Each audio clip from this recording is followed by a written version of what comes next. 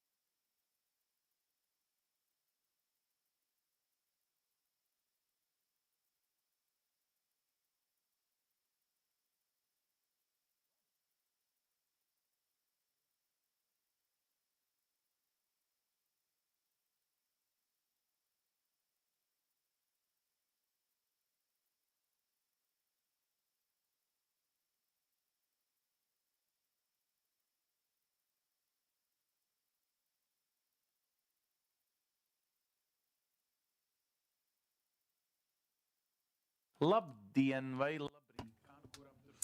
Good morning or good day. And we start very early because we have a long day ahead. And I hope we will have sincere conversations and we'll share what we have achieved so far. And we will also celebrate that our country, Latvia, thanks to the social partners, the organization Aperons, who has for years been encouraging us to talk about environment, inclusive environment, where there are no hurdles for everyone. And for several years, we do not accept it as a problem. We see that this is something where we can involve art, interior design. And this is not only related to the people with disabilities. We are talking about inclusive environment everywhere. So we are talking about exteriors and interiors and everything that makes Latvia more accessible, more beautiful, also better. If we call those stones which are on our path, which we call them issues or problems. So we will discuss about those things, and I invite all of you to participate, to write comments, to ask questions, and in case if you notice that any of the languages is more comfortable for you, you can choose between languages, and there is also sign interpretation. And this is not just something like a fashionable, super fashionable, but this is new normal. So if it's easier for you to read what we are talking today during the conference in subtitles, you can do it. So if you cannot listen to the spoken text or text in Latvian or English, you can read the text. So we are saying and expressing sincere thanks to Tilde, that has made also our language, so-called small languages, also digital. And the speed for the artificial intelligence for Tilde is pretty fast, so there could be maybe some little mistakes because this artificial intelligence is still developing. And sometimes maybe I should speak a little bit slower, or there could be some kind of maybe little issues, but let's accept it as still as a progress. And we have a lot of friends, a lot of supporters who have cooperated with the Ministry of Welfare. So those are the embassies of Israel, Canada, the US, and those are the ones supported us. And also there is a homepage for our conference, vidavieno.lv. So you can pass on this information to your friends and neighbors and everyone who is around. And there is also a chapter in this homepage, and this is for exchange of thoughts, and use it, please. And here we have the Minister for Welfare, Mr. Gatis Eglītis. So if we talk about environment, the Minister for Economics can also be here. Yes, actually today I am representing also the Minister of Economics. The minister is on a business trip to Dubai, and so I am also representing him. Okay, that's great. So far the Ministry of Welfare wasn't the only one who discussed those issues. So you are the responsible ones, right? You are assessing the progress. We are looking for solutions for environmental accessibility. So yes, good morning to everyone. We are so happy to see all of you also in this type of format, and welcome on behalf of the Ministry of Welfare. I would like to open this event, and special greetings I am sending to our guests and our experts from Sweden, from Norway, Canada, the US, Israel. And this is a great opportunity to learn from the best, from the countries where those issues have been solved and have been discussed already for tens of years.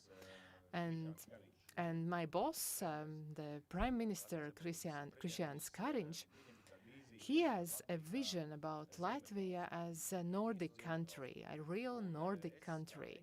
And me, as an economist, my education is in economy, I straight away tried to translate this narrative into salaries and benefits and also pensions for us to be able to live in this northern country space. But actually, since I am taking the position of the Minister for Welfare, and this is for half a year, I have changed my thoughts. I am looking towards a different direction, and so now I see this model of the Nordic countries as a society environment or model which is inclusive in all its senses, and also they have known and they have learned how to solve those environmental accessibility issues, and they have given opportunities to people with some functional disabilities or mental disabilities to live this fully life together with the rest of the society. So they can be at school or on the street or in shopping centers, so everywhere. And this is a model of the Nordic countries we are striving for, we are going towards, and we will also have several speakers from the Nordic countries, and I myself am interested in those issues, because those issues, for us, we are still in the stage of development. We are still developing the policies, we are still working with it, and this is thanks to the European foundations, European support. We have the programs of the European Social Fund and also Recovery Fund, where large sums of money in the next 5 to 7 years, about 50 million euros, roughly, I'm just roughly calculated this number, and this is planned for various projects related to the public and municipality buildings accessibilities, and this is also important for living quarters for people with functional disabilities, so they have support from the state in order to adjust their living places for this accessibility. So we are doing this, but of course we have a lot to do ahead of us. In the next 5 to 10 years, we will have a lot of challenges, and I know that today's participants are from various areas related to the construction, interior, economics, and so on. And why we still have quite a long way ahead of us. From my personal experience, I have acquaintance whose son, 20 years old, on a wheelchair with functional disabilities since childhood. He is a very, very smart. He has studied, finished, leaved the secondary school, also started studying in one of the largest universities in Latvia, and he's studying IT. And his first day at school, the 1st of September, was very unpleasant for him and for his mom. Our largest university wasn't prepared to have such a student in a wheelchair. And so this is still work ahead of us. So we have to ensure this accessibility also at the state and municipal institutions. And so that those who are responsible for this environment, we have to make sure that they know what has to be done, and so that they are prepared to help for people to be included, and so that they can start studying and there are no problems for those next 4 studying years. And so I hope that today's event will be a benchmark or a starting point from which we more actively continue solving those problems, also creating various programs in the Ministry of Welfare. Also for the labor market, there are several programs. Yesterday our government supported it, and that will give more opportunities for people with functional disabilities to be included in the working environment, and that will be more interesting for employers to employ people with disabilities. So from the 1st of January, those amendments will come into force, and we want to ensure the possibilities for people with disabilities to be involved in the labor market. Of course, yes, we know that these disabilities, this is not an illness, this is reality of life. You have to just face it and have to find a way how to live with it. Yes. So most of us want to hear also some kind of information about training, about so this will be an opportunity for us to be educated and to receive some grades, and you will also be able to receive a certificate because we will have professors and also teachers and trainers from various areas and universities. Actually, the first professor who will present is a special guest, Jutta Trevianus, who is from Toronto, from Canada, and the director and establisher and founder of the Design Research Center. So she has sent in a video, and we will not be able to ask her questions, but there will be also other speakers to whom you will be able to ask questions. So the first lecture will be about this situation and how it works in Canada. It is an honor to speak to you today. I congratulate you on your efforts to create a more inclusive society. My name is Jutta Trevianus, and the title of my talk is Building an Inclusive Mindset to Navigate Our Complex Future. I'm sorry that I cannot be there in person. I hope to visit you someday. The pandemic has made us aware that we live in a complex adaptive system that is changing in very unpredictable ways. All our goals, all our ministries, departments, responsibilities are entangled and complexly connected. We cannot isolate any of our actions. They have an impact and are dependent on many other aspects of our society that are not under our control.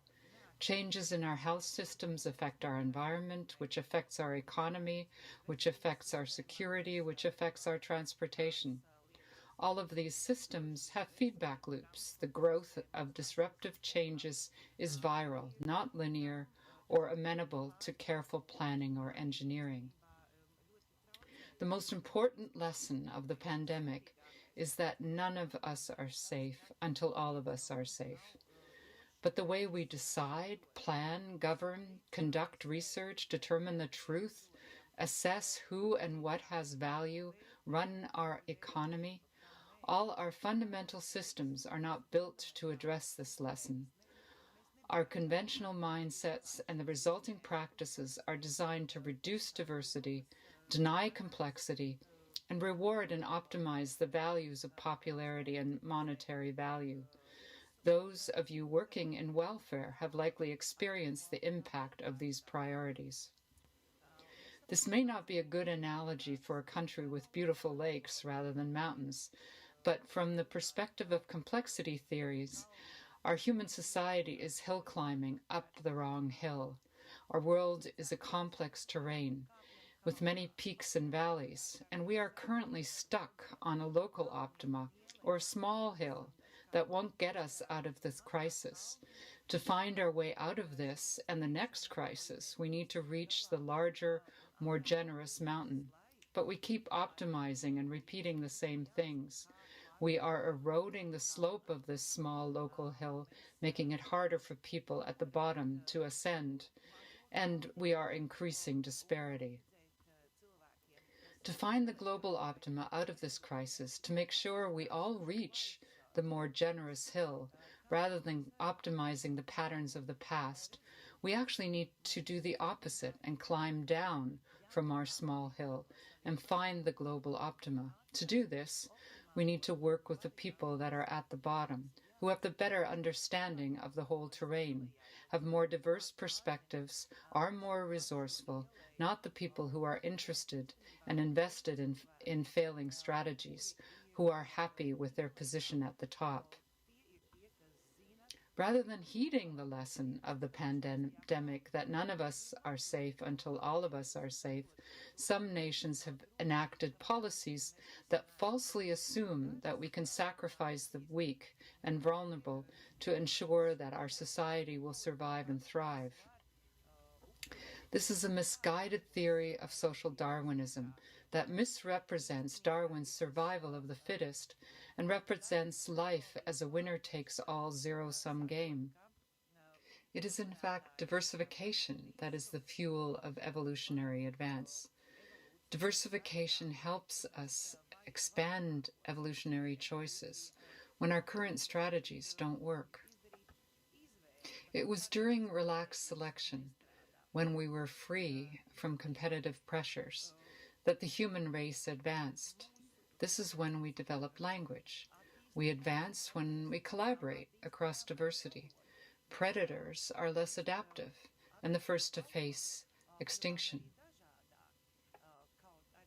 The fittest are not those with might and power, but those who have had to adapt to survive.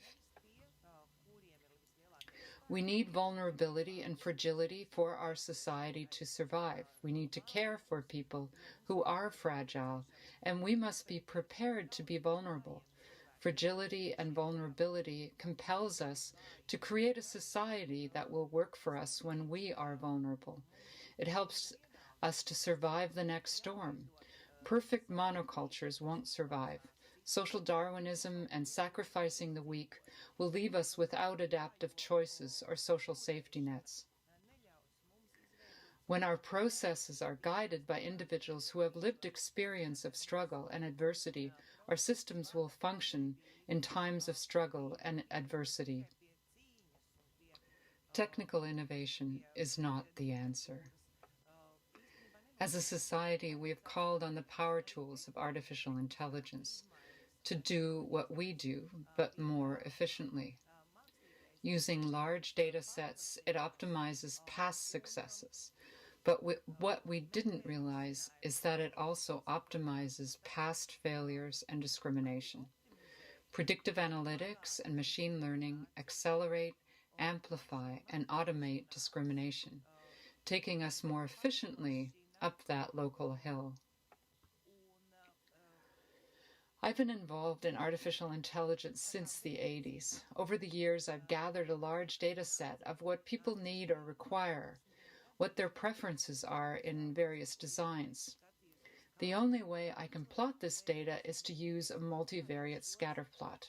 Again and again, the pattern that emerges is what I have called the human starburst.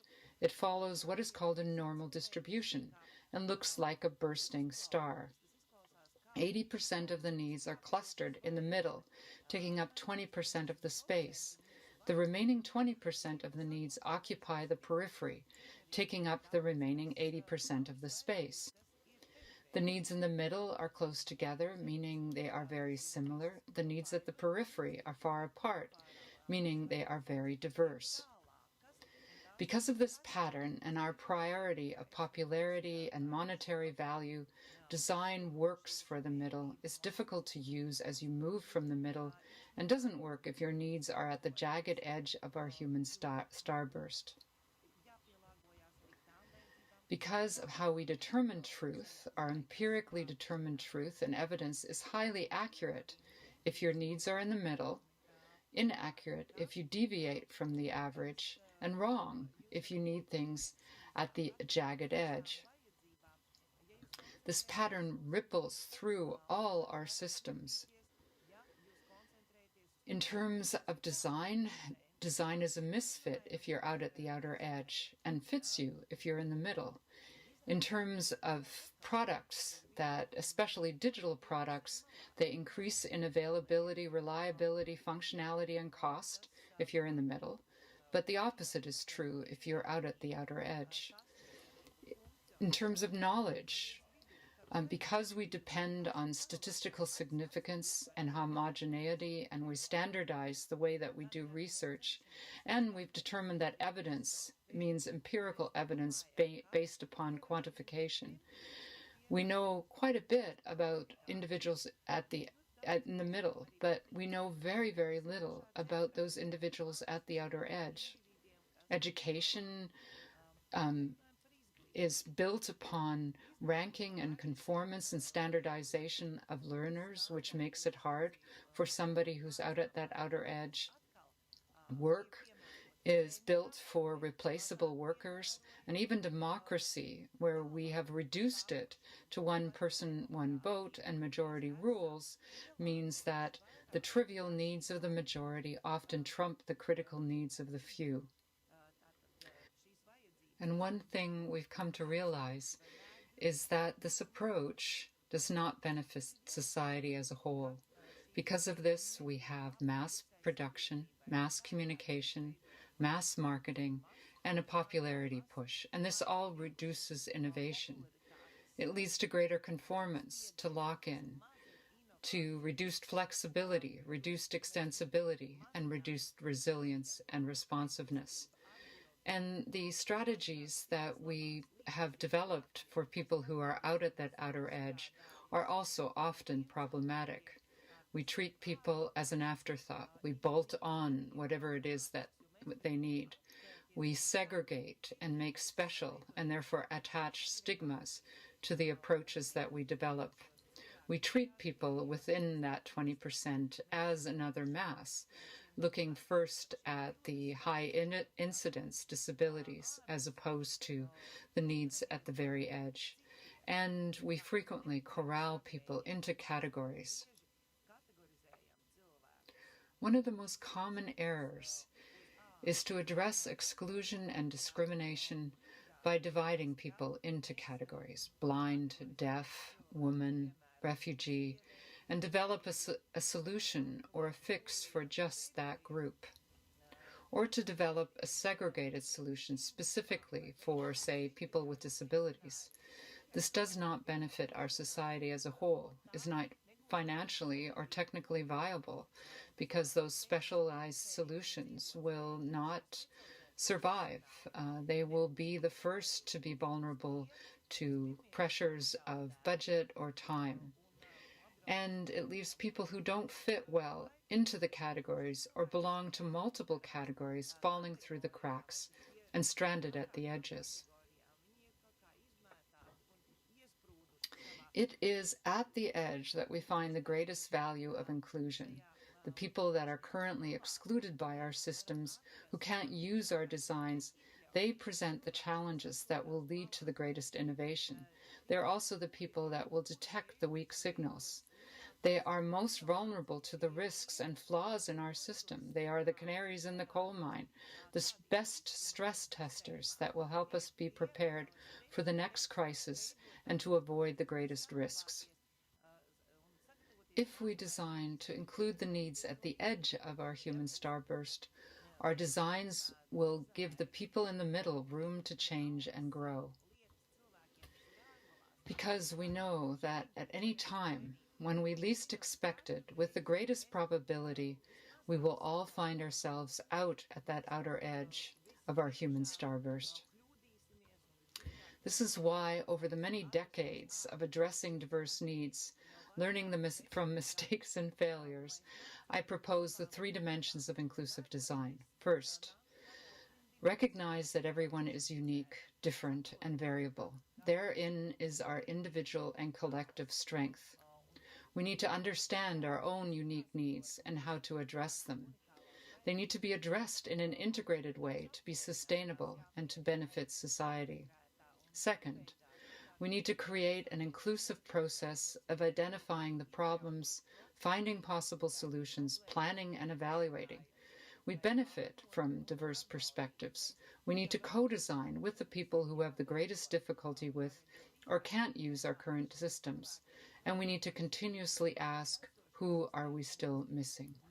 Thirdly, we need to recognize that we exist in a complex adaptive system.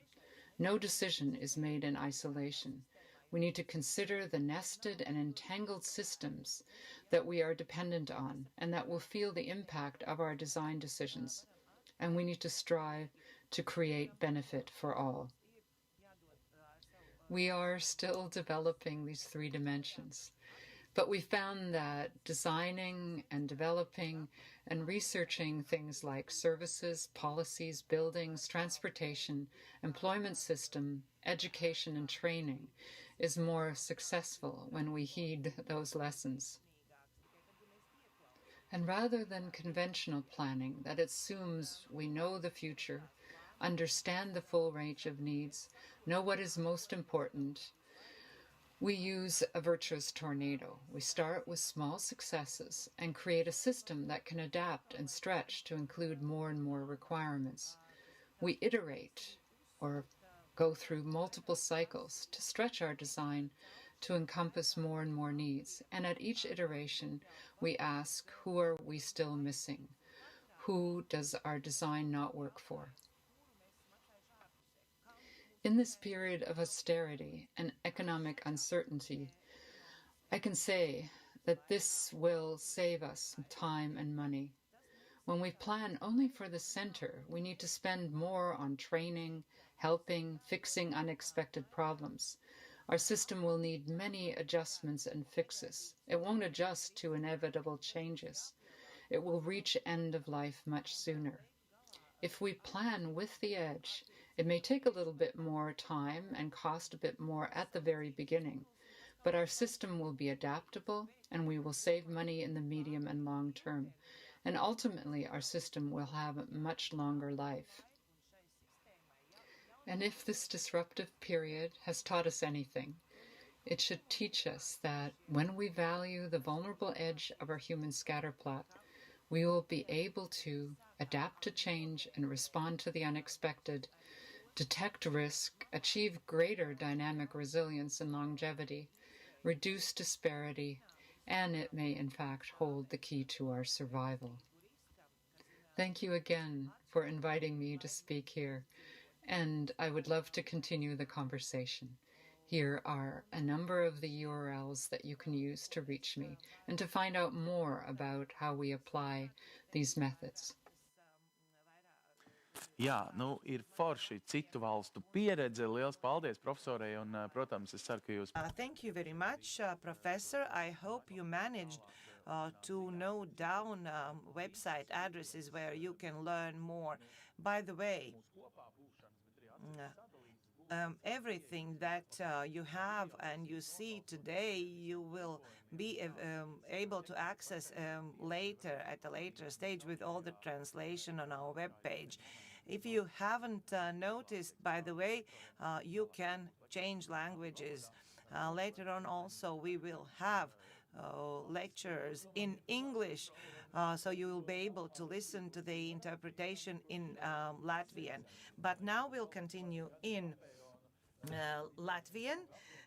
For years, Ivars Balodis is leading an association, Apērons, and for some years already he was better seen going than coming by the politicians. So on paper they were ready to agree to everything, but in nature actually everything was not as it was planned. But you are the one who is most ready to evaluate the progress. You are saying from accessibility to accessibility, meaning that not always green is green. What if you can push a button and have a wheelchair lift, but if it's not working, it's no use of. Sometimes we think that we have created accessibility. Yes, indeed. The accessibility is a modern word. Accessibility is a complicated issue, but if the minister said that we can learn from countries who have been solving this issue of accessibility for years, we are also solving these issues or talking about those issues for decades. When our country has tried to create legislation as well as in practice with bigger or smaller errors, although making errors, I believe that we have achieved a lot. And if I compare ourselves with Lithuania and Estonia, I think we have achieved by far more. Thank you very much, says the moderator. At least there is something where we are in front of our neighbors. Yes, indeed. And the society is now fluctuating very much, and that means that the society is not indifferent, meaning that we can go forward, we can change something, and the progress is there, and it's going to continue to be. And if we have to compare ourselves with Western, where there are interesting theories, as we heard just from the professor, but although we have started this accessibility issue more recently, our solutions are more modern, more interesting, and more innovative. So I think physically we can achieve more, but we still have to change our mindsets. We have to, that's the main challenge, to tackle our mindsets, to change something, our attitude. This is about our conference. This is not just about physical accessibility. It's needed for the society.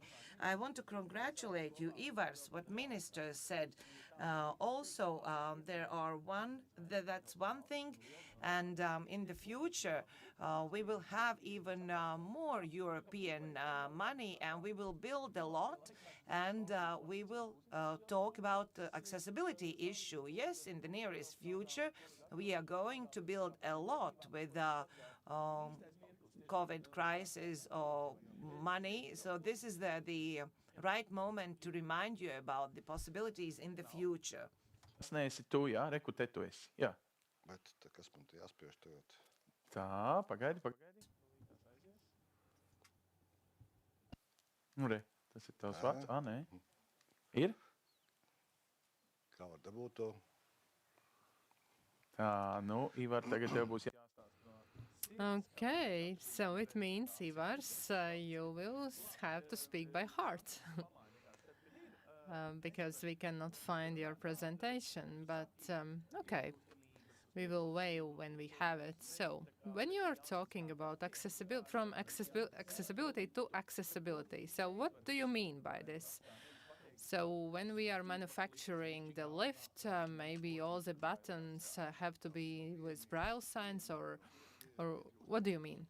Okay, from accessibility to accessibility, this slogan means we have to understand what does it mean, what it implies.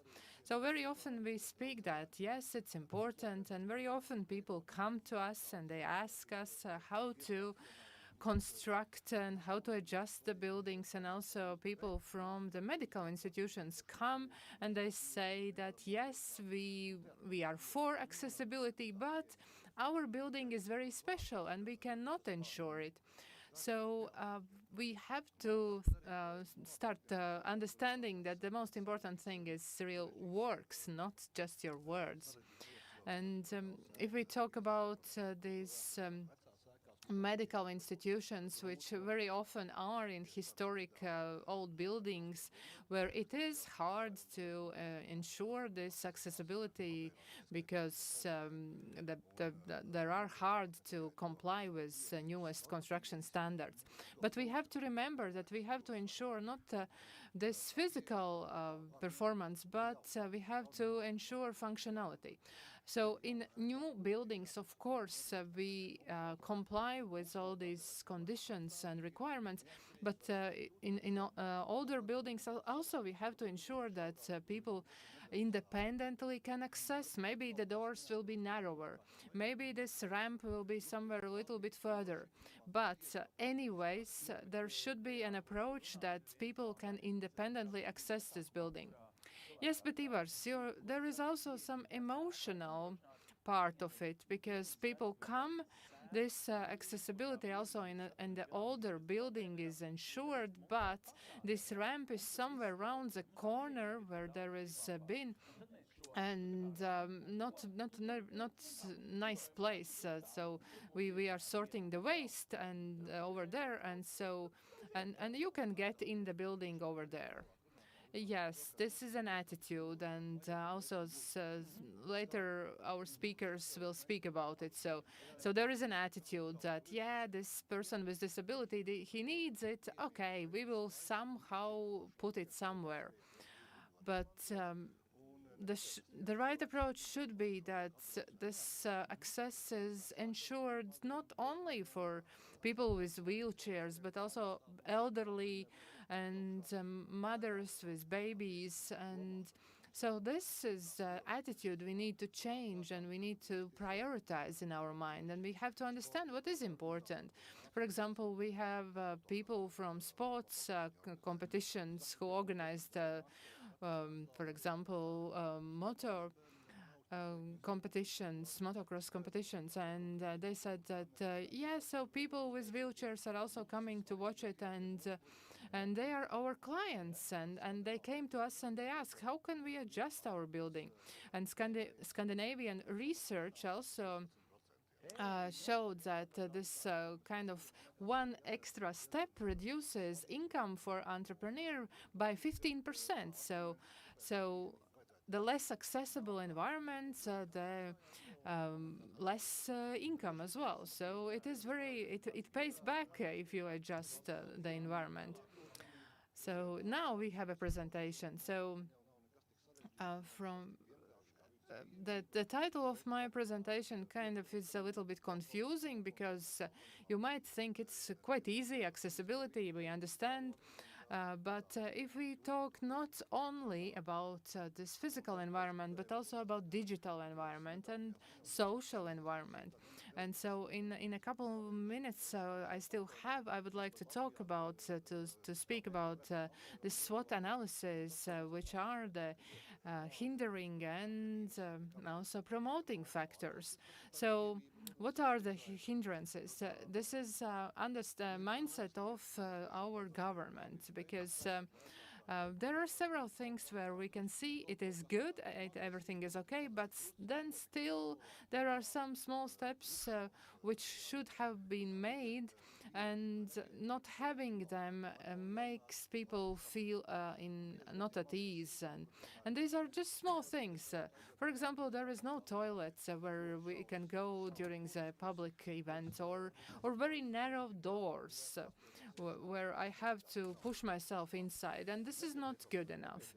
So there is not enough also legislative basis, which is related to the monitoring system. We see that this construction law has changed, has been amended, but I believe that it has become worse because this monitoring function has disappeared. And nobody is supervising this accessibility, and so it means that maybe some builders might think that we don't need to have it. Also, another disadvantage is attitude of the persons authorizing or needing those buildings and commissioning the buildings.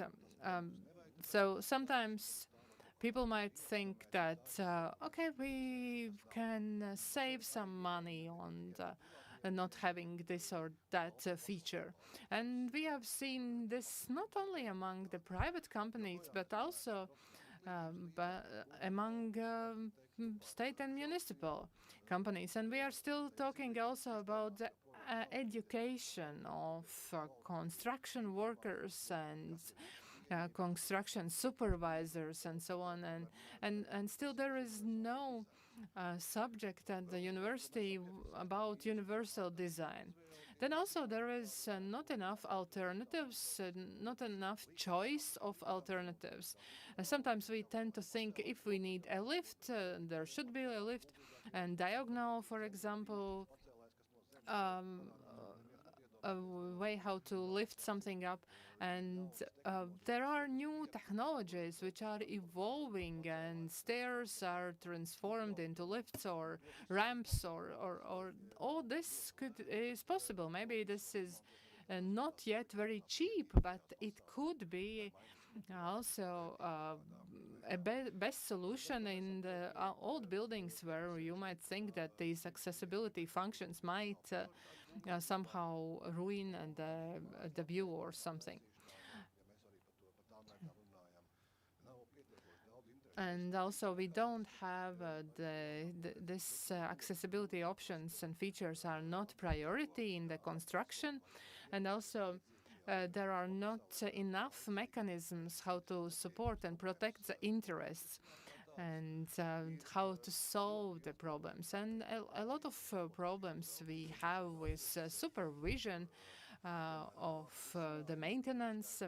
So, for example, there are excellent sanitary premises, but after a month of when the building is commissioned, afterwards this is adjusted and has become a cleaner's, for example, storage place or something. People are just taking over, and nobody is supervising what happens. And if we talk about lifts, for example, in private houses, those lifts do not operate. They are broken after a month, and so they need to call somebody to fix it, and they don't. But now let's talk about these positive factors. So one of these positive factors is, for example, pressure from the European Union. There is a pressure saying that this accessibility has to be ensured. But supervision process, that was a disadvantage. Also, there is the positive factor is that we also have change of attitude of the public, also development of social services, the pressure from the NGOs. Of course, during COVID time, these organizations are struggling, but still there is a pressure. Also, activities from people with disabilities. They are presenting themselves on the streets, and people see that there are people who move along the streets, and people go to the shops and go to the hairdressers and so on. And also there is reinforced and increased interest from the mass media. Also, this accessibility now has come out of the framework of just disability, but we are also talking about cyclists and new parents and so on. And also some tourism offer. Before COVID, these seniors, German seniors, for example, went to Italy and somewhere else, but now they might come here, but if there is no accessibility, of course, they will not come here. So in Apeiron's, in our organization, we have created approach of accessibility circles. So we are not just talking about a lift or one little feature. This is a minimum. What we have included in the construction requirements, this is a minimum, but that not ensure the well-being and well-feeling of people. And if we are complying with those accessibility rules, okay, this is the first level, but then we have to see how do we organize things? What chairs do we buy? Do we have chairs with supports, or also in the place where some services are given? Are there lower chairs? Are there possibilities for people who are not so tall? And also, how do we put all the signs? There are some objects where it is very hard to understand where is the exit. So those exit signs are very important. Also, exit signs for people with vision disabilities. And there, of course, are people who are not very good at topography. So they don't have GPS in their head installed. And so to make it easy for them. And so the third level is communication and attitude. So how we adjust this public space or homepage or the product or anything. Because we need to see who is the person behind it.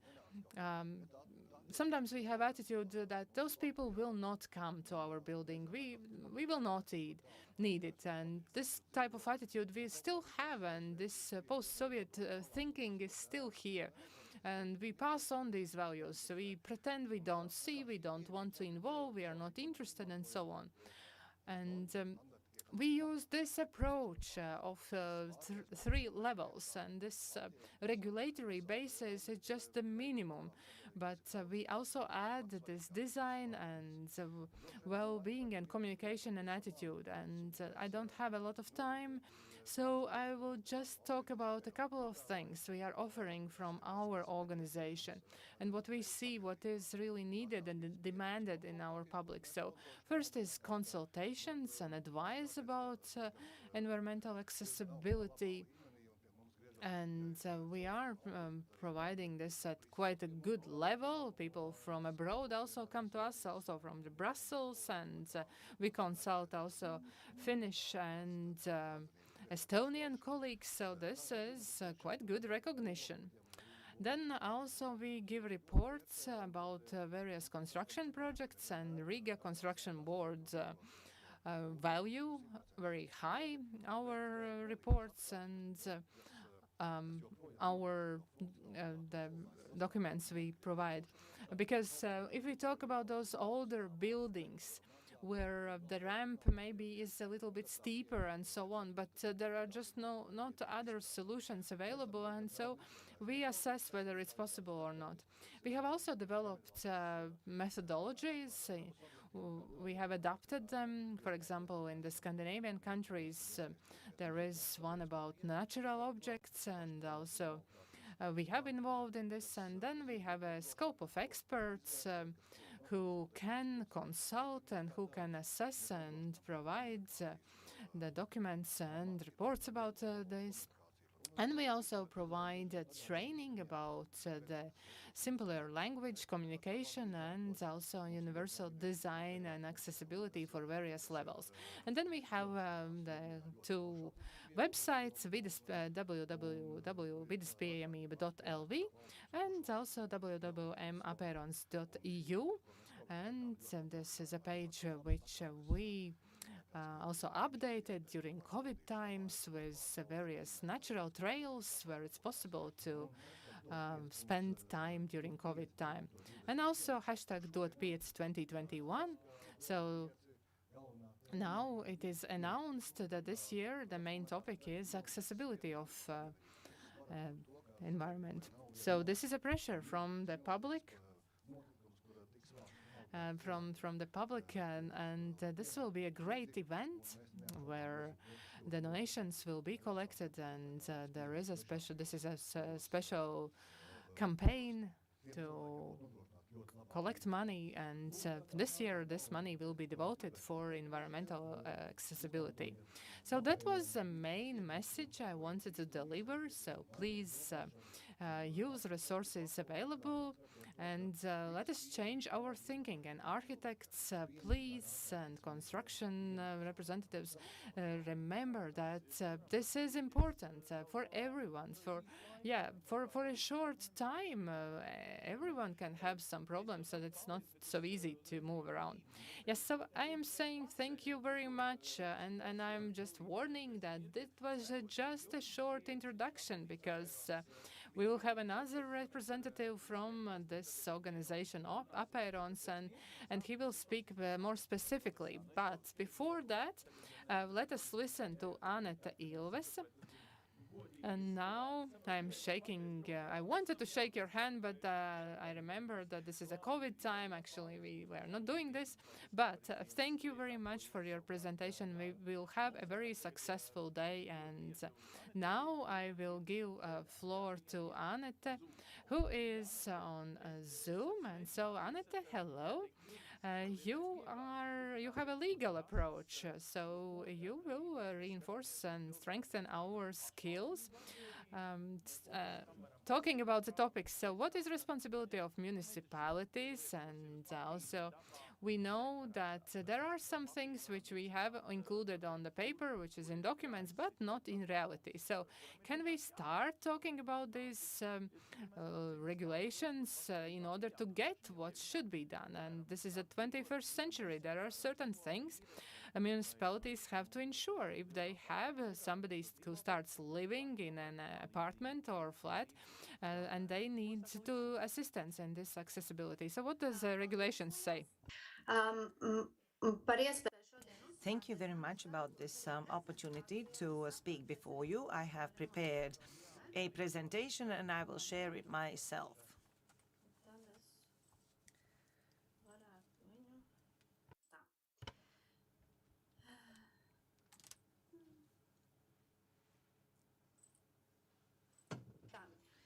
So I hope you can see and hear me well and see my presentation. So when the Ministry of Welfare offered the Ombuds Office to take part in this conference, they suggested the topic accessibility of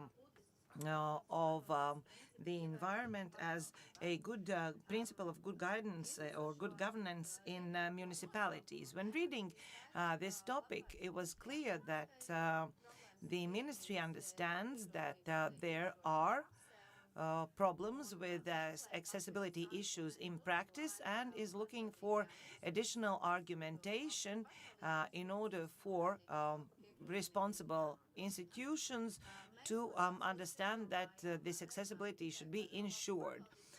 We decided not only to talk about good governance, but also to have a wider approach as to what should be respected by municipalities. So I would like to talk about respect for general principles of law in municipalities and how to use them to speak about or to address the issues of accessibility. So first, the first part will be very legal. Then there will be examples. The principle is the main law, but general means something that is meant for everyone. So general principles should be observed by anyone. irrespective of legal status, be it subjects of public or private law. Those can be either written or oral principles, and we call them general principles of law. And there are no difference whether the general principle is written or not.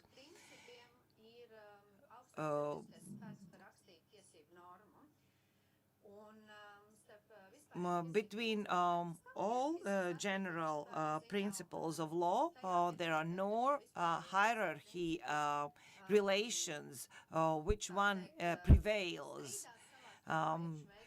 There are cases of collision, and when collision is there, we evaluate and assess. At the beginning of 90s, Latvia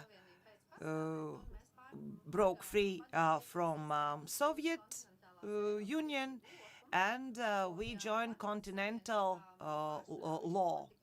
In Soviet system, everything went by the law. Where is it written? If it wasn't written, then you shouldn't obey that rule.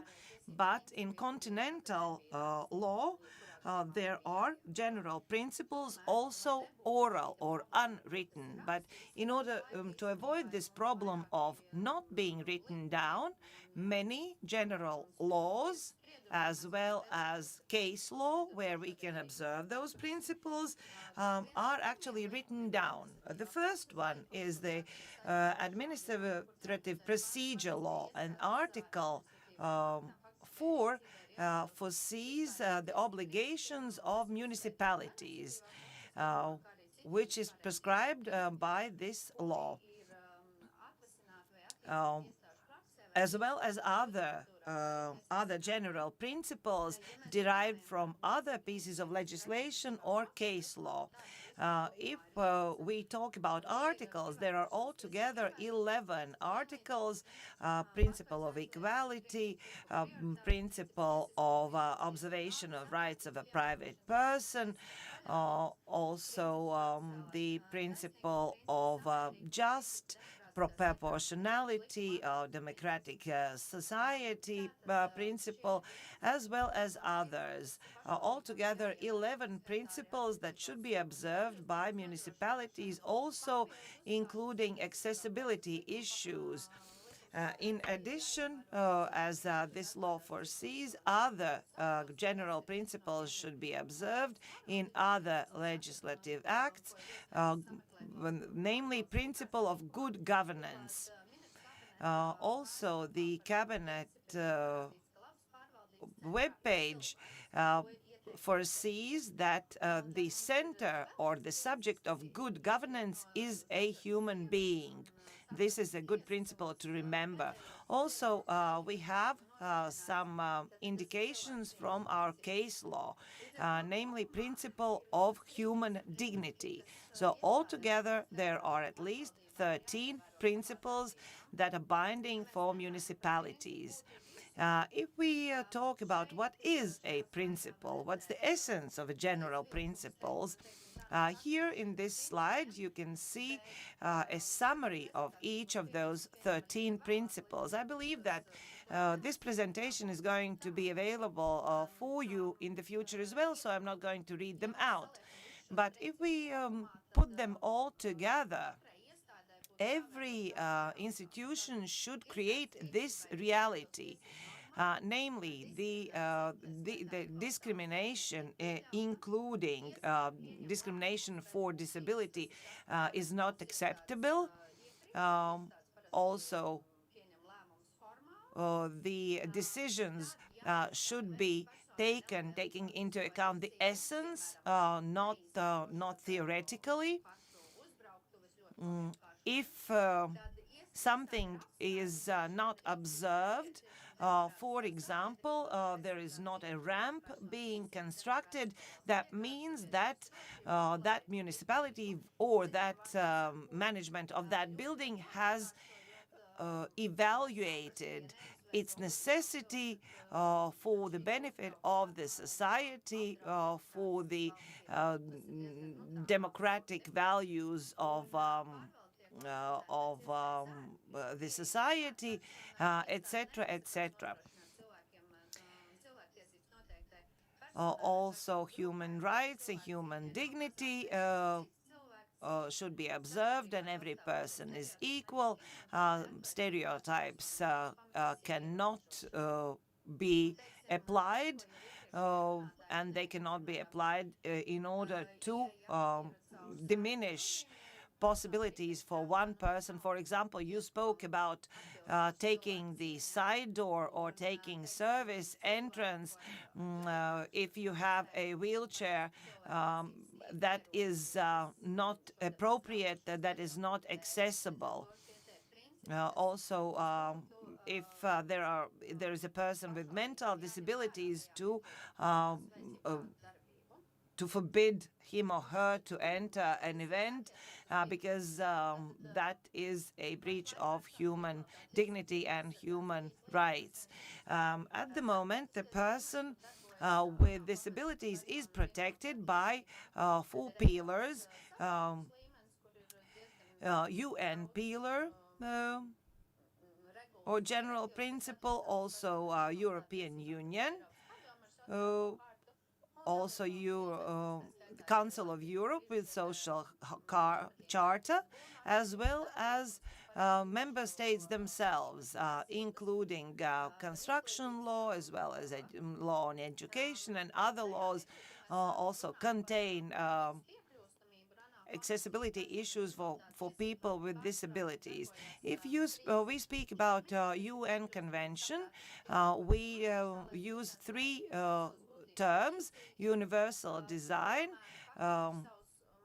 wise application, as well as accessibility. They have some differences. Accessibility is a precondition for people with disability to live independently and to be integrated in the society. If you read the UN Convention, all the rights begin with accessibility.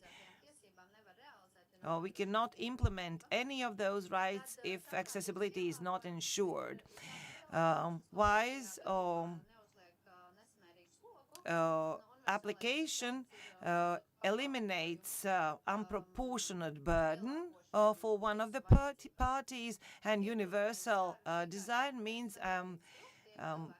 solutions should be adapted for everyone. What does it concern?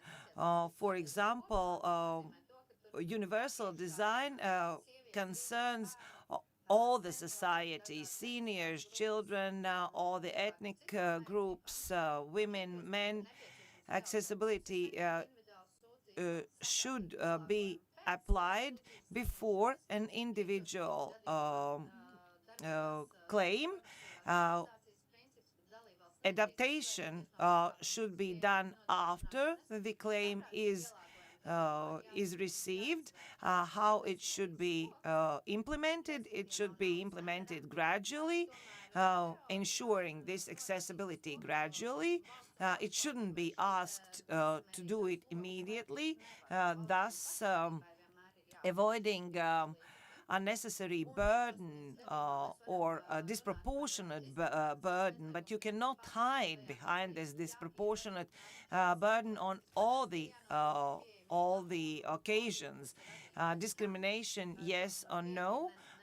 Again, in terms of accessibility, those are the objects or legal acts that forbid the accessibility. If the convention itself it is not defining accessibility principle, but it foresees that the burden or application or where it should be ensured is in physical environment, also concerning information and communication. to all the objects, and there is no stress on, for example, on a manager of a building, but whether these buildings ensure public services. For example, if this is a university ensuring public service, ensuring higher education, but it is in a building that they lease, so they cannot hide, the university cannot hide behind this lease agreement, namely that they do not own the building and they are not the ones who should implement the accessibility measures. If they are ensuring this service, they are the ones who take care of the accessibility. Also, this accessibility concerns both city environment and rural environment. Also, the state has to create a system of legal regulation on accessibility with technical parameters, namely the angle, the width of a ramp or a door, etc. Then there should be a plan how existing infrastructure is adapted. In other words, if the convention has entered into force in 2010, then it cannot be a situation that exactly on the 1st of January 2010 we are adopting or building new houses that fit all the parameters. There should be gradual maintenance or gradual works being done in the existing buildings. Also, there should be a control mechanism. There should be a cooperation with organizations, also organizations for people with disabilities, and the control mechanism foreseen also for sanctions, as well as all the parties should be educated or trained on accessibility issues. What is the aim of accessibility? We can talk about UN human rights model. We can quote all the people who have spoken about accessibility. I want to stress that accessibility means both physical as well as technical, as well as communication issues. But what we want to give individuality. We want this person, everyone, to have accessibility and to be able to access everything by themselves, to enter a building, to open a web page. If it's possible, then it is accessible. If not, it not. So how does this work in Latvia, that the human being is in the center of everything? In the left, you can see our passenger train. No comments, because not even every person without disabilities can step onto the train. In the middle, you can see that, yes, there is a kind of a ramp or a slide, but it ends not reaching the ground. Then we have a ramp, but it is too narrow for a person in a wheelchair to get up, or even for a mother with a stroll, as well as maybe it was meant for a person in a bicycle, but most probably not, because you are not entering a shop with a bicycle. So here the person is in the center of everything, the University of Latvia in the center, the main building. It is clear that from the main entrance. You cannot enter with a wheelchair, but it is possible to use another door by previous notice, by previous mention, and probably a call, but the door should be unlocked especially, and then the elevator is being provided, but not to all the floors. Also, lavatory for people with disabilities was closed when we did the checks the last time. In the other picture to the right, you can see a pharmacy. They have tried to talk about accessibility issues. The right angle is used for the ramp. There are markings on the floor, but this door has to be opened or kept open at all times, but it's not possible in our weather conditions. So someone else has to open that door for that person, and this person cannot do it individually. This is again a picture of one of the central streets of Riga. We tried to, or actually the municipality tried to make up guidelines for people with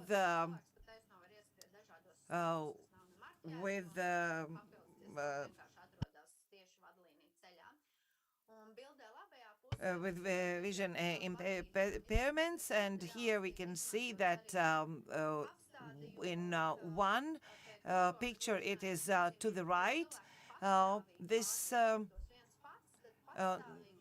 this pavement is especially made on the right. On the other side, it is on the left, as well as this additional pavement. This special pavement is used also for decorating the flower beds, thus being confusing. Again, here it is clearly seen that it is possible to turn to the right. Liepāja also places those informative blocks of showing how many lanes are there on the street, as well as in some places they are placing this display of Braille map. What's the difference between Riga and Liepāja? Very simple. Liepāja is questioning constantly people with vision impairments to take decisions on best solutions. Riga is doing it without those people. So what are the conclusions? There are 10 general principles that apply to all the municipalities for everyone. So we urge to apply all of those 10 principles, and they have a higher legal force than other general laws. And thus, I hope all the municipalities will do what has been prescribed by these general laws. Also, there is a direct obligation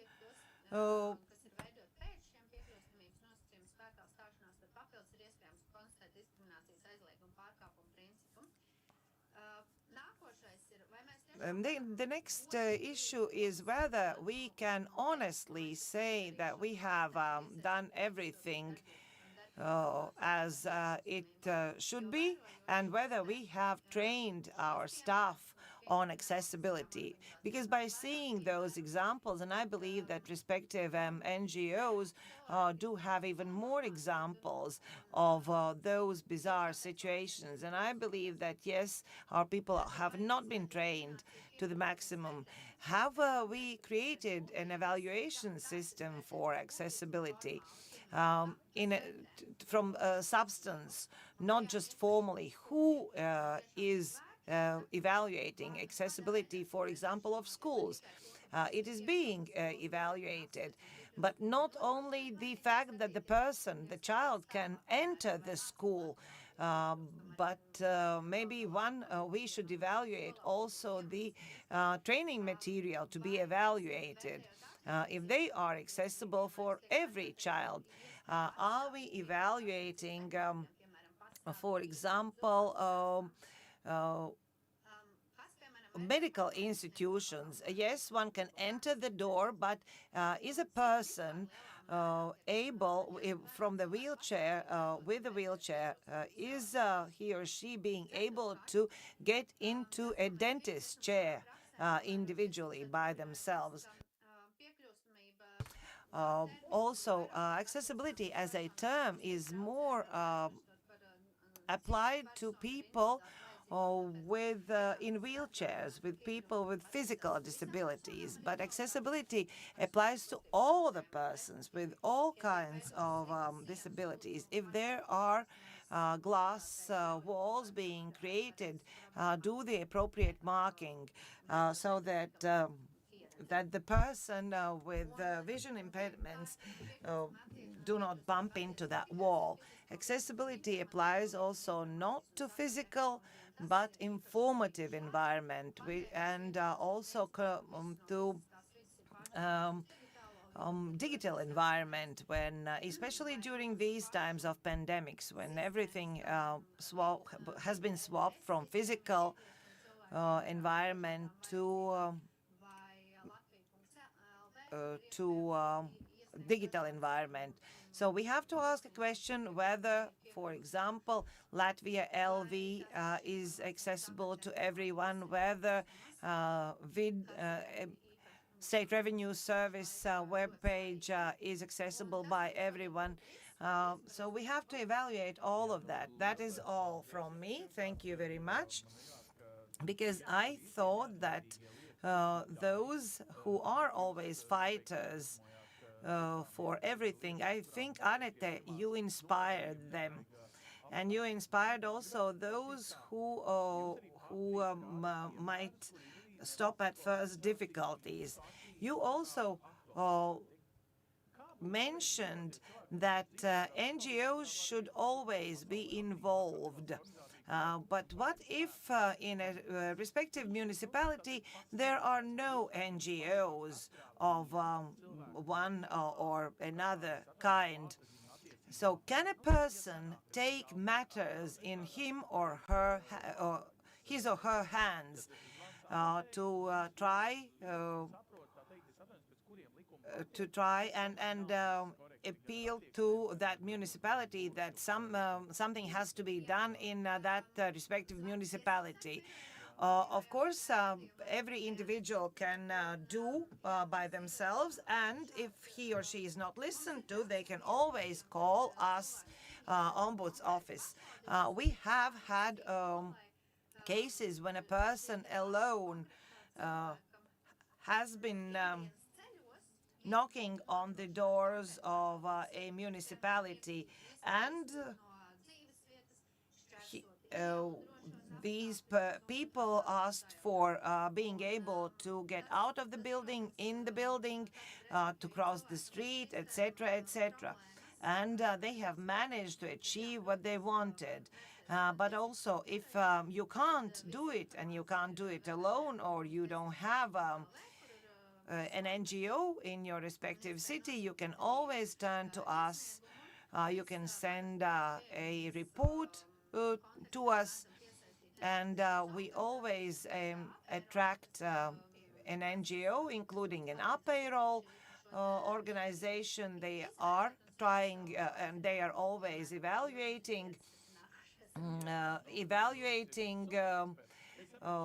the reports and coming up with their opinion. And those are specialists similar to Jurgis. Jurgis is the next person who is going to talk, and because he is an expert of environmental accessibility. Thank you very much, Anette.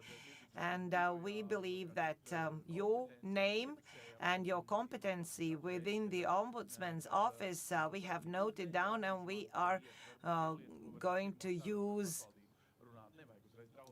use them.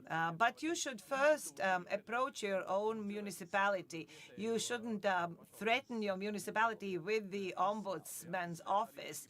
Ombudsman is the last resort. We don't want to demonize municipalities because there are very beautiful cooperation examples with municipalities, and maybe if the budget doesn't foresee to make a ramp in November, maybe it will be done in January when the new budget is being approved. Now we have Jurgis from Aperon, the expert on environment accessibility. So those accessibility or universal design, those are principles that unite society. That is nice. That is nice, universal design. Previously, we thought if you need, we will make it. If they need, then we'll make it. Now we are no longer applying they and we. If they need, we will make it. So now we make a design universal for everyone. How do you evaluate it? There are different ways how we can look at it, but recently also young parents come to us, and we have worked together with the organization for babies, where both of us, we understood that we share the same goal. We want to access the buildings, and they also don't want to stay at home. This ideology that if you have a little baby, you stay at home.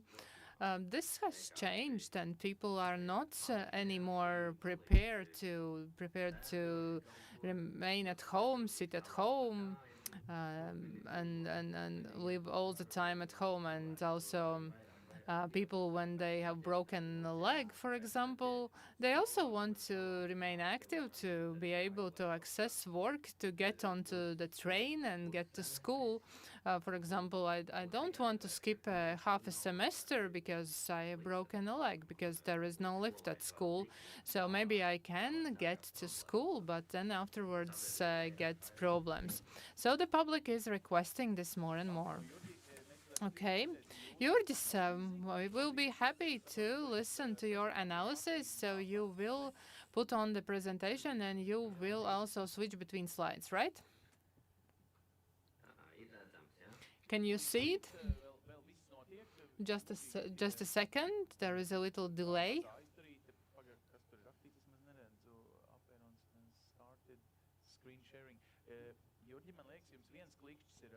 I think you need one more click. It has started screen sharing, but it hasn't, we don't see it. Maybe you need to press OK or something like that. Maybe you can try once more.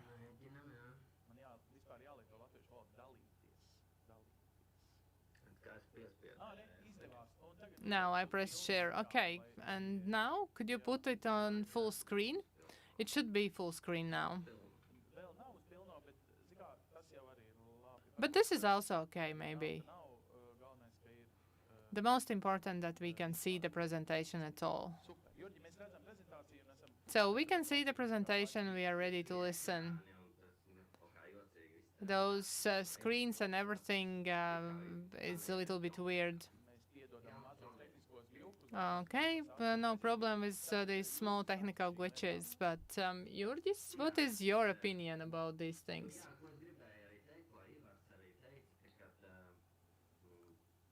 So I wanted to say what Ivars already mentioned, that Latvia, in the view of Eastern Europe, Latvia is not lagging behind so much in the Eastern European context. Latvia is even in front, better than Estonia, Lithuania, and also some southern European countries in terms of accessibility. And this is thanks to some active people in Liepāja and Rēzekne and also Valka towns and in other places in Latvia, who for several years have devoted their time to ensure and improve the environmental accessibility. And if we talk about universal design, what we lack and don't have in Latvia is to put all these details together. Because often we talk kind of in a fragmented way. We create we build a building, but this building is in the middle of the meadow or field, and this is not accessible. How to get to it? So therefore, I would like to go through this and give an insight for you to understand where is the problem of mindset understanding for those who are designing, who are planning and working with locations. And then we can look at the daily routine and the daily life for people with disabilities or people with some reduced mobility. So let us start with a building where the person, the individual lives. So first of all, we talk about the Soviet inheritance and if the municipality is adjusting something, so how this is maintained, how these adjustments are maintained. Because in Riga and other municipalities, there are some kind of equipment for people with wheelchairs to get somewhere, but then later there is nobody who takes care of the maintenance, so this just stands there and nobody can use it because it's broken already. Second, we kind of force people to build the building so that it's accessible. And this is interesting that because when you are young, you don't think that one day you will be old and it's going to be more difficult. And when we look at the individual private houses and how they are built, we can see that recently they are becoming more comfortable and one floor, but before we had a lot of buildings, 2 stories with a lot of stairs, and when people get older, they cannot live there anymore. And the buildings were built, and this is hard and complicated to adjust something, and very often people don't have money for it. And then all this task is a burden put on the shoulders of the municipalities, and then it's quite complex. So the next step, when we get out of the building, is there lighting? For example, if a person is blind, is it possible for them to move around? Are these guidance available for them? Very often I hear that people don't go to places because there is only one pedestrian crossing, and I cannot cross it and I cannot get to the public transport. The rest is okay, but there is only one pedestrian crossing and I am unable to cross it. And unfortunately, this is a barrier for somebody, because those who don't have this problem, they of course can cross anywhere, and for them it's not a problem. But for those who move around in a wheelchair, for them this is a barrier, and that's it. So we could, if you walk around, you can imagine that for people with wheelchair, all these pavements and how they are lifted up, it looks like this is a big wall for them.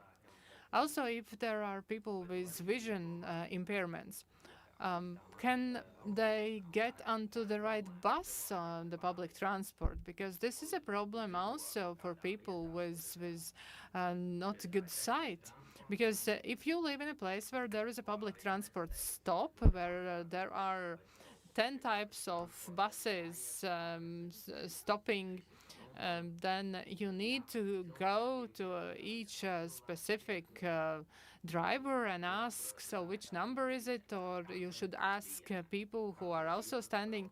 And this is a daily life. Every day you go to work, and every day this is a struggle for you. This is a challenge for you to get there, to get to your workplace. This is like a quest for you. So how to get on the right public transport. And so people are creative. Sometimes they get on any transport, they get to the next stop and they know that there will be only choice of 3 buses, for example, and then it's going to be easier. Or if I go 2 stops, maybe there is another option. So people kind of find some solutions, some complicated solutions. And when you have reached a certain destination, in large territories, how are you able to orient yourself? So are there signs? Are those guiding lines there? Because like we spoke before, if this is a historic building and the entrance is somewhere from the yard for people with wheelchairs, is it clear for everyone what should be done? Are there clear signs pointing you to the place where you should go? Recently, Latvia has also adopted European regulations, and they have transposed it also as Latvian standards about accessibility. And it's interesting that one of the first points which has to be taken into account when the building is built, it has to be adjusted for people with wheelchairs. And there are the first point actually in those regulations is not the gradient or ramps or so on, but clear signs and simple routes for people how to get around. Somehow we are doing everything from the other end. We are creating super lifts and ramps and so on. And then we discovered that, for example, there are gates, and gates are always closed, and the key for the gates is at the disposal of a person who goes to work only once a week. And so when you need, you cannot access. And in a very, very special cases, for example, at the commissioning of the building, of course, everything is perfect and everything is as it should be. But afterwards, nothing is like that. Universal design means that if a parent with a child in a pram goes to somewhere, they will take the simplest route. And if with a baby pram they need to wait for some mystical door to be unlocked, and all this is very, very long and complicated, most possibly this young parent will not choose this solution. And so this solution will be just for one person with a wheelchair, but this is a very, very narrow application, and that means that this means and these possibilities are provided for only for one person. And so the next step, how is the person feeling in this building? For example, you get to the university, but you cannot not access bathrooms. Can you study? How long can you cannot spend all day without access to the bathrooms. Or also if you are working. For example, the building is okay, you can enter it, you can get to your workplace, but you cannot get to the bathrooms, they are not accessible. So all this is a question, how do we adjust these regulations? Regulations say that there should be at least one bathroom which is adjusted for people with disabilities or people with in wheelchairs. And then there are situations I face on a daily basis that there is a building, 9, 10 stories building, office building, where there are 10 or 20,000 square meters. And then in all this building, there is only one bathroom for people with disabilities on the first floor. And is it enough? Because regulation sets a minimum, but developers and designers have to just try to imagine the situation. Because very often people kind of don't think outside of this framework, because the regulations determine you should do like this and that. But very often, if we talk also about plugs, the regulation doesn't say where we should place them, but somehow we think logically and we don't put them on the ceiling. So the same should refer also to all the rest things related to accessibility. Also, now, when the pandemic started, people started working from home, and so they get to work only once a week, for example, and then there are universal working places. So it's not your table. This is a working place for 4 or 5 people. And so, how would a person with who is narrow-sighted, how they can see? Because they have adjusted the computer, the letters are bigger, and numbers are bigger, and everything. Or for the person with a wheelchair, the chair is higher, and table, for example, is lower or something. So how universal it is and how easily a person can adjust this workplace. So this is a question: how people are feeling at home, at school. If they are in a wheelchair, can they only sit in the first row or from back row? And for a person with nearsightedness, can they see what's written on the blackboard or whiteboard? Otherwise, you cannot participate in lessons. Otherwise, you lose quite a lot of information. Have they thought about it? So all these are the issues and questions. We cannot take anything out. We cannot just erase this street or pedestrian crossing or circumstances at home, or also guidelines on the street or ability to enter the public transport.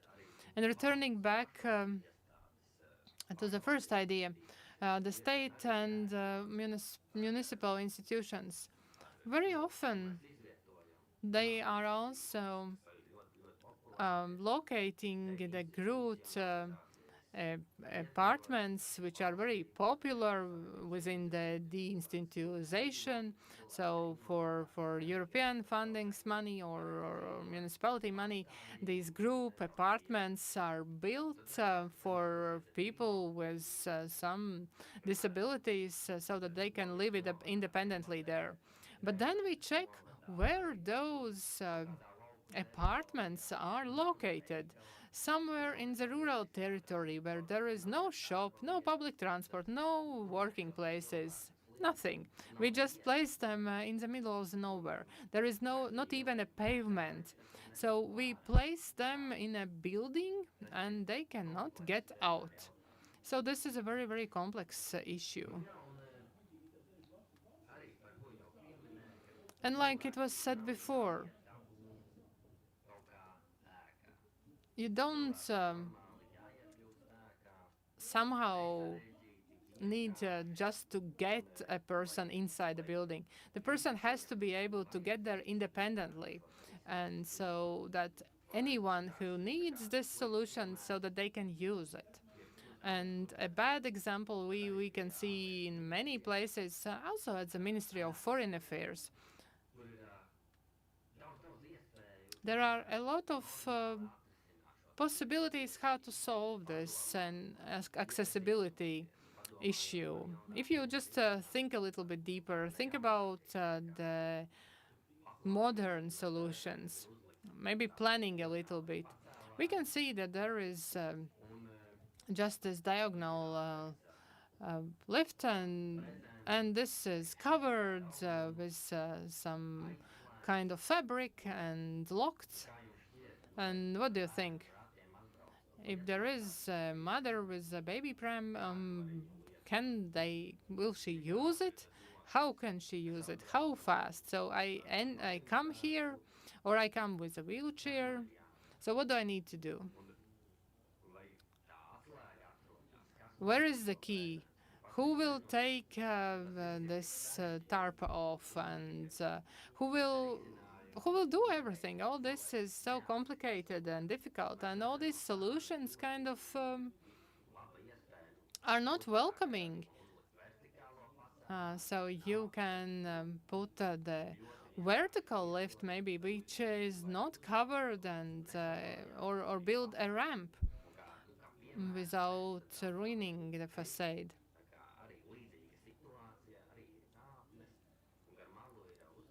Then there are also um, solution possible with stairs and also attachment which helps to lift, and this is not complicated to get the building.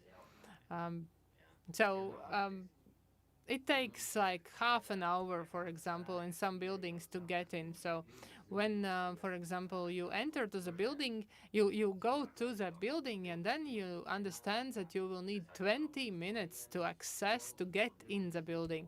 So you might start thinking that 20 minutes for one building, then you go to school, another half an hour to be able to get in. And so this makes the daily life very, very complicated. And that's the reason why people finally decide not to go out. And this is a reason why we don't see so many people with disabilities on the streets in comparison with other countries. So we are in a hurry in a little bit because the clock is my boss. So is there anything else very, very crucial that it is important to say? Yeah, I will finish very soon.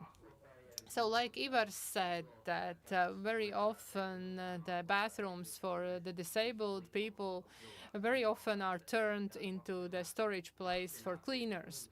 And we might say, okay, maybe cleaners didn't know that this bathroom is important. But what about the example that vaccination point is actually placed on the parking lots for disabled people? So what were they thinking about? Those are doctors who organize it. They kind of should be treating people and should be thinking about people. And if we think about super, super accessible buildings with a new ramp, for example, Riga Technical University scientific building, but the new entrance actually is not used, and they are using the old entrance, which is not accessible. And actually, this is quite violating all the logical thinking, and if we think about handles and things which don't cost a lot. And the last, which also outlines the situation among the designers, is the Mežaparks open air stage, where the public gathers together for the song and dance festival, young people and old people, professional singers and amateur singers. And it's a pity that this is not accessible for people in wheelchair. If you are a soprano, you cannot access and you cannot sing among other people. You can go, you can listen to others singing, but you cannot sing, because we tend to forget about those people when we are designing. Probably we cannot speak about complete universal design. But still we have to remember that we are different. Those people are our people. This is not some alien who wants to live here, but this is somebody from our next door, and we have to take care of them. Yes, Jurdis, we can vote for and agree with your last sentences, especially because you said it after a couple of days after the 18th of November. And next year we will have the Song and Dance Festival. So we need to think about accessibility on the stage for sopranos and basses and all the singers. So we need to think for the concert, for the practice before the concert, and we need to think about everything. So let us move forward and let us look from the point of view of entrepreneurs. So Mārts Valbergs, who is leader and director of the social company RB Cafe, and you are employing people with various complications or disabilities or so on. So there was also a discussion with in our chat, how do we call those people, people with disabilities or with special needs, or how do we do? But that doesn't matter, because in your cafe we can go and we can order the food for colleagues, and you work on a daily basis, and there are of course several challenges when you for example created a kitchen and so on. So what are the challenges? Jā, ļoti labi skan. Gribētu teikt, ka ne tikai Hello. I would like to say that not only for my employees, but also for everyone, for customers who want to enjoy our products, our food. Unfortunately, they cannot enter now because it is very rare. It's not possible to enter anywhere. But we are preparing gingerbread cookies at the moment in our kitchen, and this is a very busy period for us, for our employees. And the second kitchen is for preparing lunch boxes, where we also work on a daily basis and we employ people with special needs. But my question or my issue and why I do it is the following. We need to have an inclusive society because this is the only precondition for a happy life. Each and every one can be happy only when we are heard and when we are sure that others are heard as well. My obligation is that I am a chairman of an institution, a child of care. We have customers with mental disabilities and with other disabilities, but in addition we have an RB Cafe. I'm the founder and the chairperson of this association, and we employ people with disabilities in our RB Cafe. And what I wanted you to remind you, when I talk about people with disabilities, those can be people that have visual impairment, movement impairment, hearing impairment. And I encounter mostly people with intellectual and mental impairments. People might think that there are very few of those, but according to World Health Organization statistics, almost every fourth person in the world encounters some impediments of mental health. So that means there are a lot of them, and we have to remember that mental illness or mental problems can be visible and not visible, and how we enclose these people, how we take care of those people also describes our society. And in reality, how we got to that we need additional support for people with special needs, that they need places for employment. Statistics shows that 15% of all unemployed people are people with disabilities. And if we had a complete picture of statistics, we might see that very small part of people with special needs have been registered as unemployed. 5,000 people with mental impairments are living in closed facilities, which is unacceptable. And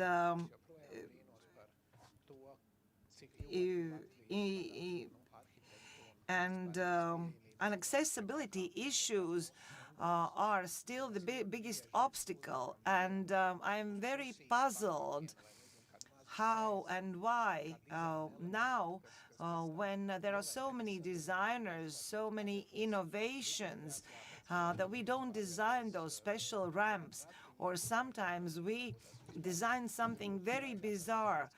For example, something that looks good, but it's not usable, even for people without any disabilities. So we choose a simpler solution, or a design solution, not an innovative, usable solution. And where all those obstacles come from? It comes from our attitude, from how we look at things, how we plan our work, how we live, how we work. And what is an inclusive society? Although there are many theories of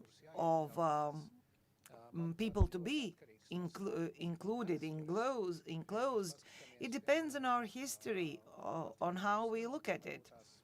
If we look, for example, at these issues from racial issues, or issues of faith, maybe more prominent somewhere else, not in Latvia, but we have to take those into account as well.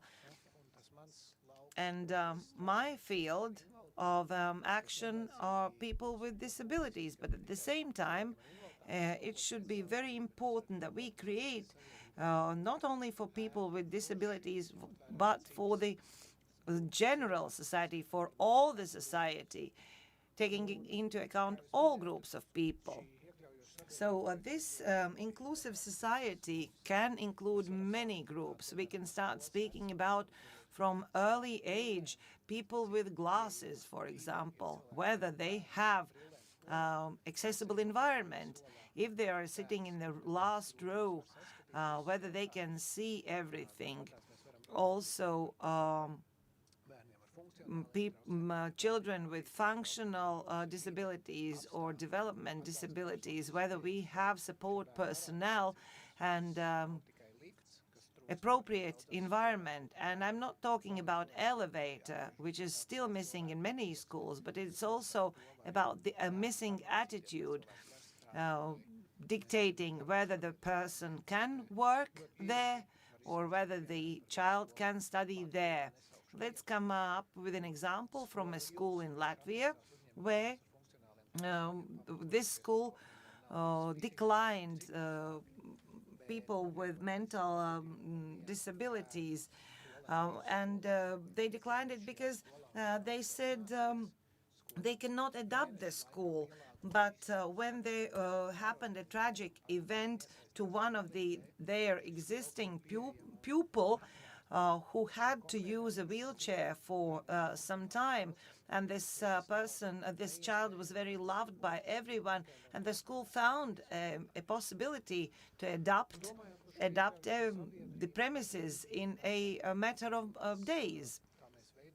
Talking about environment and buildings and principles, it's important to take into account for whom and what is being created, for whom, and which target group is going to use those services. Whether to use universal design or specialized design, it is important to use a universal design with the specialization. Again, I will come up with an example. Next month, I have to open a center which has been built by the money of EU. It's fantastic, it's beautiful, using universal design. It could participate in all kinds of competition and get prizes for the most beautiful building, the best everything. But there is one small but, because part of these services are meant to people with autism spectrum syndrome.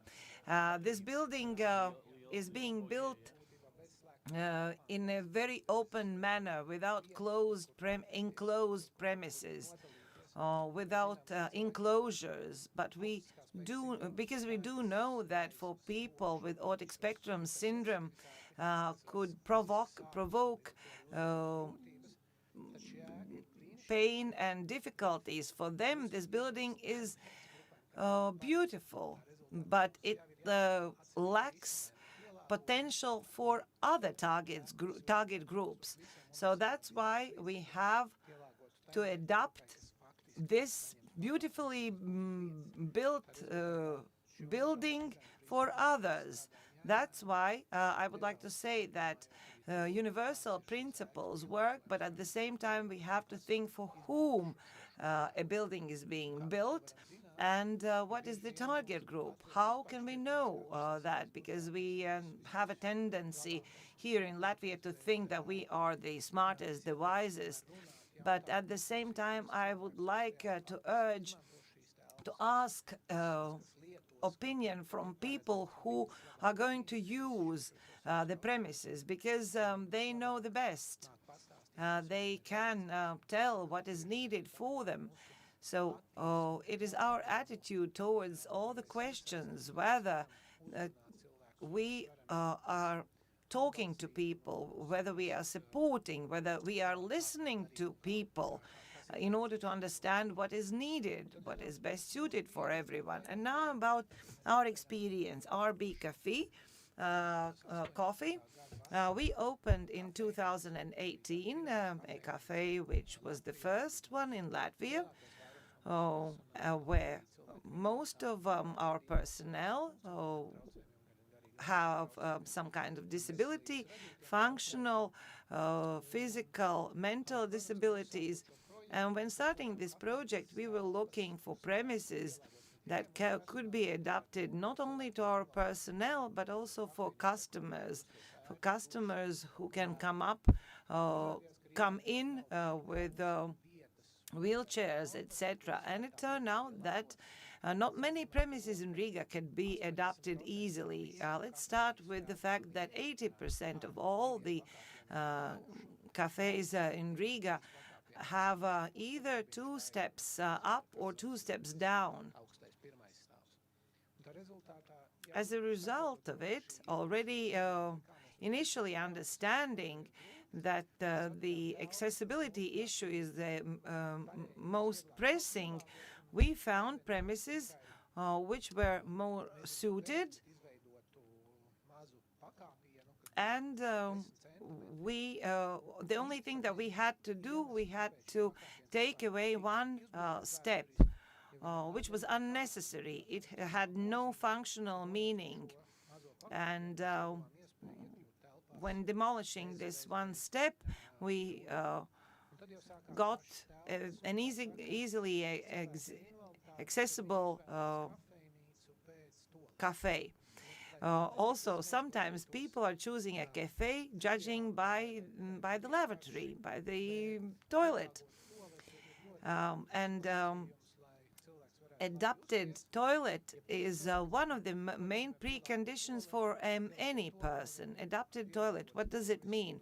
A door, a handle, and very small investments in order to create, again, this building accessible for everyone, if there are no other obstacles like steps or other. Also, it is very important to have universal design accessible for everyone, and then making individual designs for our employees necessary for them to be able to work, namely elevated tables or elevated counter, or on the contrary, adapted lowered counter, because a person with a wheelchair had to work from that counter. Also, we adopted a cash register for a person with some mental impediments who was not able to count, could use it. So we are very successful. We already have a second kitchen where we prepare lunch boxes for companies as well as social care centers, and our cook works together, our chef works together with people with disabilities. There are solutions, and it doesn't require a lot. When creating all those services, design is important not only for our customers, but also for people working there. And in good premises, in comfortable premises, it's much easier to work than in places where you have to adapt. It has to be convenient and it has to be nice, pleasant to look at. And this is the most important that I wanted to say. Our power is in our team. This is our team in the pictures. And every day we are trying to move forward, to enjoy good things. And you can remember an old song, lyrics of an old song, that people live in harmony, and it is possible to live in harmony. Of course, there's an issue of education, information, but environment is very important for every person to use the services that they want. Actually, I don't know that you have celebrities working for you. I noticed Diana there. She is performing in concerts. In the case of Diana, she's in a wheelchair. But does that mean that those people themselves also step over some prejudices or some things in their minds as well? For example, Diana, she accepted the fact that she is going to work by the counter that has been lowered for her being able to serve people sitting in a wheelchair. We all the time reproach or say to the architects that they have to think for the people, but those people also have to think about a possibility to change themselves. So did you have a problem with that those people were reluctant of going and working in your cafe? Yeah.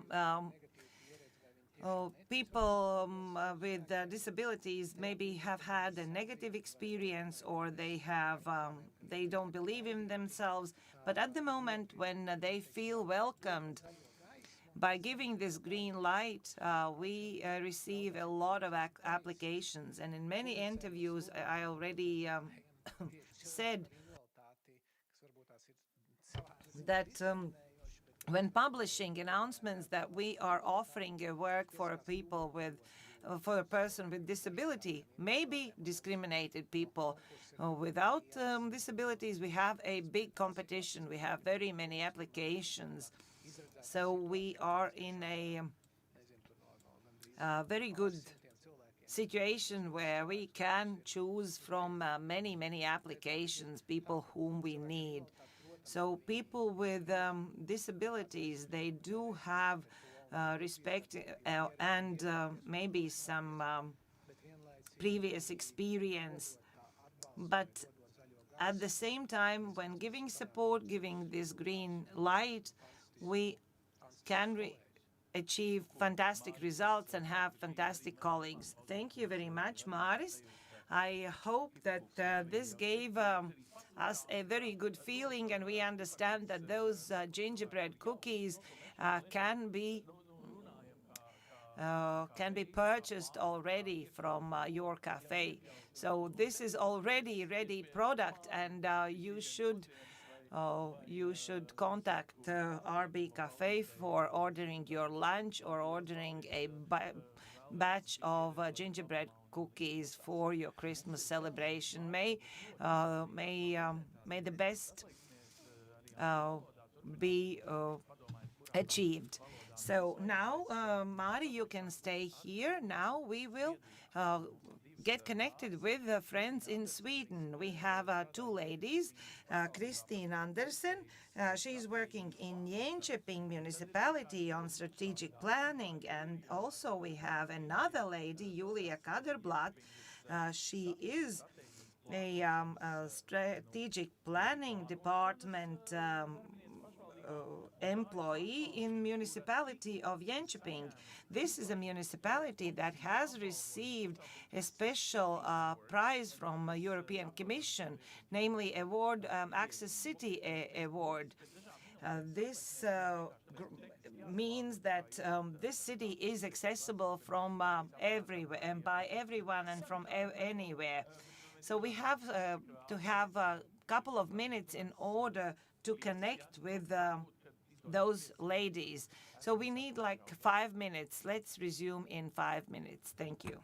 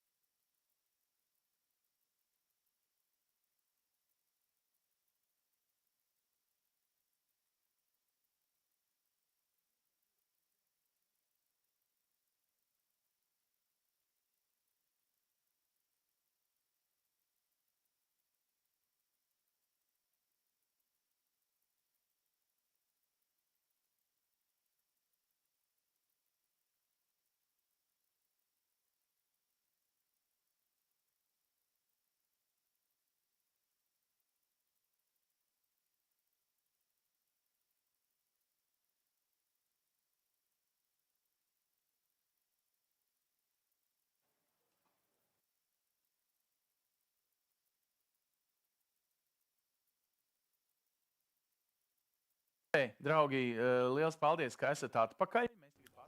Okay, friends, thank you very much for returning. And now we will switch to English. Those who want to listen in English, they can listen in English, and those in Latvian in Latvian. The sea. So this is my greeting to our good colleagues from Sweden. And both of you, actually, should I congratulate you? Just received a special European Commission's Access City Award for 2021, isn't it? And it was given to Jönköping, the commune that was so successful into this spatial planning. So you did a miracle. We want to see your miracles, so maybe even to copy paste them. So please share with us, both of you. Here I welcome Christine Andersen and also Julia Cederbrandt. Please. Thank you, and thank you for inviting us to this conference. I hope you all had a good break. Yes, we did. Last year, as you could hear, Jönköping won the Access City Award, which is awarded by the European Commission to a city that has been working with accessibility for its citizens, and especially citizens with disabilities. And we will now speak about some of the reasons why we won, and how we try to systemize decision-making into what you can call accessibility mainstreaming, and some of the more specific projects aiming for more accessibility. And my name is Kristina Andreasen, and I'm a strategist in sustainability at Jönköping Municipality.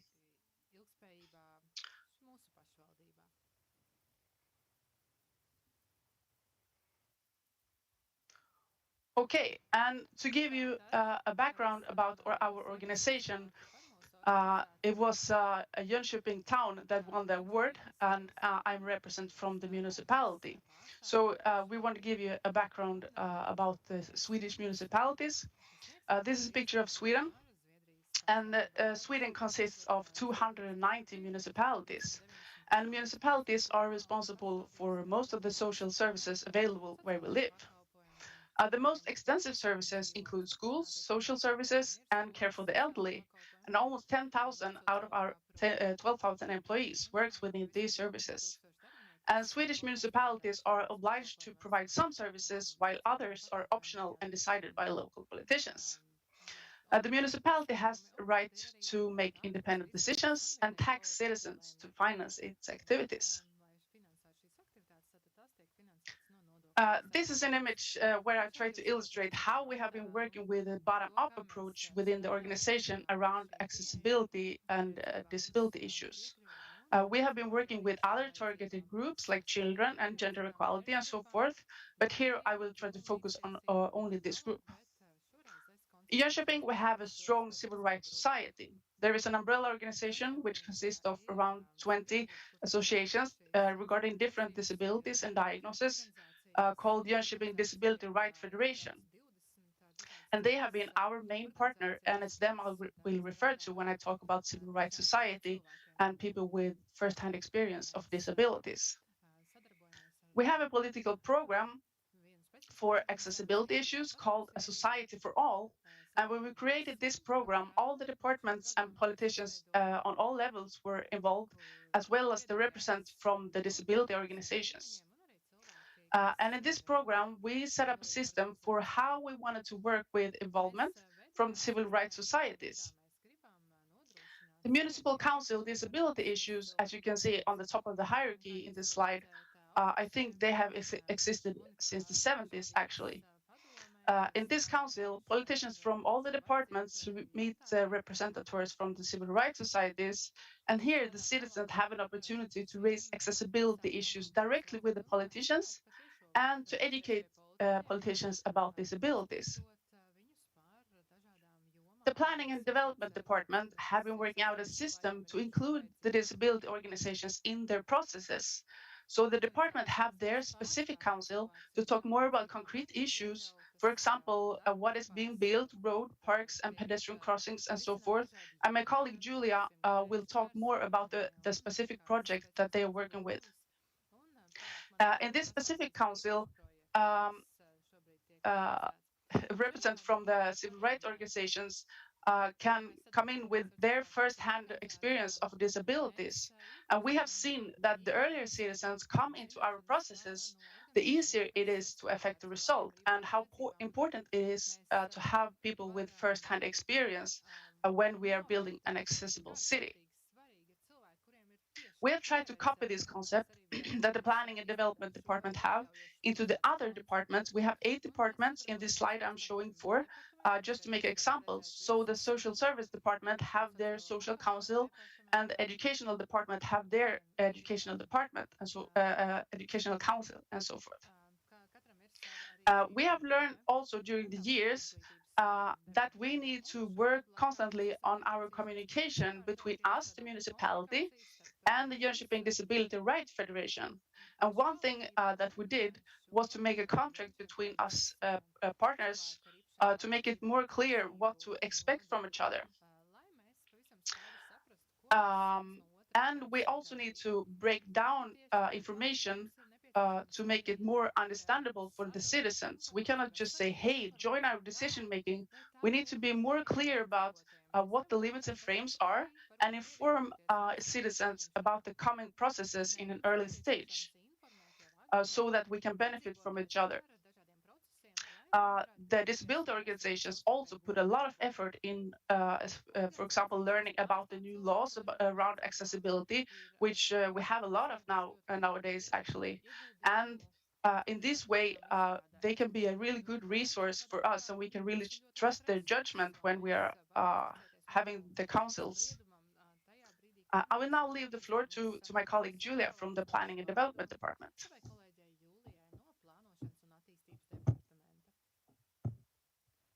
Hi, my name is Julia Cederbrandt, and I work as a strategic traffic planner at the Planning and Development Department in the municipality of Jönköping. I'm here today to talk about what the Planning and Development Department does on accessibility and also to show you some concrete examples. So much of our work is connected to our city environment program, which has the purpose to ensure that Jönköping develops as a beautiful, exciting, and functional city. In the process of developing this program, both representatives from local businesses and from Jönköping Disability Rights Federation were involved. And to this main program, we have several sub-programs as well, where one is called the Accessible City. This part of the city environment program deals with what regulations we have to consider in urban planning when it comes to accessibility. And then a large part of it also consists of guidelines on how to build specific sections and functions in the city in an accessible way. So one example is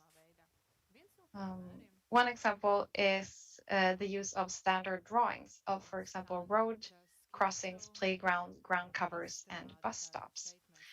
Um, And to show you a more concrete example, here we have worked with our standard drawings when rebuilding a road crossing or several road crossings near a new roundabout.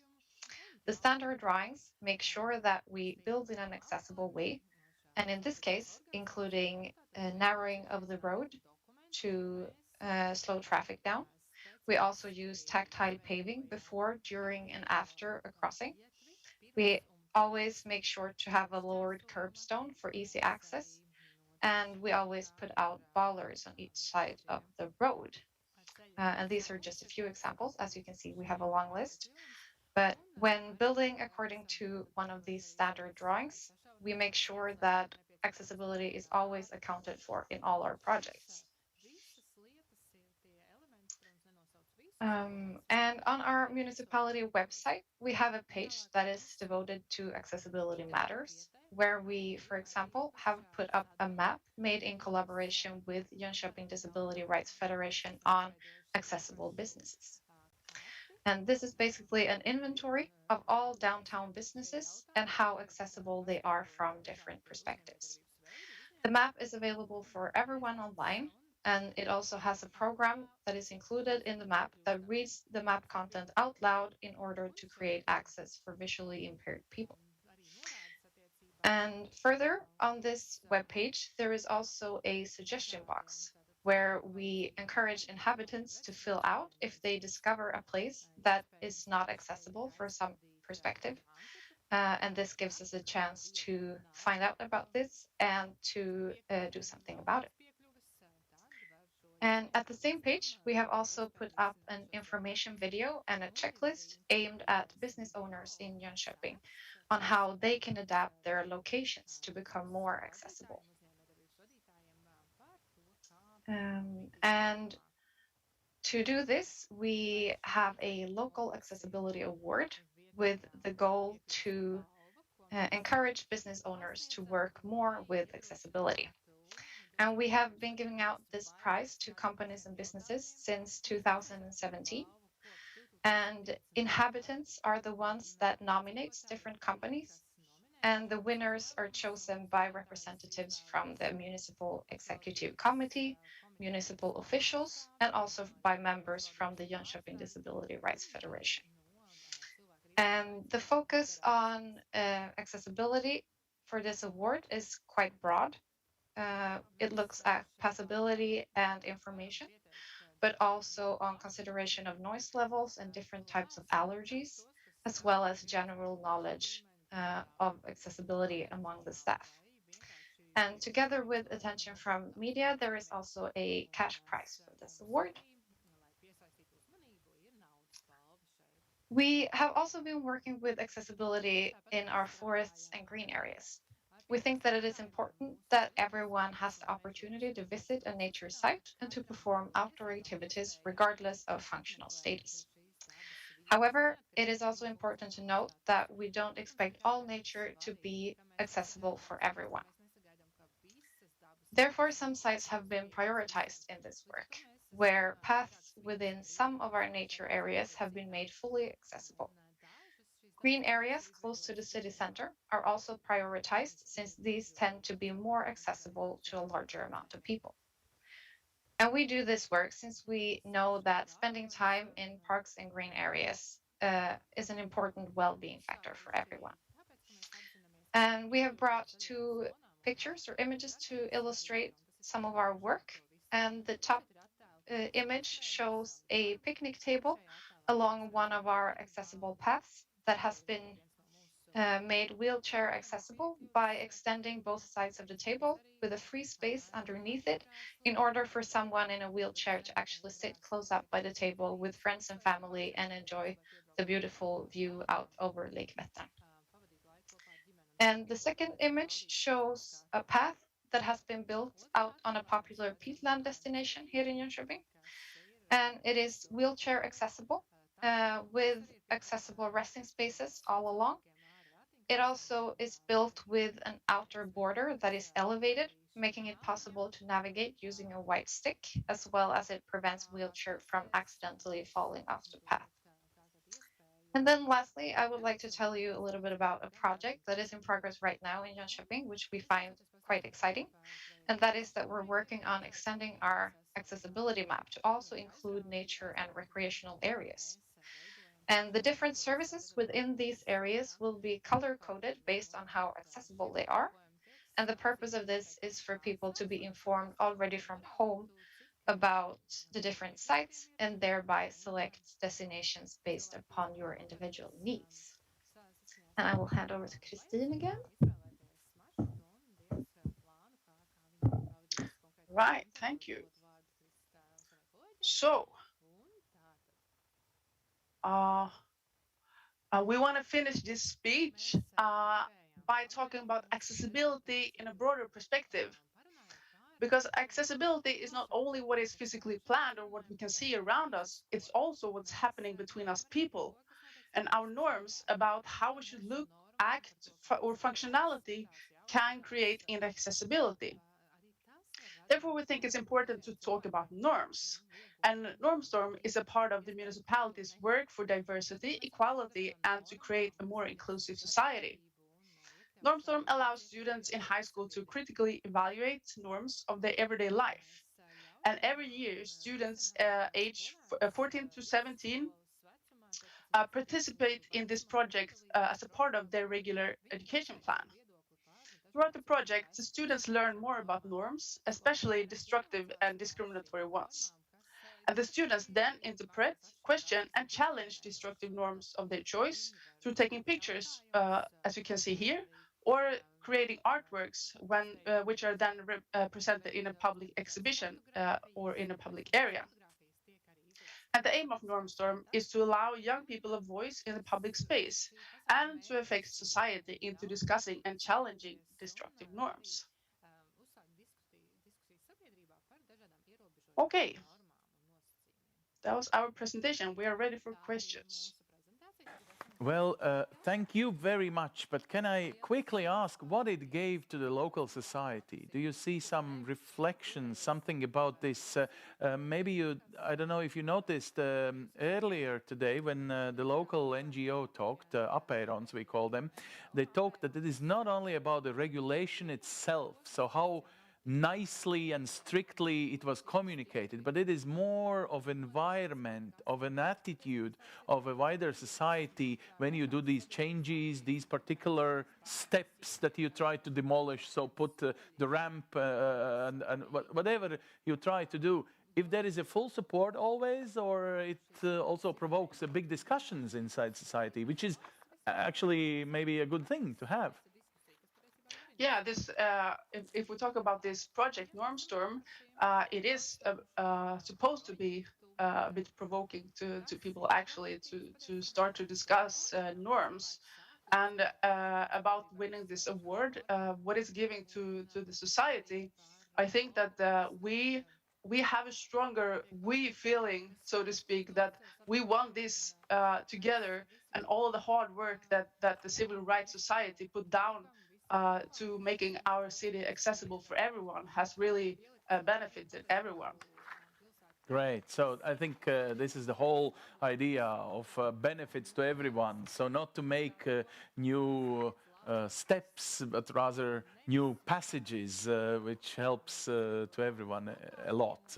As just a simple bicycle rider, I can say I feel it every day, you know, in some street corners, some bumps.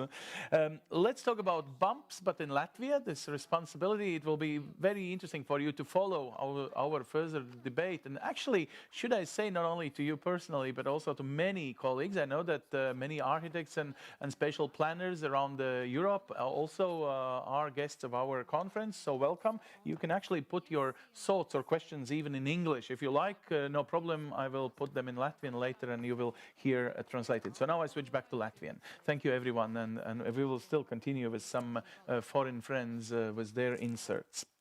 Nu tā, So, Uldis, now you will have a interesting task. So you are an architect and you have to get used that the questions you have included in your presentation, responsibility, and so on. Of course, when you are sitting in a coach, you kind of know everything.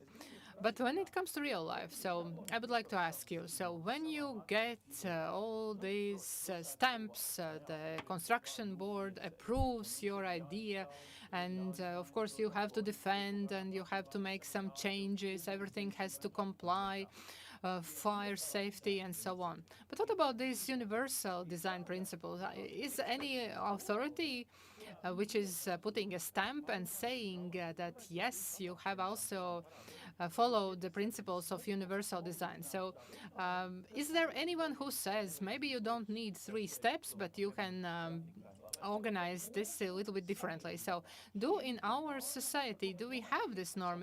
Is this as important as smoke detectors? Yes, indeed. If we speak about third group buildings, accessibility is going to be one thing that is being checked. There is no specific stamp corresponds or not corresponds. Do look into the camera when speaking. Indeed, It is important, and the most important is the designer, the attitude of the designer, critical thinking, critical approach. Although it is a buzzword now, we use it too often, but honestly, this is the basis of everything. Legislative framework is just a way where you go, how you interpret it. It depends on you. But for you as an architect, is it an additional burden? How am I going to deal with it? Or it is your honor, the honor of the profession amongst architects? Is it just something that has to be done, or it is the matter of honor? I will evade your question because I'm working at having it naturally. I still have to think about it. Thank you very much for your honesty. But now let us listen to your vision. So you are managing depot projects. What you've created, you have designed several buildings. Yes, indeed. My name is Uldis Anders. I'm an architect. I have an honor to represent depot projects. We have 6 co-owners, 6 architects, and we all together have built many buildings. The title of this presentation was rather lengthy, and it includes also critical thinking and thinking in a creative way. So I put a subtitle, Inclusive Net. What does it mean, inclusive net? I will explain. Inclusive environment, inclusive architecture, it cannot be made without inclusive society. I've heard saying that why can't we do as in Japan, when people are helping each other? Maybe we can come up with a more simplified solution, because if there is an attitude from the society, it will not be necessary to be made specially. Maybe, but that doesn't mean that Japanese people are not thinking about technical issues of accessibility. How does inclusive society work? It is not a cauldron. It is a net, and filtrating or sorting is the basis of us. We are sorting and filtering everyone and everything by critical thinking. It also has a lid. We allow things that go through the holes in our sorting net. Definition is something that can be used throughout one's life. So we have to look for critical points, points which make people not being left outside. So this is our work of architects. When reaching a certain development level, when the weakest are not dealt away with, are not killed, as in ancient societies, we are moving forward. We are saying, we have to come up with other letters as well. How to ensure for those people being included. Their legislation comes to our aid. Are they helping? Yes, indeed. They give us direction. We tick the boxes. I will come up with an example, a good example, not a bad one. Atgāzene station has several ramps being built, and we receive this. Indeed, in Atgāzene station, we have a ramp which is working in correct measures with vertical boundaries, and also there it can be used for military reasons as well. So I believe that it doesn't look very good in the environment. But in this case, there were no requirements. There were no requirements for aesthetic beauty. One had to look just for a solution. Yes, it wasn't cheap. It wasn't cheap. You have a pile of bricks and you can build a house. It can be a beautiful and an ugly one. The difference is whether you ask the architect beforehand. It is simple as that.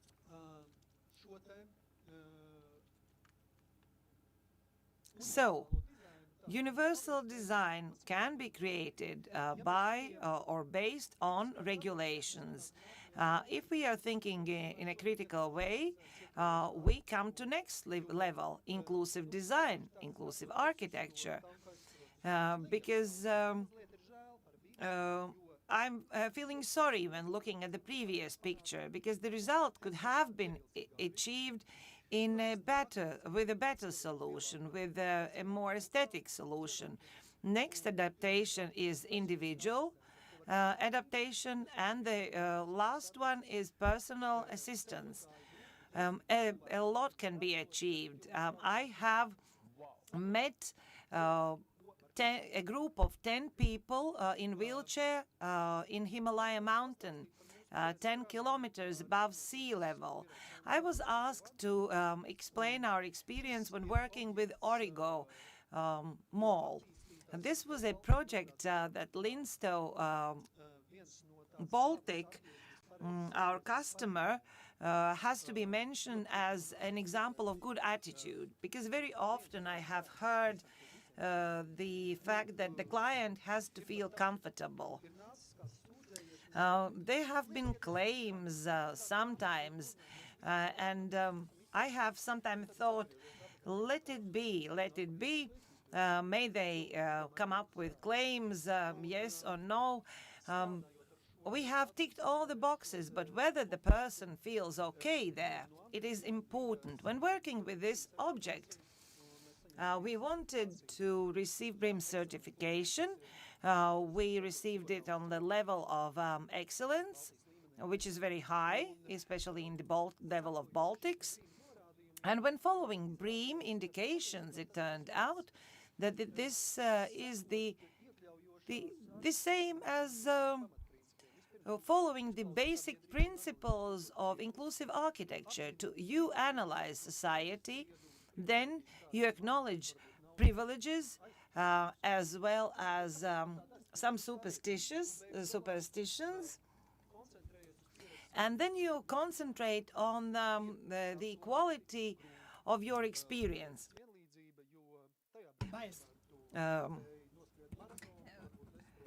At the moment, for example, when you can run a marathon, you might not understand the person who cannot climb the stairs.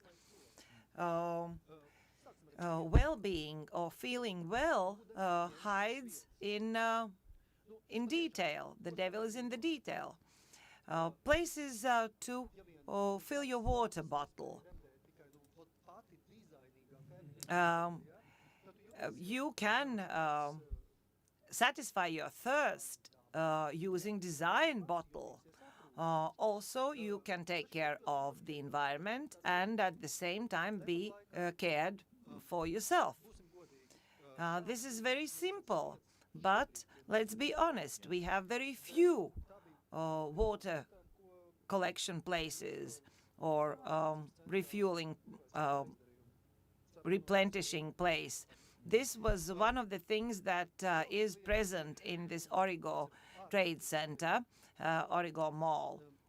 The next thing that was done, let's talk about inclusive architecture being next step after universal design.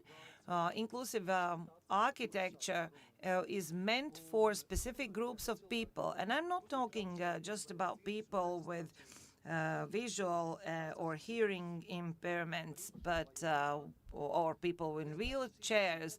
I have sometimes felt myself as a person with special needs when following unsuccessful navigation, or when you hear inappropriate music in a shopping mall. It is similar to someone using too much perfume. And our very good friends, Excelsior, they worked at navigation, creating seamless and but at the same time very visible navigation. Navigation and all those signs should be seen, but only when necessary. During the other time, they are not competing with anything else one can find in the shop, or with some other signs. But at the time when you need to find a toilet, you should easily find it. You have good vision, you don't have a good vision. You are a Latvian, you are not Latvian, you are a foreigner. You should be able to read a pictogram. Irrespective of your education, you should be able to find what you are looking for. And I believe that our colleagues from Excelsior managed it in an outstanding manner. And all together, we have reached the following. That this environment is friendly for very, very many of customers. You've heard that the phrase that what fits everyone is not appropriate or is not usable for anyone. If we follow it, it's again education of society, then probably we are successful. But if it's irritating, for example, a colleague said that those lines are irritating. I cannot drag my feet. Also, I don't like that handles are in several heights. He's actually provoking me. He's also an architect. And then we return to the example of Japan. If we are tolerant, maybe we can tolerate even more for everyone to feel comfortable. People with wheelchairs, people with prams, little people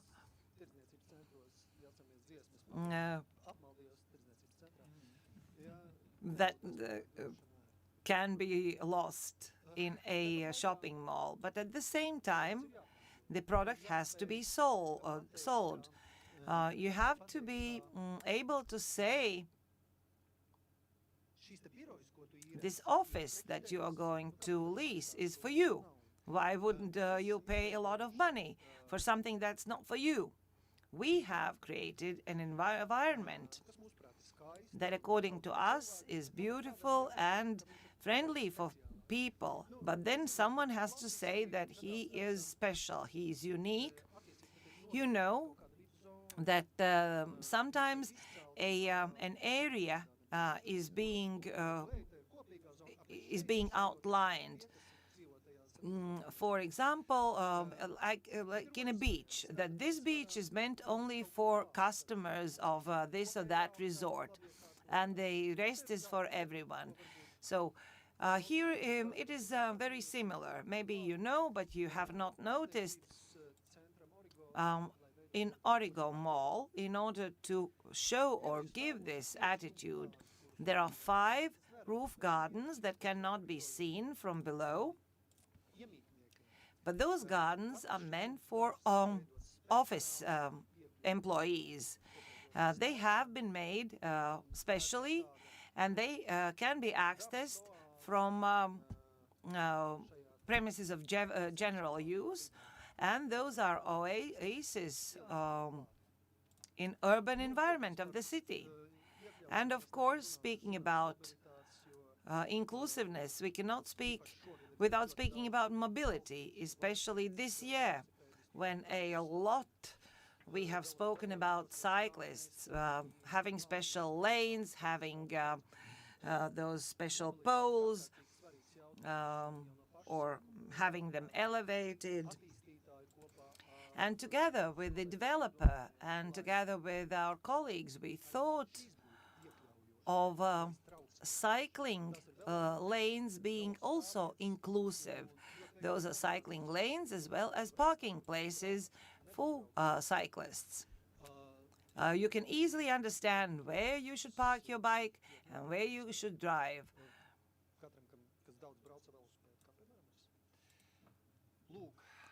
Also for fixing your bike. When you have finished all of that, you are only halfway through because it is not good entirely. And the developer then invited Sustendo as a consultant, and we acknowledged problems and eliminated them. Theoretically, we could do without it because we have followed all the regulations and we ticked all the boxes because there were good things, medium or partial, and not good things. Very, very good audit. I suggest everyone, every developer, to use this Sustendo audit. And believe me, you will be more inclusive. So you built a house, then you call the audit. Theoretically, you should have done that when finishing the design. But there is a trick that you can use your 2D picture in a 3D way. But we, regular people, are not able to do that. So this audit is possible only when there are mistakes. Now, when we design something, we consult Apero, we consult Sustendo. Many things are being solved. During construction, there are some changes in all the projects. During construction phase, many things are being disclosed that cannot be noticed during design phase. And only when the building is being constructed and when we think that everything is going to work, and most probably we will deliver the basics of accessibility, but we have to do even more. We have to be directed by people, by users, by target audience. So you have to budget it in. Some things, some small things. For example, another button by the door. Why isn't this door automatic? By the way, the automatic door, if you will have a look at my slide, we have many new challenges. What inclusive environment means. We have now to be able to enclose in a way that everyone can avoid others, in a way that there can be flows of people, there can be automatic doors, there can be separate flow for incoming and for outgoing people. How does people look when verifying our COVID certificates? They shouldn't look like this. They should look like this. If we take all of that into account, if we follow that, if we audit, and if we think in a critical manner when reading all the legislative acts, we will be able to create accessible and inclusive society. Thank you very much. We usually think that you can draw beautifully, you can imagine in a beautiful manner, but it turns out that you are beautiful philosophers as well. Thank you for your philosophy. It worked well. Now I would like to invite another philosopher, Lena Jakobson, architect, designer, sampling manager. Lena, take a mic, please. you are also a designer, not only an architect. So you are thinking about more about interior. So we just heard Uldis's example.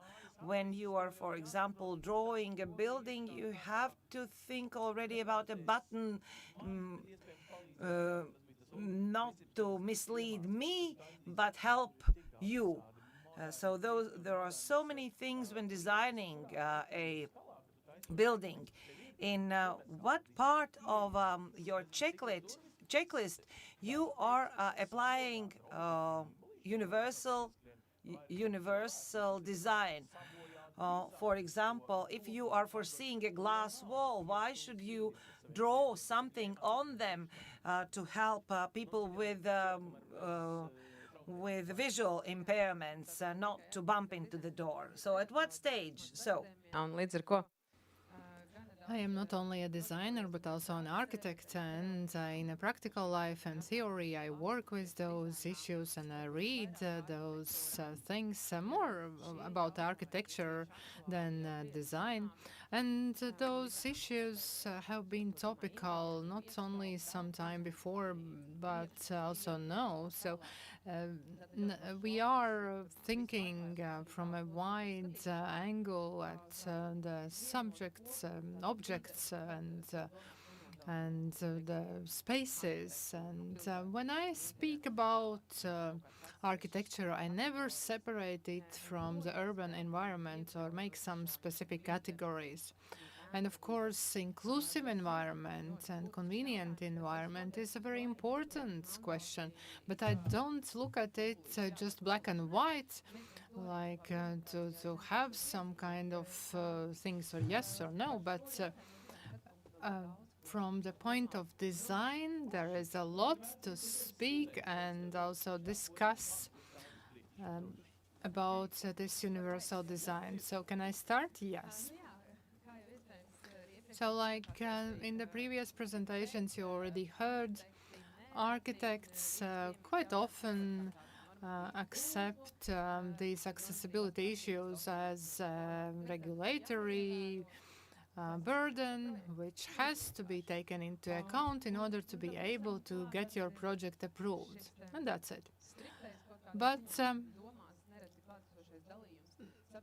in addition to this, there is also division in the public between normal people and those who follow this sign. And in all this context, most of us tend to forget that there is very multifaceted each of those groups. So people with disabilities, we cannot say that there are two groups, people with disability and people without. All of us, we are so diverse, with such a diverse experiences, with such a diverse feelings in environment. And of course we can understand it because basically in the history of architecture we have had a lot of attempts to standardize us. For example, do you know this Leonardo da Vinci painting, drawing, which is based on Vitruvius' articles. And he developed it measuring the bodies of men, and he was trying to define dimensions of a person and try to understand how is the person moving along the spaces.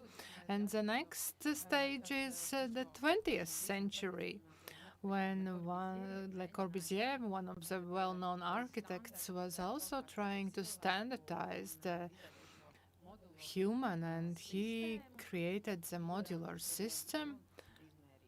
And he had measured the body of a person. He was trying to understand how much space is taken when a person is sitting, when is standing, when has stretched out a hand, and so on. And if we look carefully at previous drawing and this drawing, then we can see this height is 1 meter 83, and this is quite a muscular man. And we actually already see that a large part of the society do not fit with this description. I would say even the largest part of the public. And we are not talking about people with special needs, but people with very simple daily needs. So if we look at this issue in the at such categories, and of course I am speaking about this with irony. But considering our time limitations, I would like to show you a couple of projects where people have accessed this process totally differently. Talking about inclusivity of the environment. So one of the iconic examples is the project which was made in the 90s in the Netherlands. Remco has project Villa Bordeaux, close to the French city Bordeaux, very exclusive architecture. And here is a very interesting feature. And why I said this is interesting because of environmental accessibility. This is not because only very expressive architecture, but this is also created for a person who is on a wheelchair. So the owner of the house after the accident got in a wheelchair, and he understood he wouldn't feel comfortable in his city apartment, and so he ordered this world-renowned architect to design a house for him. And he said, I don't want to have a simple house. I want to have a complex and complicated house because it will define my world. And here you can see the platform is the central element, and it moves around 3 floors, and it gets the owner to all the 3 floors. So you might at first think that let's create one level house and that's it. But no, he was thinking, let us create house with 3 floors, which make the owner feel great, and he can move around the floors. Another project I chose from the same architect office. Like it was said in the previous presentations, we are not only talking about physical accessibility, we are also talking about emotional accessibility. And if you look at this one, it is actually a medical facilities. This building is within the hospital complex. This is a Meggie Center. Meggie is an organization that has a network of centers in the UK, and they provide psychological support to the cancer patients and their families. And she herself also was a cancer patient, and unfortunately she died before the opening of the first center. But from the very beginning she considered that in architecture we also need to include this well-being, because she herself had experienced announcement of this diagnosis in these white sterile hospital rooms, and then in this hallway, dark hallway, she had to rethink what was said to her. And since this time, for each of those centers, the world-renowned architect or architectural office was involved, and they created centers for people to return, to meet, to receive psychological support from professionals, and also talk to others who are in similar situations. And if you talk about these dots, they are there, but they are not very visible. They are over there, and it is possible to find solutions which are not standardized, but which are for the best for everyone. And it seems in the middle of the forest, but the landscape was intentionally created. And another medical facilities example. In Belgium, there is quite a large complex of hospitals, and they started modernize and replace the historic buildings with modern buildings. And this is a psychiatric center, right now. And one of the buildings, they had already started demolishing of the house, and the management of the hospital changed, and the new manager was actually thinking that we need to think over what are we doing. And so once more they involved the patients of this hospital and also their family members and others, and tried to understand what to do. And then architects came up with a solution not to demolish, not to renovate, but to save this building as it is, but add some specific elements, which, for example, you can see that new constructions are strikingly different in order to emphasize the fragility of this house and also how valuable it is in it is fragility, that it doesn't function as it used to before. So these greenhouses, which functionally are intended for creative activities, conversations, where visitors who have come to their relatives and also inhabitants of this center, because there are some people who permanently stay there so that they can meet there. This is not inside or outside. This is like a park. You can hide under the roof. You can sit down and talk. These chairs can be moved around. You can sit alone or you can talk to somebody. And also here is an interesting amphitheater where you can organize some events or various interesting rooms of this type. So what I wanted to emphasize is that here and also in other examples, there was real trying to get in depth of this problem. And there, of course, there were some conversations and discussions, and they were looking for a specific solution for each of them. Another example where is a similar situation, that's from Denmark. And this is disabled people's organizations. That was already spoken and mentioned in another presentation. And this, in this organization, this is umbrella organization for 35 organizations for disabled people, and this is like a political also move,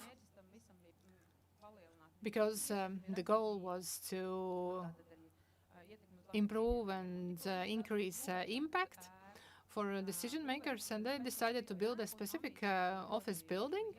Ambitions were very high to build the most accessible office building in the world. And it was clear that employees of all these societies and organizations had to live there. And most of them, of course, are people with some physical disabilities or mental disabilities, and they had to live there and work there. The research was huge. All the possible solutions were included. The solutions which came to mind of users and also architects, and the planning was according to the regulations and color codes, and all this planning was with like fingers, so it's easier to find yourself. And also it is possible to see through, and also acoustic formats, and then also these very simple solutions, so you can see, you can touch and feel on which floor you are. And so these handles go all around, and there are dots, and dots are when there are doors. And so there are not those disturbing elements on the floor, but they are on these handles. And irrespectively of that, I had a chance to be in this building this summer, and I was able to listen to people, and they said ambitions were high. We've been living here for some time, but if we were doing it now, we would create it much better. So it means we cannot forecast everything. Things change, and we get to the main idea I wanted to emphasize, and I really stand for it. And And I consider that we don't need to design for people with special needs. We have to allow people with special needs to design for themselves. We need to have an inclusive society in a sense that we promote inclusion of those people in the architects and designers' jobs, and also that they become a decision makers, so that those people are not just advisors or consultants, but they are doing for themselves. And so it means here, like I said in the beginning, it refers also to the fact that so-called normal people, not all of them are the same, and also participation of women in decision making, because women have totally different experiences in life in comparison with this 183 meters tall man. So our life is very diverse. And the more we promote that architecture, city planning, design is studied by people who have some mobility issues or other issues, we will increase the possibility that environment that will be designed later will be inclusive, because they will design for themselves. And they, with their experience, can tell the best what is needed, because I can interpret regulations and I can value according to my experience, but I cannot totally imagine myself and know all the peculiarities those people are feeling and experiencing. And European Disability Forum, their main slogan is that nothing about us without us. And so they have said the same in their slogan. So thank you very much, Lian, also for your vision. And it will be also very, very interesting for you to see and hear the next presentation, because now we'll speak to Oleg Nikitins, who is the labor, the working environment. And he will speak about the languages, how these drama elements, these little tricks by the artists can create an inclusive office. And this conference is organized remotely, but we colleagues, we are in a relatively newly built office center, office room center, and I noticed some yellow lines and so on, something. So, Olex, when you enter any office, are you asked for an advice, or this is just a task for the Class A offices? So do people think in any business premises or anywhere, or just Luxus class? So you have created your agency, Lietus, the rain, and probably you have met various clients who have a lot of money, who don't, and so on. Yes, at the moment when people see all the principles, they can never live without them. How they will always think about how people feel in a building, in a room. I have had a case when we, together with some students from Arts Academy, entered a retail office, and upon entering, I asked everyone to take pictures of entering process, how you enter the door, how you get through safety control, what corridors you have to take and whom you meet afterwards, and how you get to the office, and what we felt. We felt initially it was quite opposite to how those this retail office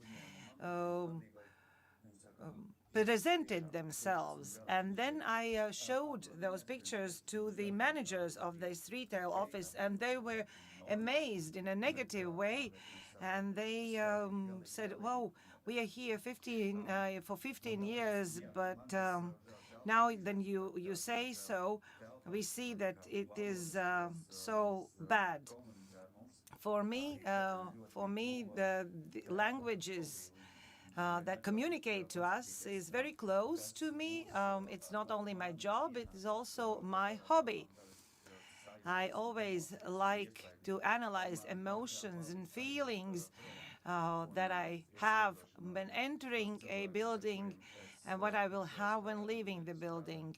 And when working with people, I encourage them to do the same. I already told you about one example, but I will tell about yet another example. I made an efficiency audit for one of the offices, and I entered the door of that office, and that was very interesting. This was the first thing that you saw. I was puzzled because right next to the entry to the office, there was a huge loudspeaker and a Rammstein or another rock piece sounded. And I was surprised because the office was full of people. That was in 2019, pre-COVID. And I was explained later on when they explained we are a sales office, and our employees started to fall asleep by that music. That's why they made their own playlist, and they made in the following way to have additional energy when working in the office with clients. The first thing that we are talking when creating an office is productivity. How can we manage extra efficiency? Productivity should grow. Sometimes it's even absurd, this request or requirement, because when speaking about productivity, we sometimes look at our employees as machines, how they can produce more and more Excel sheets, etc. But in 2021, our activities are more connected with intellect and intellectual knowledge, not with physical production and production a lot. That's why physiology is a very, very important factor. It's a factor of hygiene. If a person is in the environment not supporting his emotional and physiological well-being, he or she is not going to be able to perform. So everything is of significance. Ergonomy of furniture, lighting, also air quality. And when we solve these issues, next step is, what is this room telling about itself? And is it enough that the person feels well and can concentrate, or do we want some more? Do we want people to open themselves and or to feel in a special way? So this emotional part for an office or for a room is very important, because when a person enters a park or a building, he or she goes in with his or her emotional luggage. He or she was in traffic jam or in a public transportation with all the sounds, with all the hassle. And we are trying to make him or her better more comfortable. And we do have certain instruments to ensure that. For example, the thing that a person sees when entering a kitchen. I made a picture of it in one of the office when planning premises. We probably would do away with those printouts. But during the last years or last year and a half, all the public premises do contain warnings about keeping one's distance, etc., etc. But at one point, you have to start thinking whether those warnings are helpful or are they unnecessary, adding stress, or how this person is going to feel in this or that room. And in order to achieve it, we have a set of instruments that are simple. We always talk about users' experience. And in a room, users' experience can be explained or given in a more simple way because a person is moving around it in physical trajectory. And we can tell the story when moving around or whilst moving around. If we take away all the pictures, I am, for example, sitting here, and I have behind me a window, but as soon as I move my camera, you have a different understanding of where I am. There is a screen, a TV screen, also some documents on the wall. Most probably I'm in an office. So opening up the space of a premise, you show the story, the picture of that room. So you can tell the story to people and thus making them feel how we want them to feel. We can either bring them to a certain emotional status where he or she can take decisions that are beneficial for us, or we can explain our values or values of our organization or values of our brand or our city or whatever. If I show you this picture,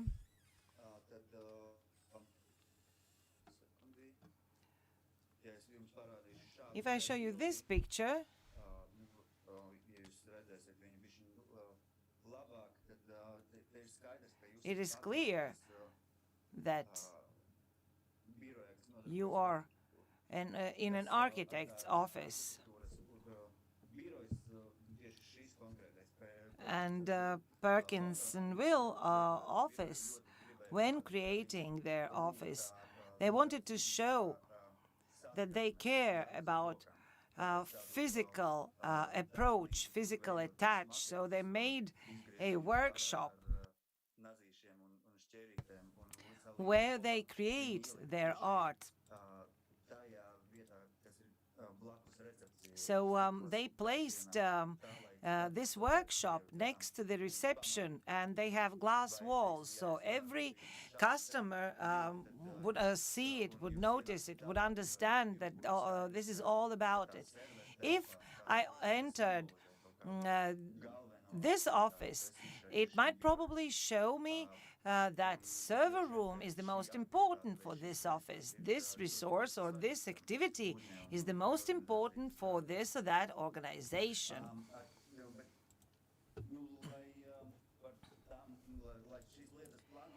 In order to plan those things, you don't have to become an architect, or you don't have to specially educate yourself, because this consists of small details.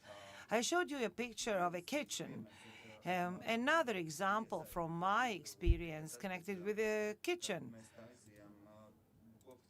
when we made a co-working room in New Teika, and there my task to the architects was placed in one sentence.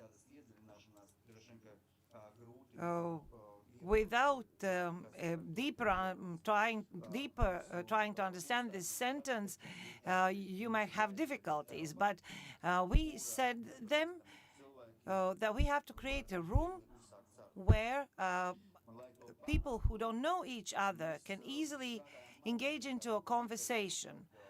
So in order to achieve that, we worked with details, not overall picture or bigger things. We had, for example, very subtly hidden bin boxes or waste boxes. So in order for someone to find it, you should ask a question to another person. Those are very visibly placed, but you cannot guess where it is. Also in the open place where everyone is sitting with their laptops, there we hid all the plugging places, and the locals or those who were more frequent visitors there, they knew where the plug-in places are located. So because we knew that if a person asked a question to another one, where do you plug in your computer? Then he or she is more open to engaging into a conversation and more open to help others. So if you've come up with this solution once, you can invent other similar solutions. You don't have to be an architect or a designer. So this is what I wanted to say. I hope you had some interesting ideas, and I hope that in your projects there are some or there will be some hidden thoughts also from what I've said. Yeah, we know that the exterior of a building is significant, but thank you very much, Alex, for pointing out that interior is very important, that what you see when entering the door represents ourselves or says something about our values. It is worth remembering that not only when you think about universal design, but also about other things. If you need such a person to see and to read your room and your mood and your values, then you know whom to approach. Olex Nikitins from creative office, from agency Lietus Reigns. I think you also would be interested in what Agnes Rudzīte, an artist, a graphic designer, the tactile project manager, is going to say.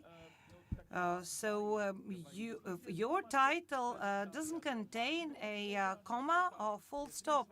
So are you going to place commas after every word, or you will leave those words without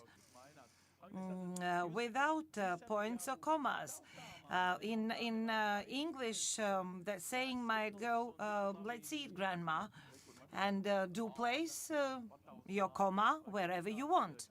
So Agnes, what are you going to talk about? So your presentation is called Touch Aloud, Not to Fear. Hello, Ansis. Yeah. First of all, thank you very much for this very enriching conference, and I wish everyone health, and also let's environment unites. And talking about these tactile things and about commas, actually, yes, of course, it depends on us where we insert them, whether we insert them or not.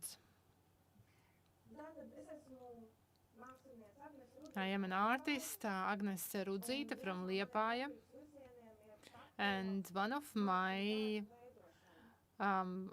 activities is creating tactile artworks because I consider that artificial expressions is like a bridges between people.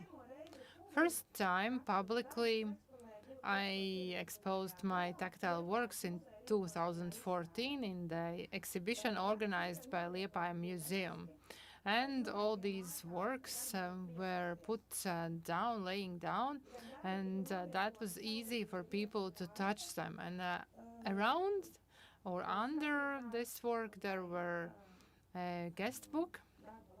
So everyone who looked at it or touched this work, they had a possibility to sign and leave a signature. And this is the way how I received the feedback.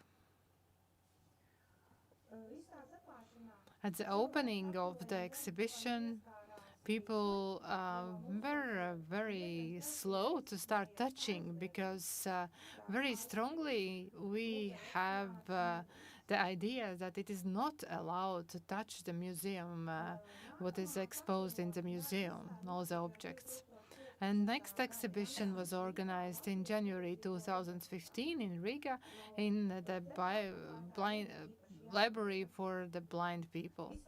Over there, we didn't need to encourage people because, for example, here, the visitor Andres was touching and reading all these works, and he said, I don't understand. What's the meaning? At some works, he said, oh, interesting, something different. And he said, most of all I like a bog was berries and all the plants, and also flowers, which I can recognize very well. Next, my exhibition was taken to Ventspils city, and people also shared experience. Do they have a feeling? Do they feel that there is a difference between warm and cold colors? And some said no, it's just a legend, but some said yes. Also, in this exhibition, the visitors were trying to touch and to smell and to listen to these works. And so by this, they got to know the texture and also the temperature of the object. For example, one lady who was blind, she associated the thick fabric with black color.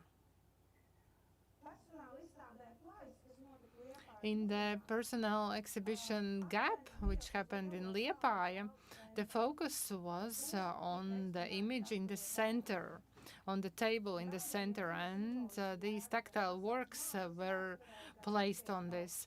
The table has a very symbolic meaning in the culture of Latvia. The table unites, provides possibilities for dialogue, and also invites to think about everyone.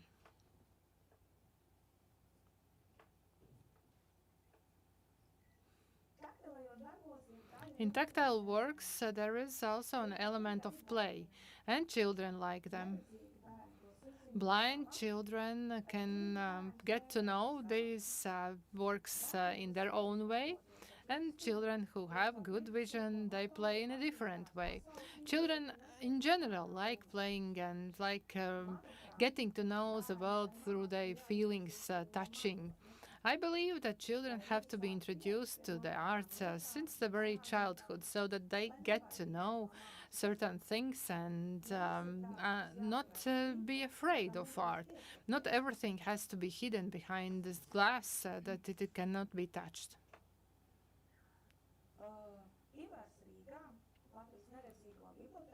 In the library was also created a guest book from the paper, from carton, and it was also sent to me, and I integrated it in an artwork, and it was also sent to Liepaja. And this was the way how we, together with Ivars, created a bridge, and we did it by the help of art. And tactile dimension is indispensable in my art because I cannot imagine myself doing anything without it. Whether this is an exhibition in the Republic of Korea, where little children are touching those works of art, or this is an art class in Liepaja in the Society for Blind People. And in this work with yellow teapot, we can see that Arthur's, who's a blind man, I had prepared already a paper with contours, and he was touching them and he was painting. And he was choosing colors and was asking and discussing together with me. So tactile works have to be universal, and creation of them require, of course, a lot of time resources. Of course, we can use 3D printing and CMC equipment, but then we also need to think what are the tactile works, what gives them soul, what speaks to their creation and imagination. This is a cooperation from two sides, and we can talk about tactile art when all the basic needs are satisfied. A person can feel safe and comfortable, not hungry and not cold. But how comfortable we feel when there is complete darkness around us, when you have to trust only your feelings and your senses. The first reaction is denial and blocking yourself. And then tactile works can serve as these cushions, air cushions, and those works, they can endure everything, praises and also mocking, and they become better during the process because you don't need to be afraid. You can touch them. Thank you very much.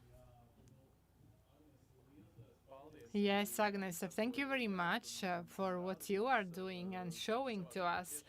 In some sense, it really is very, very impressive. And I was visiting Liepaja exhibition hall, and I saw the paintings by famous authors, which I wasn't allowed to touch. And somebody was all the time kind of watching me not to touch. And then I went out into the garden and I intentionally was touching the sculptures and so on. And so how, as an artist, you understand this feeling that everything should be touchable. But my grandma also is a textile artist, and at home I can touch her works. But when in exhibition, we don't consider that everyone can go and touch. And I can, of course, touch a chair like I'm doing now. Is it okay? Is it? Or should we reassess it? Because we are at a United Design Conference and we are looking for a new normal. We are learning from something. You are living in Liepaja, the city to the most to the west. So is it a westward approach to move towards it? I can answer only about myself since I publicly put out these tactile works. It is allowed to touch all of them and people know it. And if my works are in some kind of exhibition, the guides know it and they tell people and people are touching them. But if we talk about fabrics and some works which are touched too much, but you can wash them or you can put a new layer of lacquer. Those are the materials. So what is the most important are those contexts and bridges and how we bridge those gaps. This is important for me. Of course, I know that I will not be allowed to touch the painting by our most famous author, painter Purvītis, of course. But then there are other designs that we can create and we can touch them. And of course, not all of the people have to do it, but I have chosen to take this way, and I like it myself very, very much. And the conversations which I have in front of those works, I really feel emotionally touched, and almost I start crying because this is so enriching, and I am so happy that I can take this way. Yes, in this case, talking about this tactile approach for a person who cannot enjoy this visual art in other way, you can give this, and this is a very good situation in Strasbourg where there are blind children. And this is the only opportunity for them. This is a door for their feelings. And Agnes, I would like to warn you that you will need to applaud very soon, because now, in a minute, all together, we will see a special ceremony. So the Ministry of Welfare and organization Sustaino, and the Ministry of Welfare is like an umbrella organization, and they have assessed the works which were done so before, and we would like to show visually and also show the projects implemented by the European Union money, and show these examples of good practice which have to be highlighted. The Ministry of Welfare have also tried to evaluate and to see what are those human changes, what they wanted to highlight, what it could bring to our society.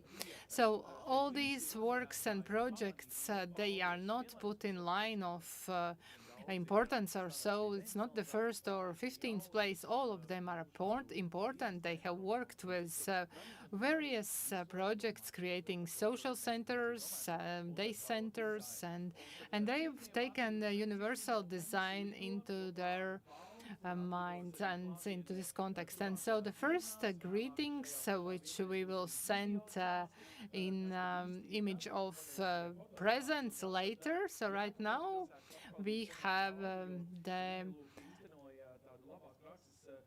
list of these projects. So Jēkabpils City Municipality created the territorial object in Brīvības Street 187 in Jēkabpils, and they created a hotel, roomy hotel, which is accessible for everyone. Before that, it was a degraded territory, but now this is a hotel, and so all the respect to you that this specific entrepreneur was thinking about this. Next two projects were implemented by Jelgava municipality. This was a project to renew the cultural historic object in Vecpilsēta Street 14. People from Jelgava definitely know it. This is a very, very special house.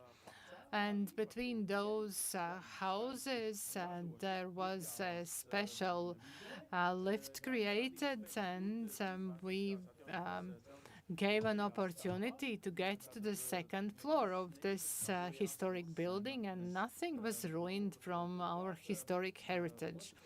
And the second object in all this can be called a special pearl of the special architectural heritage. This is Dobele Castle Hill, and the chapel also was conserved, and also there are special tourism services offered, and there is also environmental accessibility arranged, and even the cellar is accessible, so it is easy to get to the first floor, of course, but also it's possible to get to the cellar and without losing authenticity.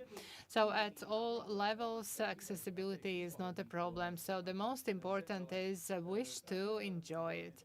And now let us go further to Ventspils, where there is a special project. The municipality already before created a special day center for grown-ups with some mental disorders. And this social unit from the municipality greatly involved people who already live there and who visit this day center.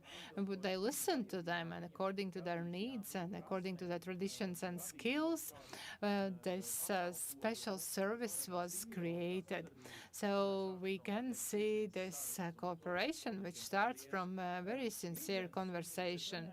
With them, a hospital receives our surprise prize because the goal was to improve accessibility of health services, at the same time thinking about the vulnerable persons who are under the risk of poverty, and therefore the infrastructure was rebuilt, and the use of healthcare resources were reorganized, and the safe movement of patients was ensured, and everything that is quite frequent now was also designed over there already before COVID, and that brings a lot of benefits. So this municipality also adjusted their existing infrastructure into the institutionalization project, and they discussed with people who need support for people who cannot care for themselves. And this project proved that it is important not only to follow the accessibility criteria, but also to add some creative elements, for example, for children, to improve, to have individualized approach and services for local people, whatever is their problems and disabilities. So everything is possible with the support. And let's now go to the second largest city in Latvia, Daugavpils, which were praised also by Sustento, where in daycare center for people with mental disabilities, the territory was well arranged and adjusted for people with various tactile and entertaining elements. So this rearrangement of this environment was adjusted for those clients to be able to have some activities outside, at the same time ensuring privacy for them and their need to be alone. Also in Daugavpils, there is a multifunctional social services center, something that other municipalities are just wishing for, but in Daugavpils this is already built and provides efficient services for people for whom these activities and this moment of rest and entertainment is great. People might say that they kind of in these old people centers feel imprisoned, like imprisoned, but over there are a lot of opportunities. Also, they have thought a lot about communication between young people, and they are also training their ability to integrate into the society. So in case if you need, you can also receive a help for there and advice from them. The same refers also to Jelgava municipality, and the Jelgava municipality within the deinstitutionalization in Draudzības Street number 3 in a little Kaunsiems village on the riverbank of Lielupem have created a special place for people with mental disabilities, and thus they are creating the place where they can promote communication between those people. Also in Salaspils municipality, there is infrastructure for children with functional disabilities. And here it is very important that there are well-thought solutions for some functionality of the buildings, and also visually very, very pleasant environment. People say this is very pleasant to be there and work there. Next award will be sent to Zemgale region. There is a special building, looks like a private house, but this is a premises, facilities for children who are not in families, for orphans. And but this looks like a family building, and this feeling of family and home, this is very important to ease up. And here they are also thinking about professionals who have to work there. So in order to dance tango, of course, always you need two partners. Then Bauvi municipality, they had also a project within the institutionalization plan, and they created a center for children with functional disabilities. In this child care center, there are special workshops also for adults with mental disabilities, where everyone can develop their talents and fill their day with something pleasant. So everything starts, of course, with technical assistance, materials, and technical support, so that the rooms can be easily opened and so on. But now the center is also prepared to accept clients with rather severe functional disabilities. And so it is great that by doing one thing, like two rabbits are killed. And then we also want to highlight the oldest city in Latvia, Ludza, where there is also a center for children with functional disabilities. This is a two-story building, a very nice reconstruction for the building itself.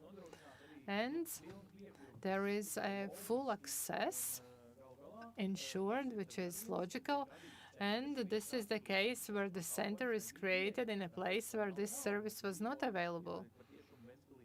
It doesn't matter whether you live in Ventspils or Ludza, you are a citizen of Latvia, and the minimum has to be accessible for everyone equally, right? The new workplaces, sorry, the new nature and culture tourism services, a more accessible beach of Riga.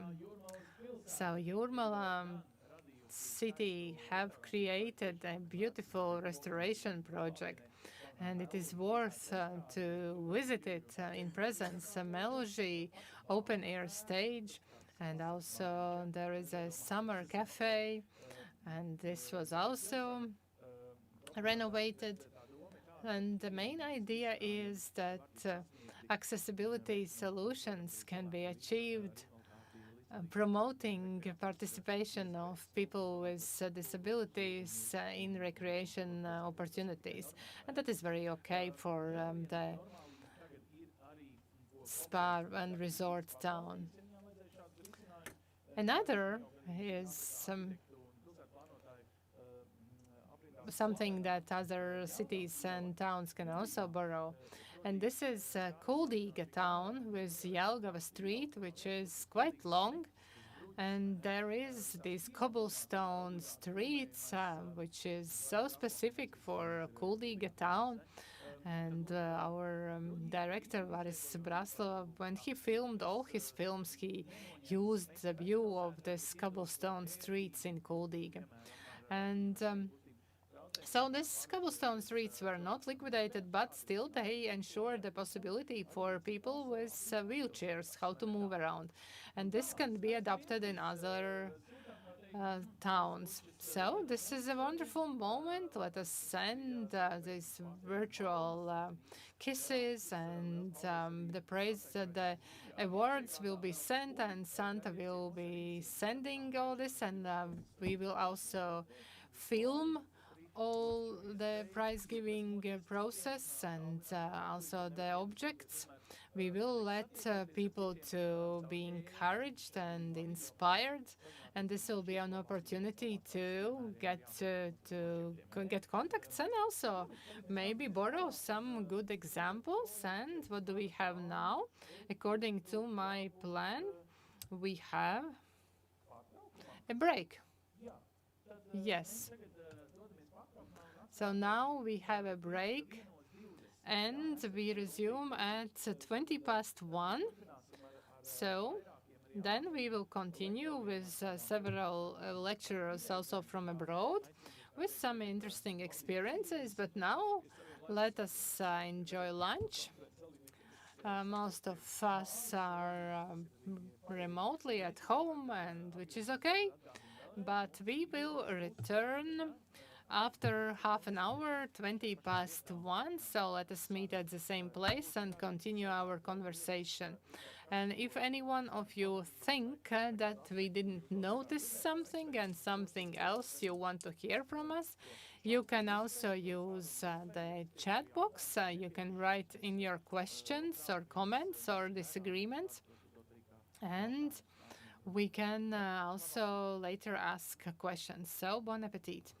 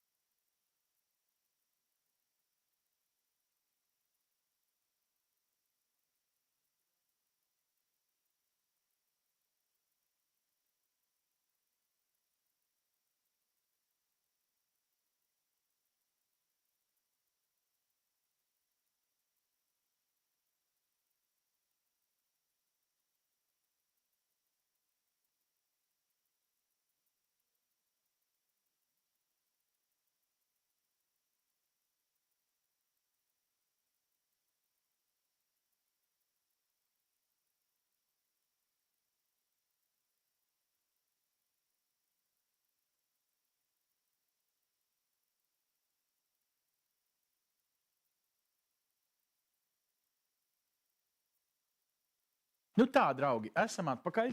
So, friends, we are back. I hope you have managed to note down yet some other things that you want to ask and had some coffee. Now, let us resume to digital environment. Here, being, I understand, live from Oslo, isn't it? So Yes, it's sir. almost like a Eurovision Song Contest, isn't it? But you actually have so many jobs. Should I name just some of them?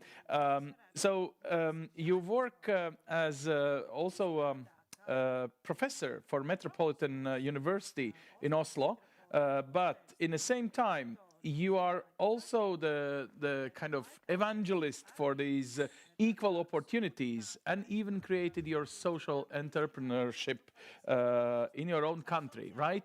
So, nevertheless, the big issue that you are going to open, and we will follow with some explanations later from the Latvian experience, is this universal design principle for IT technologies. So would it be an internet, but not only? We are almost living in the things of internet, in almost in a 5G reality, which will kind of create new opportunities. And we should never create new obstacles. We should open doors. So does these technologies always opens doors, or sometimes for some people, for example, those with disabilities or any other groups, maybe it actually creates new and new obstacles instead of, well, like dismantling them. So, Anthony, how it looks like from the freezing Oslo? Yes, it is cold and dark this time of year. And thank you Well. for that warm introduction. It was so nice to hear, the concepts and the ideas that I care about so much kind of, resonated back to me. So this is very exciting for me. I love working with this group. I've gotten to work with you guys for a few years now. So it's very exciting for me to kind of be back and be able to continue to talk and develop these ideas together.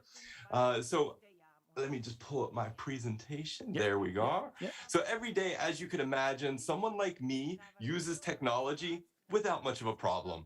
I can pick up most phones, apps, computers, and it's just right at my fingertips. I got the knowledge, I got the background, I got the experience.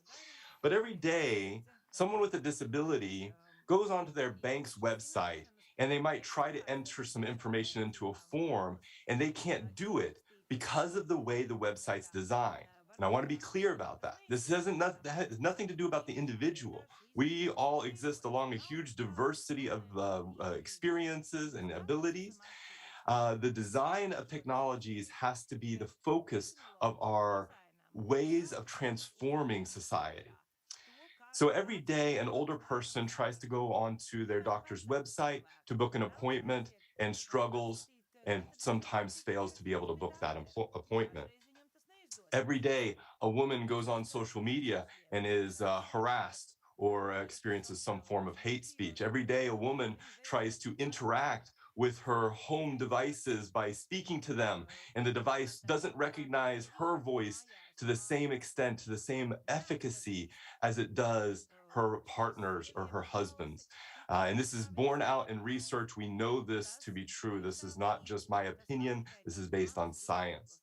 And every day, someone across the gender diversity spectrum experiences some form of harassment online.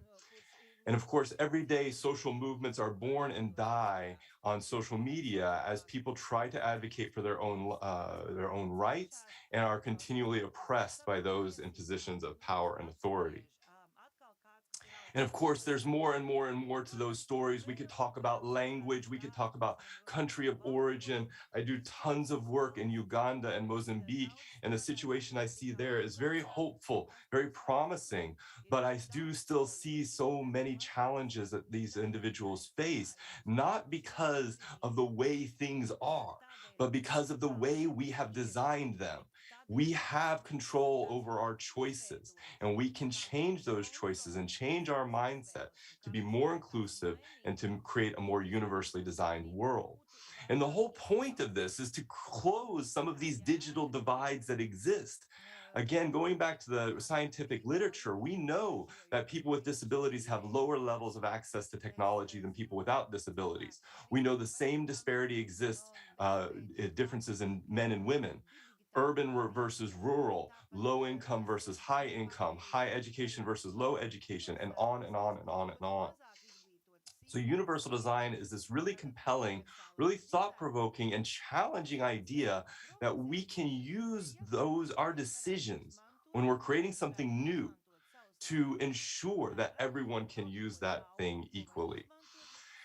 And of course, the whole idea started in the US, but I like to think here in Norway, we've been able to reinvent it somewhat. And so what we've done is we've really located universal design into this way of approaching and eliminating inequality.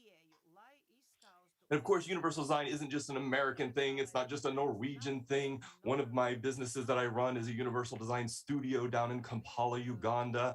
I've worked with universal design in China and Macau and Hong Kong. I've worked with it in Pakistan and India. I've worked it across sub-Saharan Africa, of course, in Europe and the United States. This is a global phenomenon that is actually changing the way people live. And it's a really profound approach to reducing inequality. And the one thing that I always kind of admire and appreciate is the fact that the UN, several of the UN agencies have taken on universal design as an important effort within their organizations and also as a tenet of human rights. So the definition of universal design is kind of simple and it's kind of scary in its simplicity because it seems like it's so easy, but it basically comes down to the design of, and we can put anything in that blank. We can put technology, we can put education systems, we can put healthcare systems to be usable by all people. And let's unpack those three key terms there, design. Now we can think about design in a couple of different ways. We could think about design as the way this pen is shaped, the materials it's made out of, the weight of the pen. We can also think about design as the process we use when we create this pen. So design can refer to a couple of things. And I don't want us to think when we think about design, I don't want us to only think about the design that's in the media. So in the media, if you go to Netflix and put design in, what you're going to find is a whole bunch of shows about graphic design or interior design. When we talk about design, I want us to have a multi-level approach to what design means. So when we talk about universal design, we're talking about universal systems design. So how are our education systems designed? We're talking about universal policy design. Who is designing our policies and what shape are they taking? We're talking about organizational design. So how do we design, what are the choices we make when we're creating an organization or reforming an organization? We're talking about universal product design and of course, universal interface design, which may be what a lot of people are usually understanding, that they usually understand universal design as about interfaces. It's not just about interfaces. Universal design takes a holistic approach to what design is. And then there's this term usable. We love to say things like, oh, that's really user-friendly, or it's really easy to use. But usable has a very precise definition that we use in universal design, and it comes down to three key things. Number one, can you effectively reach your goal? Number two, can you efficiently reach that goal? And number three, when you reach that goal, are you satisfied? Now, when I talk about effectiveness and I talk about reaching your goal, it's kind of like when you try to book a plane ticket online. Do you come away having booked that plane ticket? Or do you give up in the middle of the process because it's just frustrating and annoying? Efficient. How long does it take you to book that plane ticket? Are you able to go in, boom, boom, boom, done, paid, and out? Or does it take a lot of backtracking and I got to go through this menu and then I have to check this thing and then, oh, this didn't come up the right way and now the form's all reset? How fast does it take? And then satisfying is my favorite part of the definition of usability. It all comes down to your subjective experience. My best story about satisfaction comes from my mother. Now, one day she was really excited because she wanted to buy a color printer so that she could print out pictures of her grandchildren and put them up on her refrigerator. And this was something that she really enjoys doing because then every morning she gets up, she makes her cup of tea, and she gets to see her grandchildren on the refrigerator. So she goes to the store, buys the printer, takes it home, plugs it in. And of course, the first thing that comes up is all these menus and prompts. And she gets a little bit confused and she tries to close things and tries to make it through. But she slowly starts to get frustrated. After a few hours of working on trying to get this printer to function, she got so angry and upset that she picked the printer up and threw it across the room. Now, my mother's not a weightlifter. She's not a big, burly person. She's a very petite, small woman. And she was raised in a part of the United States where they're known for their politeness and gentility. The way we design our technology should never force us to act in anger or aggression. And we've all had those experiences where we wanted to throw our phone out the window or pick up our computer and just smash it on the desk. We've all had those experiences. Those mean that you're not using something that's universally designed. Last but not least, all people. Another really fun part of this definition, because it sounds so easy. It's just everyone. It's just all of us. But the tendency here is that designers want to focus on this magical average person. And I want to tell you, everyone, the average person is a myth. It does not exist. We like to talk about the average person a lot, but there is no average people out there. I would challenge anybody in this audience right now to, if you think your average intelligence, ability, height, weight, education, everything else, if you're average, I want you to stand up right now, because I think you should be the model for everything we've designed. The reality is there aren't average people, and that science proves this. In the United States, back in the 1960s, they did a study on the Air Force pilots. So they wanted to design an airplane that worked for the average pilot. So they measured everybody, they took everybody's measurements, they averaged everything together, they made that airplane, and turns out nobody fit those average measurements. It did not work for anyone. The average person doesn't exist. So what we've done in the recent years is try to take this idea of universal design, the concept, and kind of merge it with some other practices that are already going on that we already know work really well when it comes to diversity and inclusion. And so what we've done is we've tried to articulate a set of 4 principles that help us take this idea and put it into practice. And those 4 principles come down to social equality, human diversity, accessibility, and participatory processes. Now let's run through these really quick so you got some idea what we're talking about. Social equality is one of those things we all kind of get, but I think it's worth pointing out that it means more than just not discriminating. If all you've done is just stopped discriminating against people, you haven't quite taken it the full way.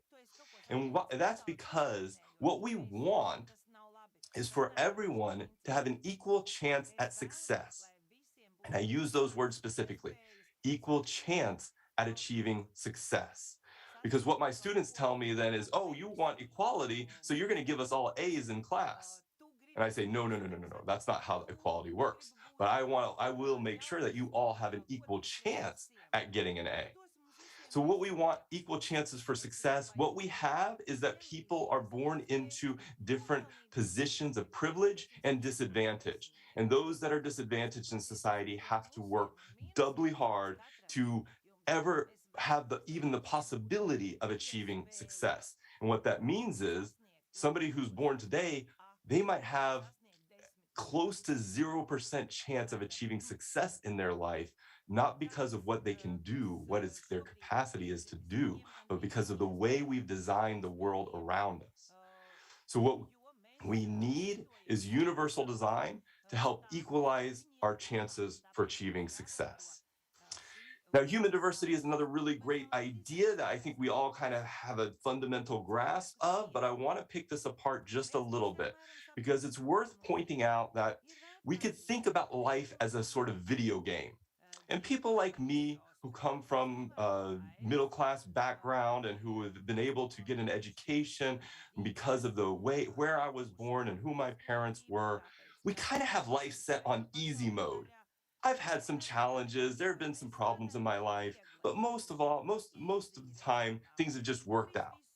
Now, you change a couple of those variables, maybe the way I was born, the level of my parents' education, whether or not I have a disability, my gender, and suddenly you see that life starts to become on medium, that there are starts to be some challenges and barriers in society that we can fix, that we can resolve by designing the world in a little bit better place. Now I want to take it up a notch because when we deal with these disadvantages in one dimension, that's kind of medium mode. But if we want to look at this from hard mode, we have to start looking at the intersection of multiple disadvantages. So let's take an example of what that might look like. A woman with a disability will experience disadvantages because of her gender and her disability. And what that means is that her experience will be very different than a man with a disability or a woman without a disability. So we have to take into account the whole identity of the person. And this is the fundamental principle behind intersectionality. And we have to look at the ways in which society is designed and the systems of power and oppression that exist that limit someone's chances for achieving success. Now let's jump to accessibility. We've already talked about usability, effective, efficient, and satisfying, but it's important to point out that accessibility and usability are interconnected dimensions of universal design. We cannot separate these two things. It does no good to give someone access to the internet if they can't use a computer. So we need to take into account something like digital skills. And it does no good to give somebody access to a computer if they can't use a web browser or a website because of the way it's designed. Accessibility and usability, interconnected dimensions of universal design. Finally, the most important part of universal design, the key to unlocking all of the potential for universal design, are participatory processes. And what this means in today's world is that designers will bring some user groups into the design process towards the end to kind of test their product on those individuals. So they bring it into the implementation stage. But that's not participation. That's not substantive participation. What we need in universal design in order to say that it's participatory is to bring people in at the earliest idea stages of a design and continuously involve them throughout the process, all the way down to implementation. And you know what you get from doing that? A better product for everyone and a product that's more likely to be adopted by those communities that you want to adopt your product. So let's just recap real quick. Universal design is all about designing solutions that everyone can use equally. It's about designing solutions that eliminate barriers to participating in society across the entirety of the human diversity continuum. It's about designing solutions that are accessible and usable for persons with disabilities and everyone. And I want to point out here, I say specifically persons with disabilities because they are most often the ones who are left out of this conversation. They're the ones who we assume cannot use or access technology. And I want it to be clear that they absolutely can if we design those technologies that are usable for them. And of course, designing solutions in collaboration with all relevant stakeholders. So here's a couple of practices that we can use to kind of get the ball rolling. First of all, we can just start with basic levels of education and awareness. We need designers who are trained and who understand and are aware of social inequalities. I would challenge anyone in the audience, find me a computer science program that has an explicit course dedicated to understanding inequality. I would say there's not one in the world. There's not been one in my experience. So we need designers who understand, who are educated in issues of social inequality. We need designers that can eliminate and identify barriers that marginalized groups experience when it comes to participating in society. We need designers that can adhere to international standards for universal design and test for accessibility and usability. And finally, we need designers that can work with stakeholder groups, especially marginalized communities, from the idea stage to the implementation stage. If you want to know more about universal design, please check out our website, universal.design. You can access it through this QR code. We have a free Intro to Universal Design course on that website. So I would encourage anyone who's interested in this kind of work to check that out. It's really fun and amazing. And I know the teacher who teaches it because it's me. And if you like this presentation, please connect with me online. I'm all over the social medias. I'm Dr. Anthony or Dr. Anthony G on Twitter, Facebook, LinkedIn. I'm on TikTok now, and I just got my 3,000th follower. So if you like TikTok, check me out there as well. Again, Dr. Anthony G. Thank you so much. I sincerely appreciate the opportunity to connect with you folks. It means a lot to me.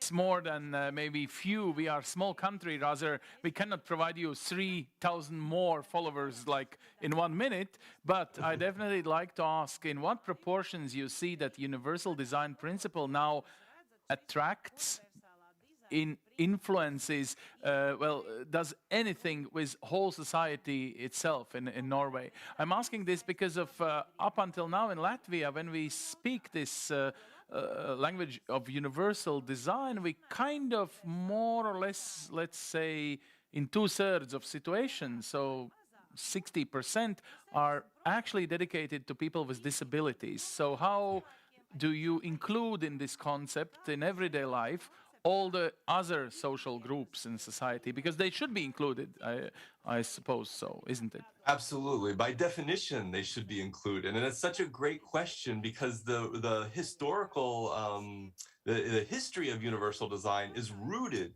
in disability rights. Yeah. It's also rooted in architecture. Yeah. So we've had to break with some of those traditions because we want to carve a path for the future that is inclusive of all groups. And when we start looking at this concept of intersectionality and how multiple identities can overlap with one another, then we can't just say that universal design is a disability issue. It's a human issue, but it's a human diversity issue. What one of my students always says, and I've stolen this phrase from her, is that in user-centered design, it's only good as the user that's at the center of that design.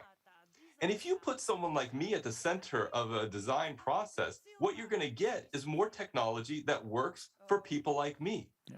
But if we want to reach the most marginalized groups in society, we have to put them at the center of universal design. And in doing so, we're going to reach all the other groups, including me. Of course. Listen, we have a special group. They are called here in Latvia. You'd like to know them because they are so innovative, so active, and they did a lot of these changes, especially in these IT designing structures and thinking, even philosophy, at least here in Baltics, in the other side of the Baltic Sea. And they are called Riga Tech Girls. One of these super girls is here. This is Marina Petrakova. She is the co-founder of this, I would even say, movement, isn't it? Marina, now we switch back to Latvian language. I'm sorry for this. I just forgot that we should communicate in our state language. So thank you anyway, Anthony, and sveika, Marina. Tad jūs esat viena no tām supermeitenēm, kas, man liekas, ka jūs esat jau daudz. And so, Marina, you are one of those supergirls who have created those changes in a mindset. And in the world of modern technologies, can we say that it opens the door or removes barriers? I just heard from Anthony that it should be like that this is logical, and can it be measured?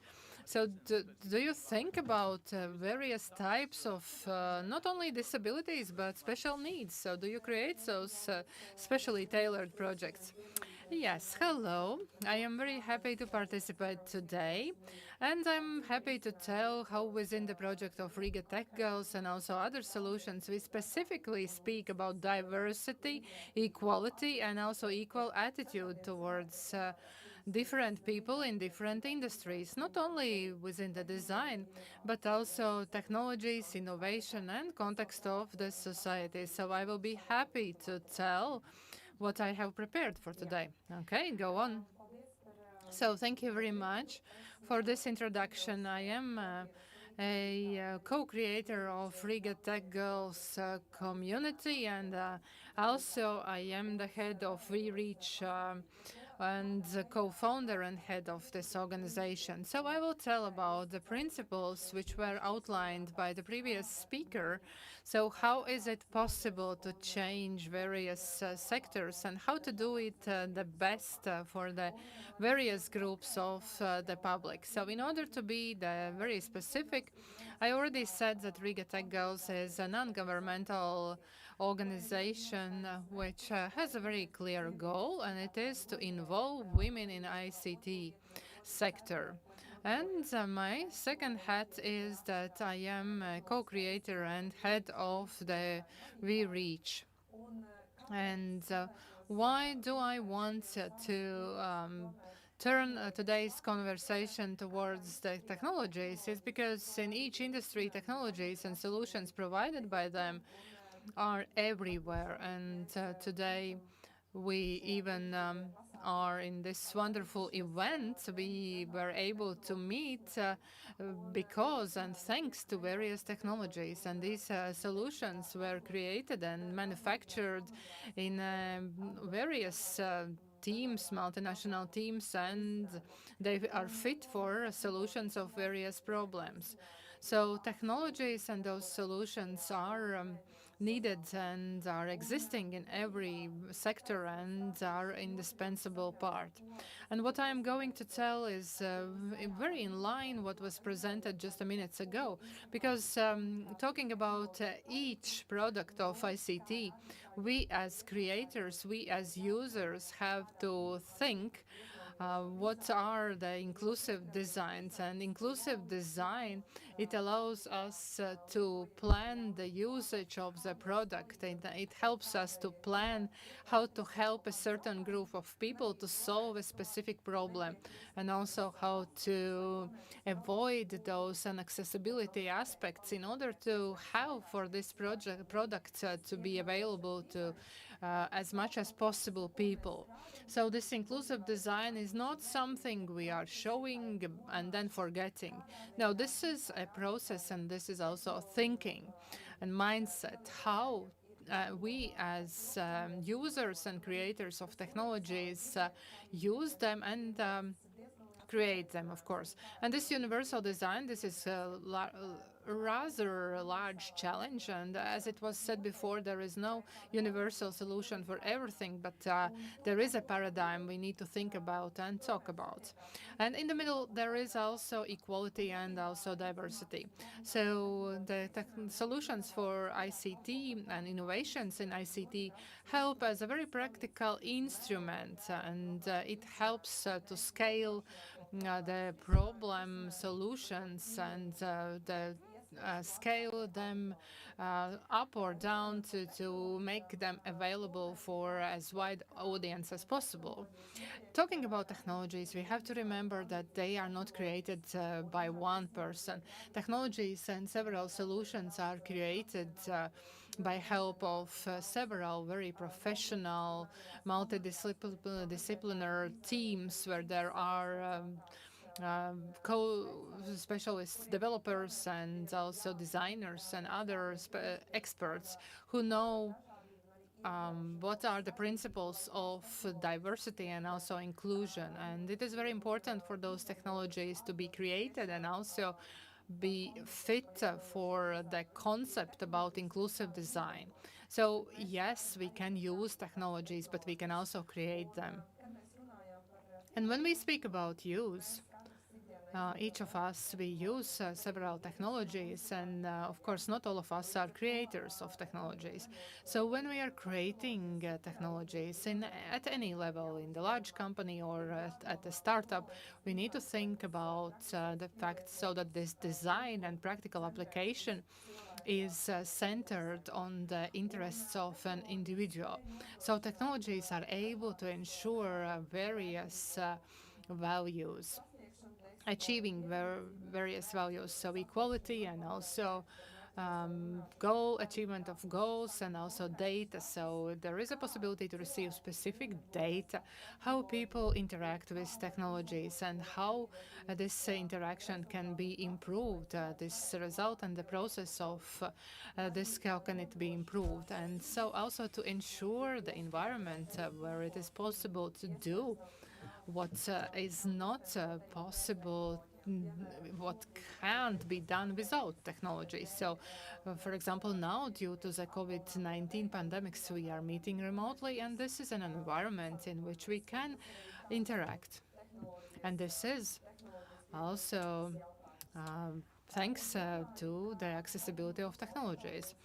I believe that part of our audience already know that there is an opportunity to participate in various conferences, not only scientific but also public events via virtual reality. And one of those solutions is called Old Space VR, and hundreds and thousands of people participate in various events virtually in virtual reality.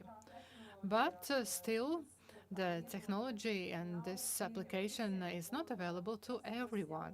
And this is an issue, and we need to think when this will be available to everyone. Talking about technologies, the potential is huge. And we can not only use them, but also promote usage and also encourage and inspire. And we can do it directly and indirectly. And a very practical story how already for the 6th year in Latvia there is a first community with a goal to educate and encourage ladies about technologies. And so what we are doing, we are supporting women so that they can become a future architects. So one thing is that we are using technologies, but second is whether these technologies are created specifically for women. Would those solutions are in line with needs of women, their specific needs. And so we understood that we need to be women who are creating those technologies.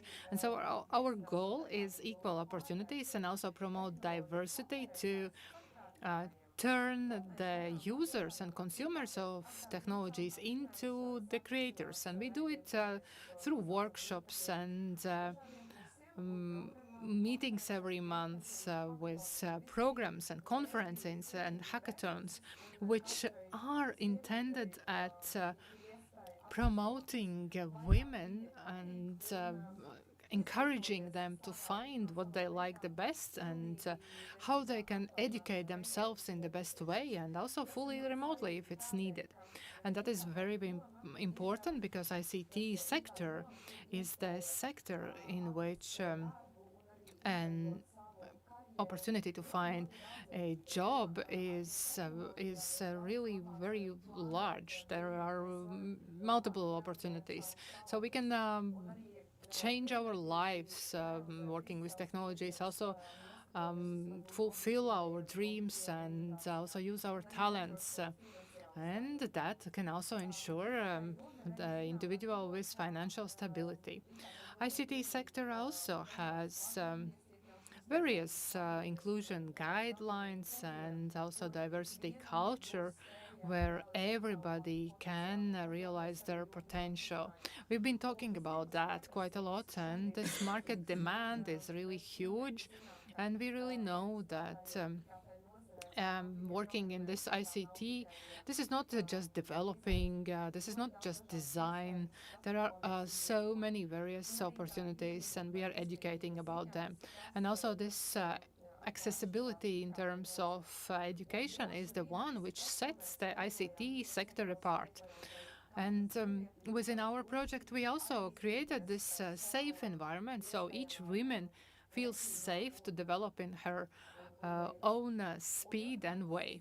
And this is a very practical story, how we this year organized a digital skill training. Within 3 months, 6,000 women in Latvia were able to acquire and to learn about technologies. And by help of our partners, TED and Google support, we implemented this project.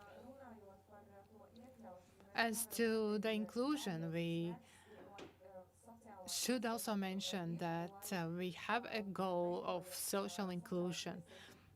And in order to reduce accessibility problems, we need to have this social inclusion.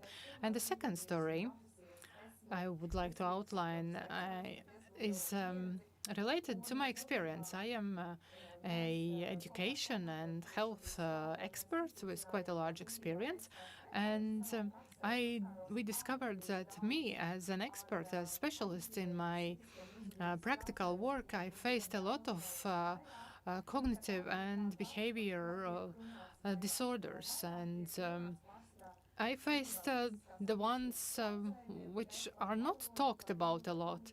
Very often we talk about physical some disorders, but about language, about speech, and so on. It's not talked a lot about it.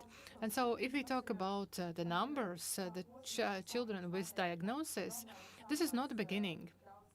And the problem actually starts much, much earlier. And we know that we have a lot of children with functional behavioral disorders, and we have specialists who are practicing and they can ensure the help needed. And the numbers we have on the screen, they make us to draw very interesting conclusions. So as to the children, children have various needs, and they differ from child to child. For example, if we talk about a child with autistic spectrum or with some language disorders, they have different needs and different situations, and we need to research it and ensure help. And this help is not ensured in time, and all this experience parents and children go through, we need to talk about it, and therefore we created this startup, We Reach. I am a co-founder and also the author of the idea, and in virtual reality, through data and through new environment, we ensure help and assistance to the children in a very diverse ways. So for children with language, other disorders, and this is not needed only for children, but also for specialists who work with these children and also with parents. And the solution is that we created a very specific infrastructure, IT infrastructure in virtual reality, in order to solve several problems. And these problems are solved on site and also via remote therapy. Our solution from a side looks very simple because we are based on a specific skills, development of specific skills for a child, and not adjustment of specific situations.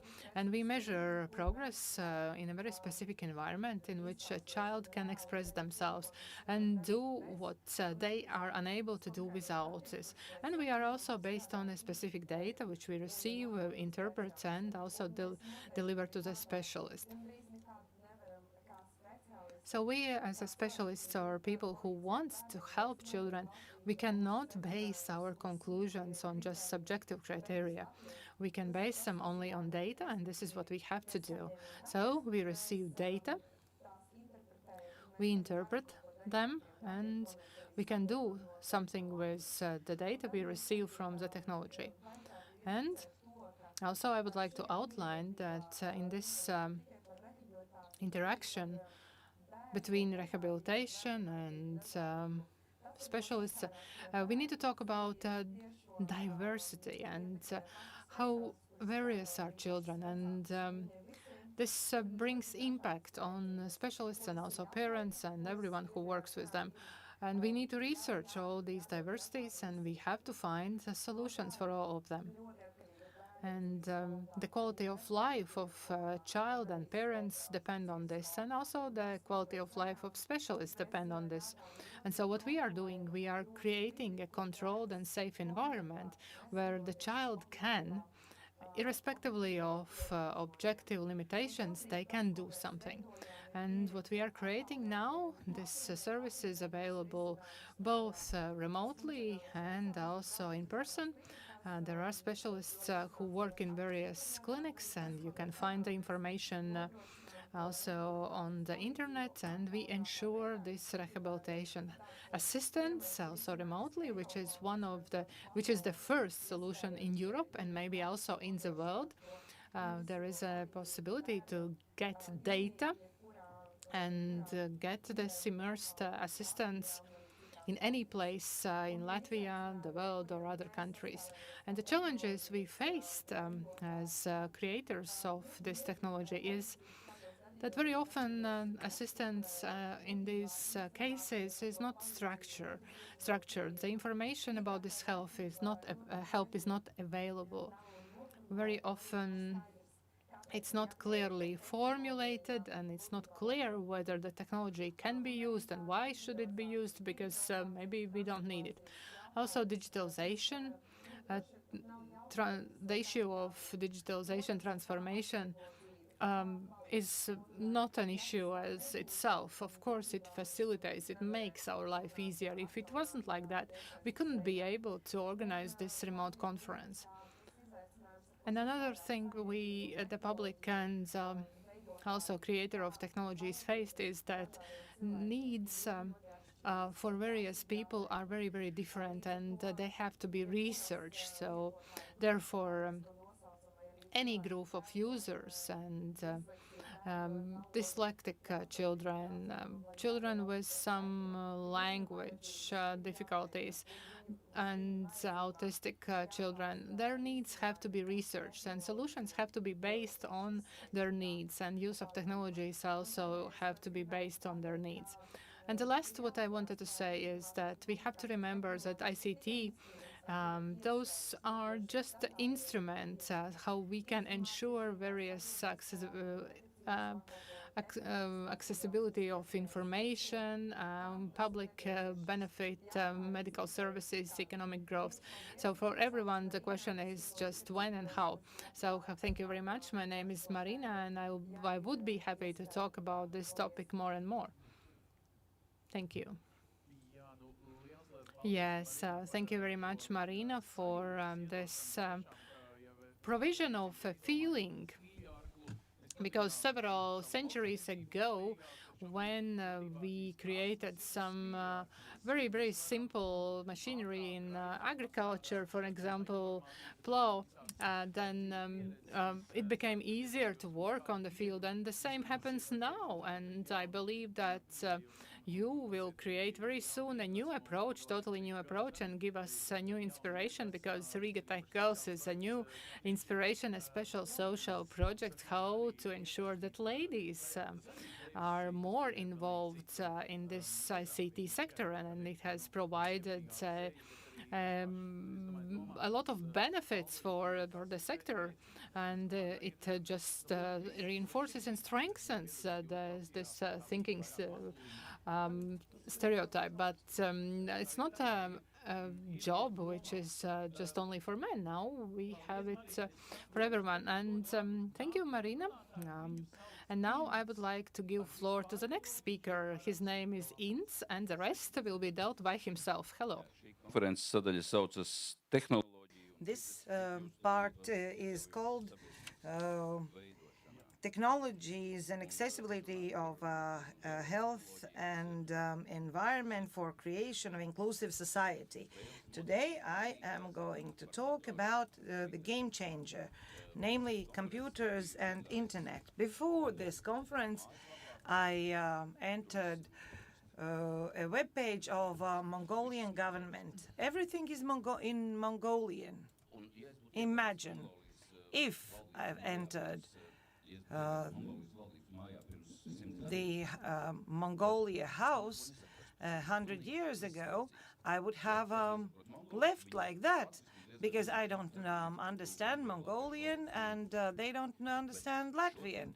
But today I can enter their web page, and with some clicks of a mouse, I can translate the text that interests me. And I can read everything that's written there, everything, fantastic.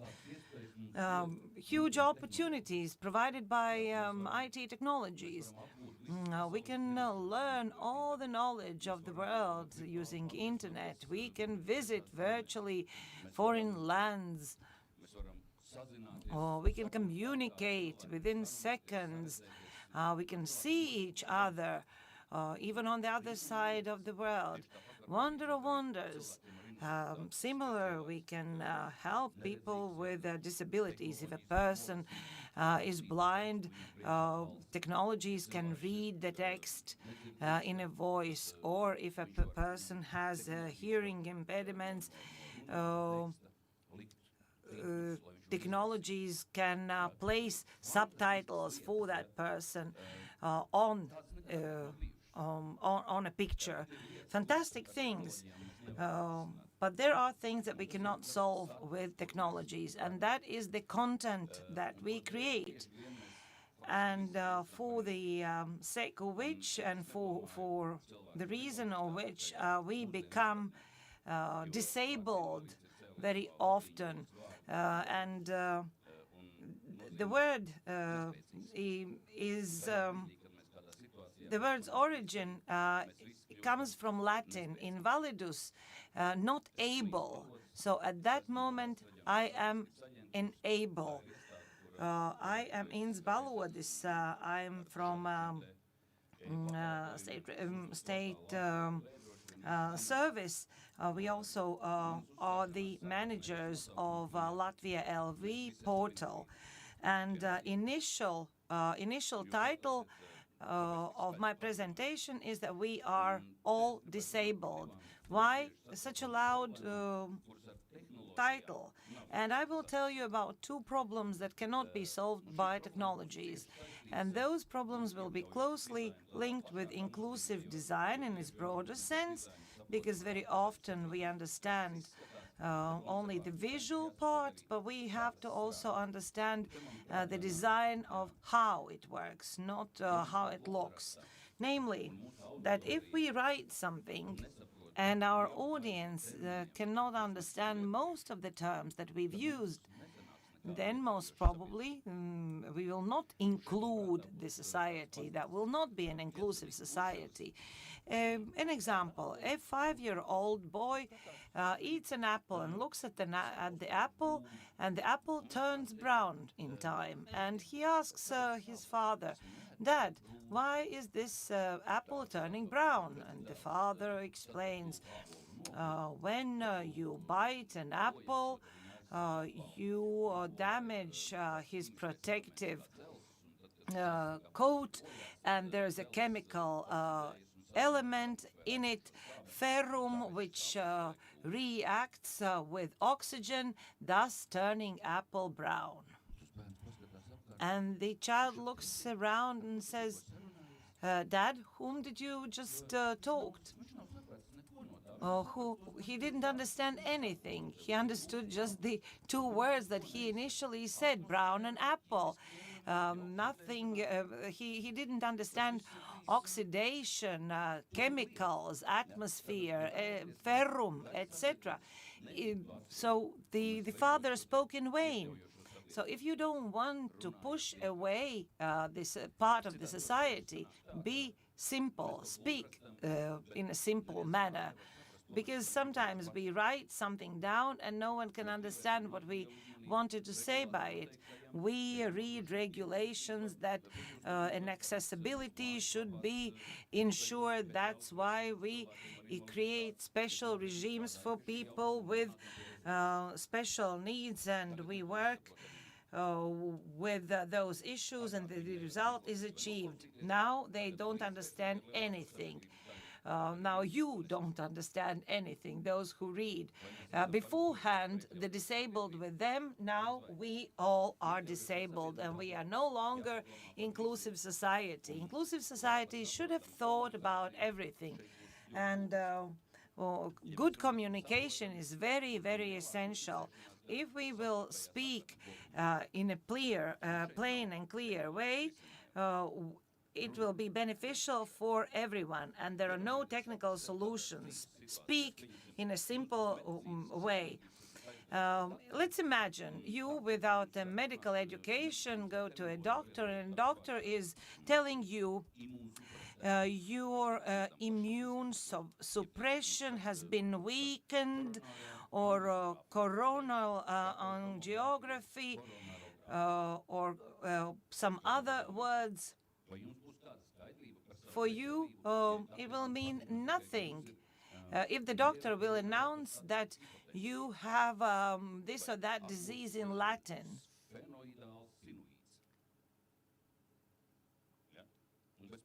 and without any explanation, you most probably will not be able to understand what's wrong with you. Most probably, you will encounter obsessive compulsive disorders by being worried that you don't understand the doctor. The only thing we want is to understand your doctor. So be simple and speak in a simple manner. Or let's say you call an IT guy and tell them what's wrong with your computer, and he or she is telling you to enlarge the white state and zoom into whatever. Are we going to feel threatened or feel that we are foolish? If neurosurgeon is the other part talking to you, or the surgeon is the one talking to the IT specialist. He's by no means stupid. He knows his area, but the IT specialist knows his area. But the problem is the communication. Speak simple. Speak in a manner as if you spoke to your child. And if he or she understands, then your communication is successful. Second problem will be similar. Unknown situations, not unknown terms. Imagine, again, that you, for example, go visiting a palace or a huge house, and you are sitting in a summer garden, and it's getting darker, and the host tells you, go and switch on the light here in the terrace. The task is simple, because we every day switch on lights tens of times. We know how to do that. We know it only when we know where the switch is. When we are at home or when we are in small premises. But when we are in a huge estate where everything is strange, we don't know where should we go and where should we look for the switch. And most probably the easier would be if the host would have said, enter the door, and to your right there is a panel, and above it there are two switches, and switch on the right one, not the left one. That would have been easier, but that's what we do. We make all kinds of electronical service, and we behave as if our client knew everything that we know. In September this year, the advisor of State President, Eva Ilvesa, wrote the following article, The Jungle of Digital Services of the State, and she describes her different way how she could reach some reliefs in her electric bills. Thanks to that information, I decided to enter into the journey and apply for benefits or from some discounts for electricity tariffs. Also, in order to make sure that everything that our state services provide for or promise can be reached. So on all this article goes about that. And the solution is the following, or the outcome is the following. At the end, she had to call a service and get directions manually, which box she had to tick and where she had to write this or that information. And by no means this woman was stupid. And some years ago, I wanted to make an experiment, and this experiment is still ongoing for more than 3 years with rather good success. I created my own YouTube channel, also a Facebook page, where I published self-made videos on technology usage. I do that during my leisure time for my private money. You are asking why by your money, because then no one can press a means of communication that I assume to be inefficient. I can do whatever I want, and I also can receive feedback, to read comments and to try to understand my viewers better, because feedback is very important for communication. I don't understand why, for example, some of the state service web pages doesn't allow comments, not to receive criticism. Why?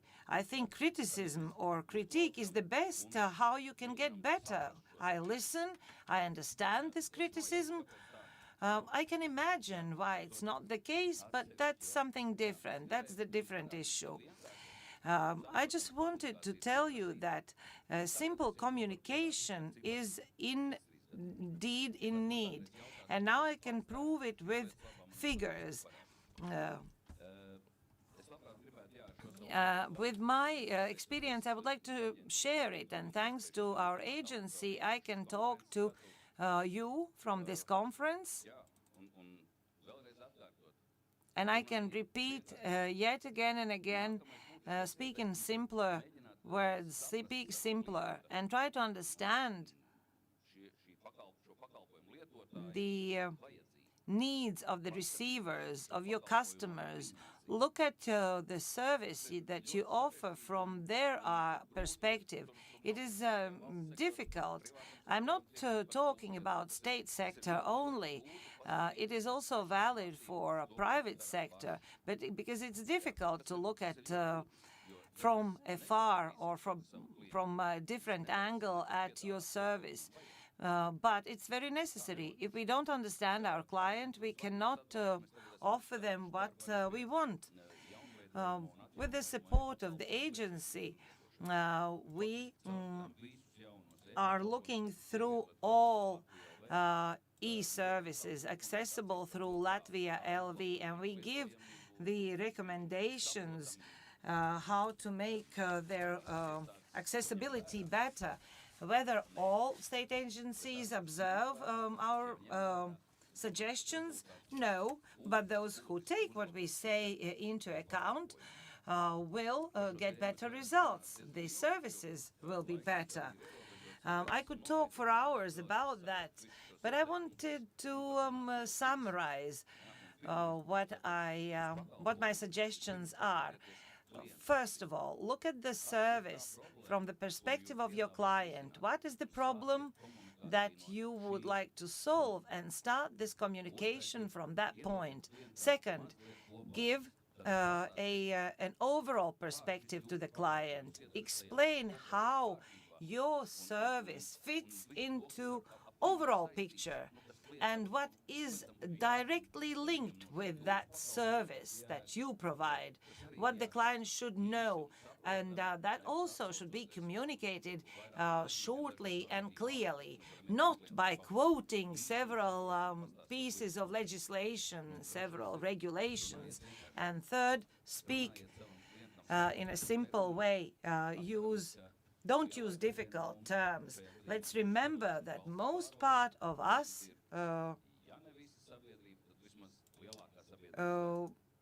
especially those working in the state sector, our clients are all our inhabitants. And if we want to offer them service, keep those principles on your desk. And you don't have to have additional financial impetus to observe my 3 suggestions. And we will be able to help each other better, independently of whether we physically can do it or not. And this is the way how we can make our society more inclusive. Be simple or simpler. Thank you very much. I hear that you always don't like those digital voices that you hear when calling a service provider. That's why I will ask you directly. First, what I noticed, City Council itself and now all the dependent agencies, as well as web pages of agencies and ministries, and you are working in an agency, how to become closer. They have introduced an audio program that can help to read to a person with visual disabilities. Maybe these technologies are very expensive. Why did we have to wait for so long? And why it happened? Maybe it is in vogue now. Another example, when Lithuanian president had Surdo interpreter next to him, then already next time Latvian president also had one, and you can see that we have Surdo interpretation. So do we have to have some urge from afar, from a side? Do we have to take an idea from Norway? How this process is occurring? I have only idea, but you do know how to do that. How far and how long does it take to implement an idea? Probably you have good ideas, but you tire of all the obstacles that are created. Human initiatives, how do they materialize in products and services? I will start with what you said about automatic recorded voices. The fact that there is no synthesized voice or unhuman voice, these technologies are rather difficult, and it's not so horrible, I think. You're irritated more by legal restrictions that no one cares about, that due to article this and that, something is going to be recorded, but you can do it shortly, in short words. Our conversation is going to be recorded, but not where the data is going to be kept and who is the responsible person. So I don't believe that most of the society or majority of the society is interested in where their data is being kept. So we shouldn't make lives of 90% of people more difficult in order to comfort the needs of 10%. So if we are being pressed by or obliged by some restrictions and requirements that you have to have mandatory ramp or mandatory this and that, we will not make an inclusive society.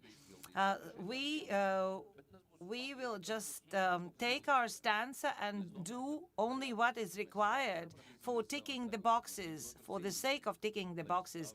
But at the moment when we start honoring each other and respect each other, only then we will reach inclusive society. And by the way, now we are already divided society. But it should happen today. It should happen today after this conference to have an inclusive society. But thank you very much, Ines, for your impetus. And it gives us, again, a new idea or a new repeated thought that we have to be simple. Now, let's talk about accessibility and how to measure whether the web page is accessible. Otherwise, sometimes there is error 404. I don't know, Peter Yurchenko, are you often encountering error because you are the one who is measuring accessibility. You don't want to have errors. And moreover, this is in digital environment, not as professional as you are, maybe. Labi dzirdam un redzam arī tavu prezentāciju. Yes, we can hear you and we can see your presentation. So, 4 or 4. Everything can happen on web pages and sites, and the story is have you thought about what to do with it? Because I have told about checks of accessibility, how to test pages, and this testing is for the quality improvement. And today we are speaking about the terms. So in order for something not to happen, so we are talking about terms, accessibility and availability. So in the physical environment, we speak about accessibility. In digital environment, this term is already taken, and so we speak about digital accessibility. And so if you are looking for something A11Y, so 11 means the letters in between, the first letter and the last letter. And then there are very classical questions about mandatory things. Mandatory things don't work, but usually people start asking, so how many people with disabilities use it? And then there are also stereotypes saying that among us, there are not such users. And there is a matrix of accessibility, which shows these 4 senses. So this is hearing, vision, movements, and touch. And all these functions can be disturbed with some problems. And when we speak about accessibility, we have to understand that this problem is permanent. This is disability. But very often those problems can be temporary or based on a situation. For example, if we talk about some mobility issues, if you have a broken leg, it doesn't change anything in the digital environment. It doesn't change. But if you have burnt your finger or something, you cannot use the mouse. And you need to start, for example, using your left hand. And if something is wrong with your both hands, then you will have to use tab buttons. And my favorite story is if I'm a parent with 2 children, and I need to go somewhere. One child is being dressed, is trying to dress up outside, and I'm dressing the other child. And for me, it's very hard to focus because both of the children are requesting attention. So these are situational disturbances. And in order to call a taxi from an application, it is quite difficult. If you need to call to the specific address, you can do it with one hand. But if you need to enter some new address, it's not possible. So that's why I don't like a story about mandatory things, because if it's useful for some people it is critical, but they are useful and good also for others. So for example, if we talk about ramps, for people with wheelchairs, this is intended for them to be able to cross the street safely. But on a daily basis, of course, it will also be used by parents with children, prams, tourists, and also cyclists. And this is the only way how to safely cross the street for a person in a wheelchair. And for others, this is also useful. And the same refers to the digital environment. And this is with everything. The classical example, for example, is subtitles. And I will tell about subtitles a little bit later. So the question is, which is important for us, and we heard in this conference quite a lot. So there are 3 examples why this has to be taken into account. This is in Cabinet Regulations 445. But this is just one of the reasons. If it's written in the directive and so on, and if you have some problems, for example, for a video there are no subtitles and it's not possible to fill in a form without mouse,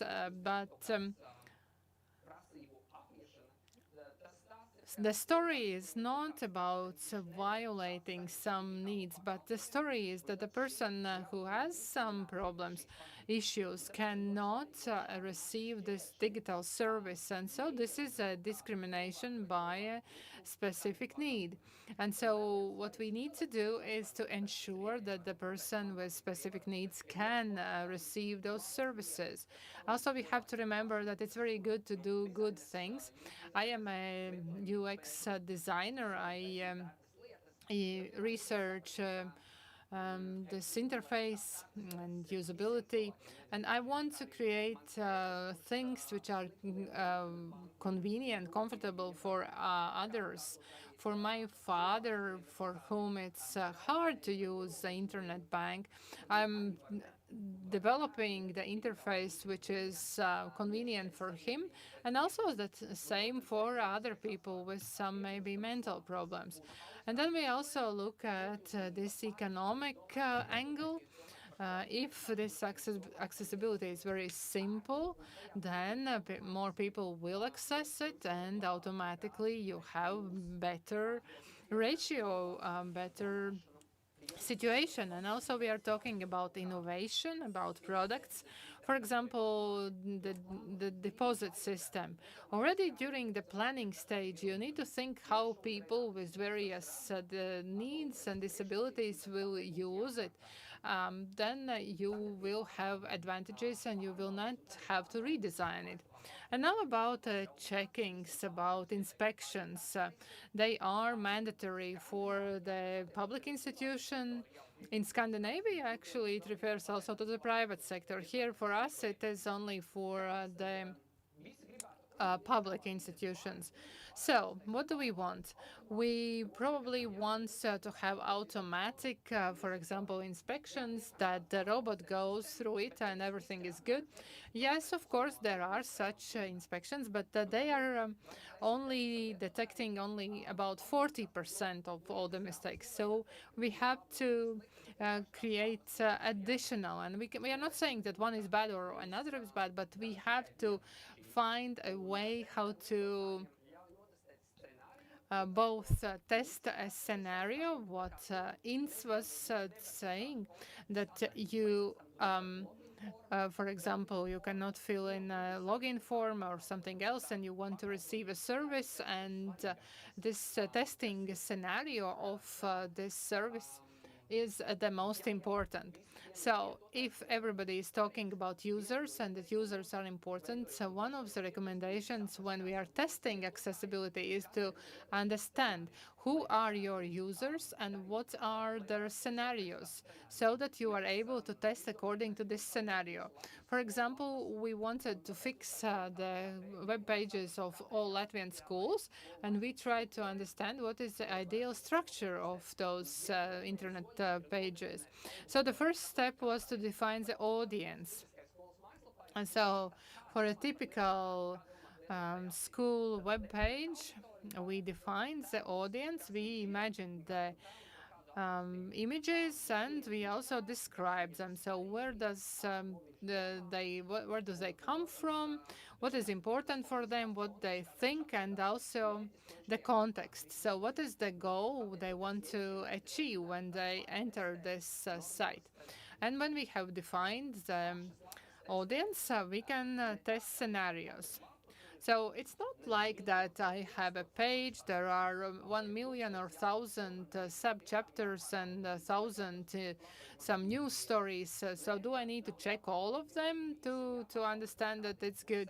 No, we check only a selection. How do you organize selection? You arrange those pages in terms of popularity. So for a longer term, and search and look for 10 very different pages, and then check each of this selection. And then we can talk about the general quality of this site. So Varam and the Ministry of Environment have developed these principles and guidelines, and generally those tests really help a lot to understand about the general quality of the homepage, looking at those 10 points. And some most essential things are subtitles, alternative texts, and headlines. Everybody knows that here Tilde offers subtitles, and there is sign language translation, and if a person cannot hear and use headphones, it is very hard to perceive the content of videos. So if you are creating a video and there is a specific content and you need to include subtitles, then subtitles are different. I will show you two examples. Here is one example. In this video, you cannot hear the sound, but you can already understand what is happening in this video and see how those subtitles, where they are placed. They are here. There is a high contrast, and the largest bonus, they are in Latvian. They were created through Hugo and then afterwards corrected. So if I'm a foreigner and I don't understand Latvian, I can also choose an option of automatic translation, and I can choose, for example, English, and watch this video already in English and to understand what they are talking about. And even if the sound is in English, this is ideal that we are able to translate. And so this is so-called closed caption. I will say this term. So closed caption, so the term in Latvian is slēptie titri. And another is so-called burnt subtitles. So you can see that they interact with this line. Sometimes this line is on top, and on a white coat, it's hard to read, and even if there is a grammatic mistake, some kind of mistake, then you have to start from the scratch and start everything again. So it is much better to have them as a separate file. Next, about image alternatives. So if you insert an image in a homepage, you also add a description. What can you see there? And what does it give to you? So first, you in this description, you write what is described there, not just this is a descriptive image or something. Why? Because it is very important to think what you insert, what kind of images you insert. And also you need to think what does it give to a person who doesn't understand what's there. It will help people to understand what is in this image. And sometimes you might think why one needs to understand what's in this image. You never know when this is just a habit, because if it's a job advertisement, or if it is a poster about a specific event, or if there is some emergency information about the working hours of the institution, and all this is like an image and there is no alternative text and impossible to read. So, for example, in cases when the institution, for example, is closed at certain hours. So it is very important to also have this descriptive text. Next is correct use of titles. You know that you can click and select texts and they become as titles. If you have those titles, they help you to create a structure of the content. And also blind people and Google can easier understand what's included in this article. And second, if it is not an open article, but just a part of it, it makes you think about the structure of the page. So what are the blocks in this page? What are the titles, headlines? And it also helps you to understand what is the structure of the page. And structure, by the way, is half of creates half of the problems of user interface. And if you have the complicated navigation, it's very hard to understand what is placed where. It doesn't matter if you have descriptions for images, it will anyways be hard for you to find the way in this page. And so what should we know? We should know what people will be doing, the scenarios, what people will be doing in this page. And then with sorting methods or also with tests, you can ask the users to arrange them. And those are two methods. Everyone can do it. So this is like a little research, and it will help you to understand how people think the content has to be grouped in a homepage. So sorting the images and this also tree test is the way how to do it. And so if you ask from the departments to send in Excel file the desired structure, it will not be possible to create a convenient structure. If you, of course, have a very, very small homepage, there's nothing to sort. But if it's complicated, then you need to sort maybe all the chapters, maybe just one services or products. And then there are the aspects of accessibility 11. And where do you place the results when you have done it? Because there is this accessibility report. And it is said it should be, but the question is, why should it be done? Why should it be included everywhere? Is it a formal requirement or not? So one trick is that there are several things. First is that the European Union and everyone wants to tell that you as an institution recognize that this is important for you, and you include it in your webpage and say that this is important for us and we do it. Of course, they don't ask you to fix the page straight away, but it is very important that you say that I am testing. We have been doing something. So you insert a report that you were working according to these requirements and what were the results.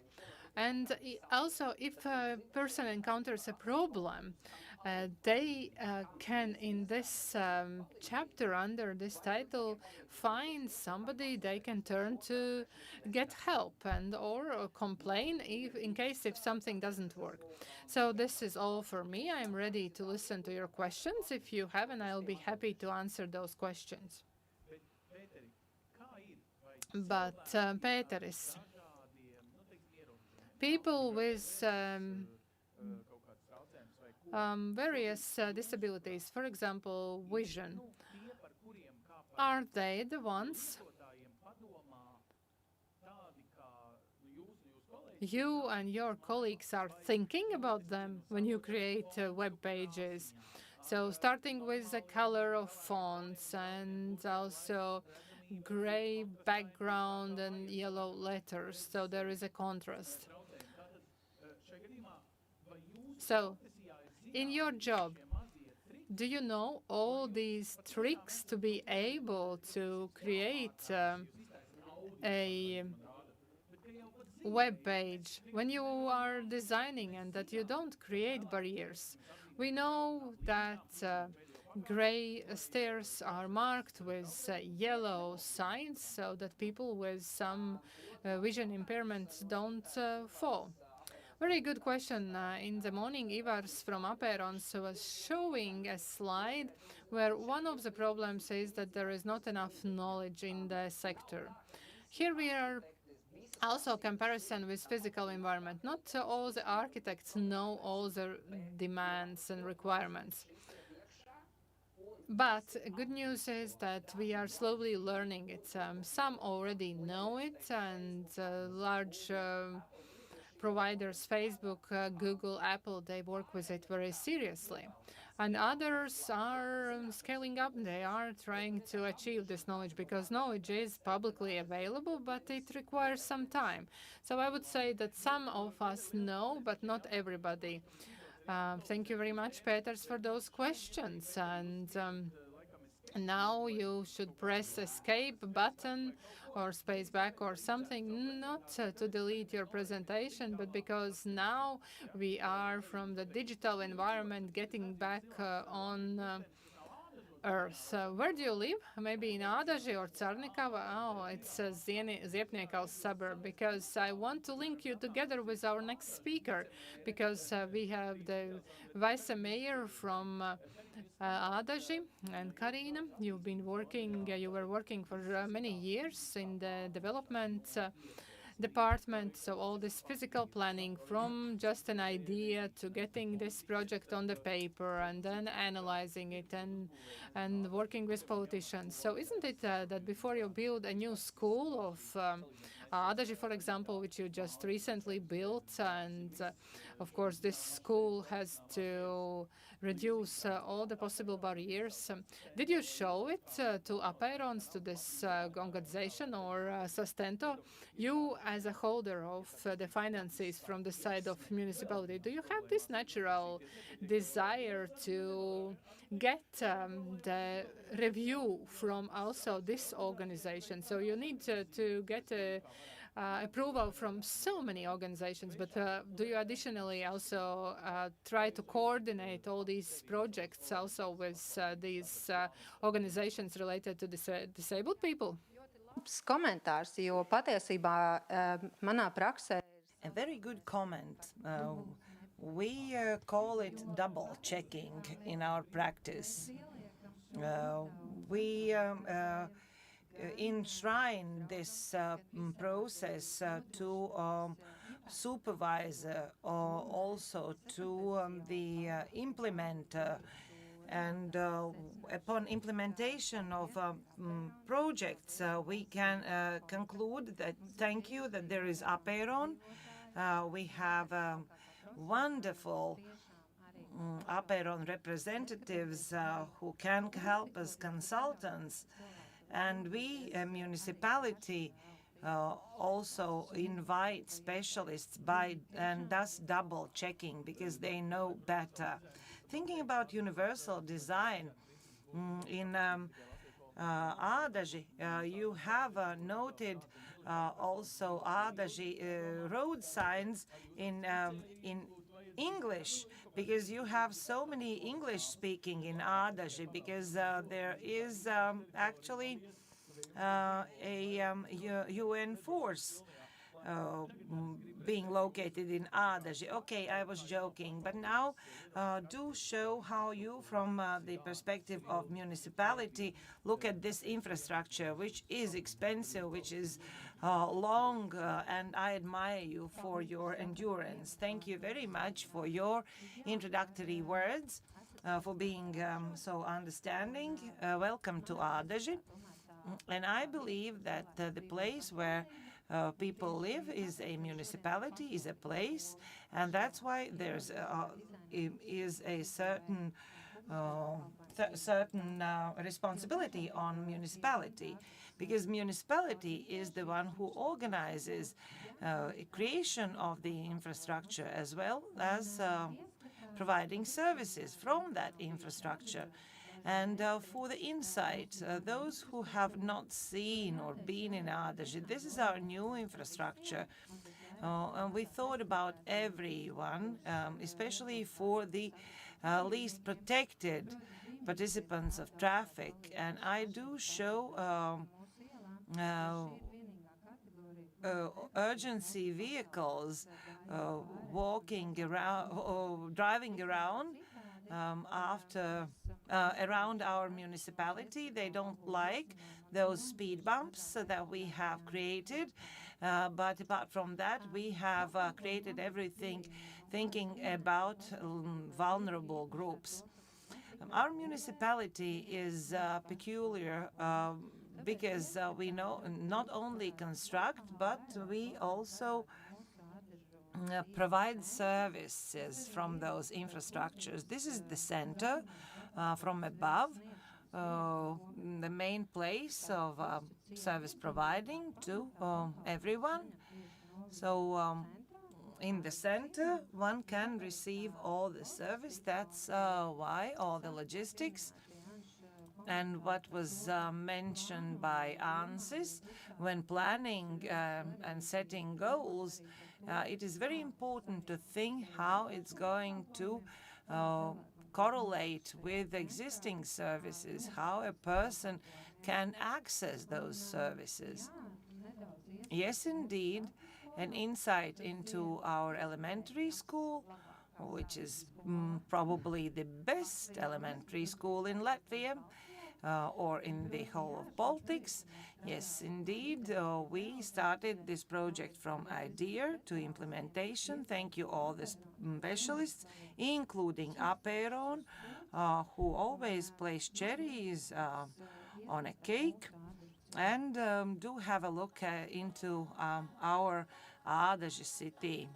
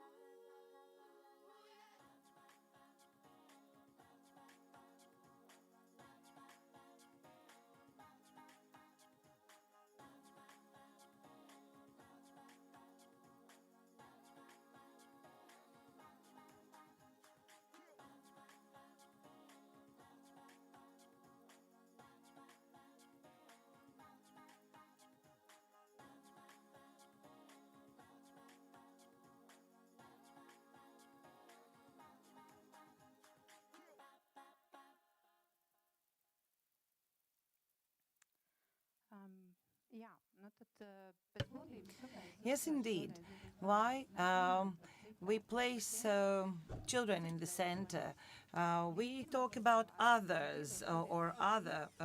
Children are a bit different.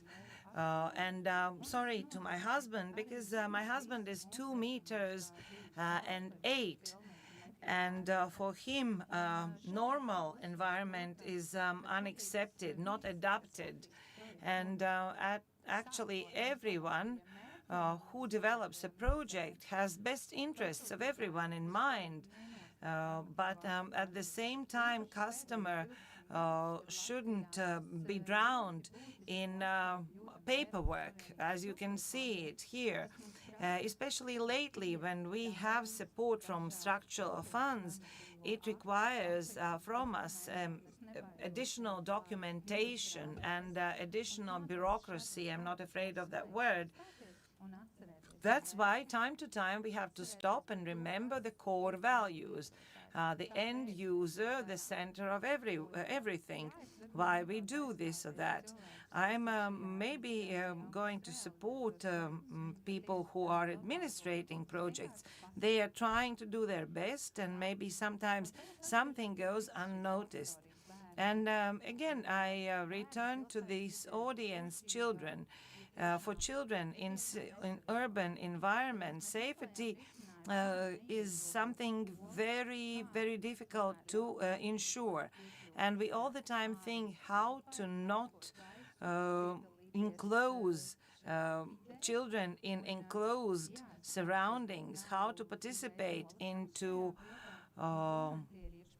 everything that is offered. Though there are in inner yards, as you can see, our school is very, very big because it's a 2-story building. In order to do away with levels, with stairs that are dangerous for all the children. So schools and also any public building doesn't have to be a monument for winners. It should be very ergonomic. It shouldn't be very high. You should move quickly and easily around. This is how we built our elementary school. And the funny thing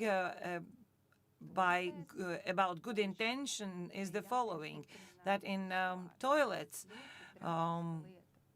they had to be closets installed. I called I called the constructors who attached closets to the wall, and I brought to them an expert, a first grader who had this closet reaching up to his shoulders. So looking at this situation, yes, that was a mistake. And why I am paying attention to small and big people, and maybe there are other people with disabilities, and we have to remember that the environment should be ergonomic and efficient for everyone. This is an insight in a classroom, returning back to school, a contrast wall. This experience is well established already, and I do see and do notice it in other establishments. Mobile furniture are very, very practical and ergonomic. And I'm not just talking about people with special needs, but how to change environment, how to adapt it quickly for different needs. And let's returning to the story of the center. We had a look at our elementary school, which is the latest from our projects, but the first one was Gauja Street,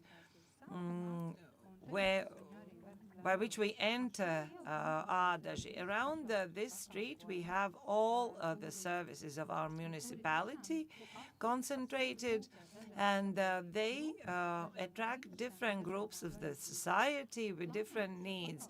And when planning these places, it is important, already starting from the idea, to think about the target group. I would like to tell you that, yes, we had heated discussions about building daycare center for people with mental disabilities, where they should receive the service of a day center, daycare. It is no secret that there are very different opinions of people. There are some that want to push and place them away out of sight. But for us, it was very important to place or build this day center in the center of the city, so parents can drop their kids in the center, then reach a bus or another public transportation, go to a doctor's or a post office. So it is very important to remember the needs of the target audience apart from direct service being provided there. And also what we encountered, what problems we encountered, namely parking of cars. It was very unpopular decision to introduce time limit for parking, but now everyone is very happy. Those who visit hospital or school or day center or even mini zoo, they know that parking spaces will be there, that they can find a parking space in the city. Also, safe pavements and safe moving around. Why I showed here our art school. It seems to be far, but it's just 700 meters, and they have a separate pavement, pedestrian road being built for them. Speaking about day center, we recently celebrated placing of the roof on top of it, and at the beginning of next year we will be ready to accept first clients.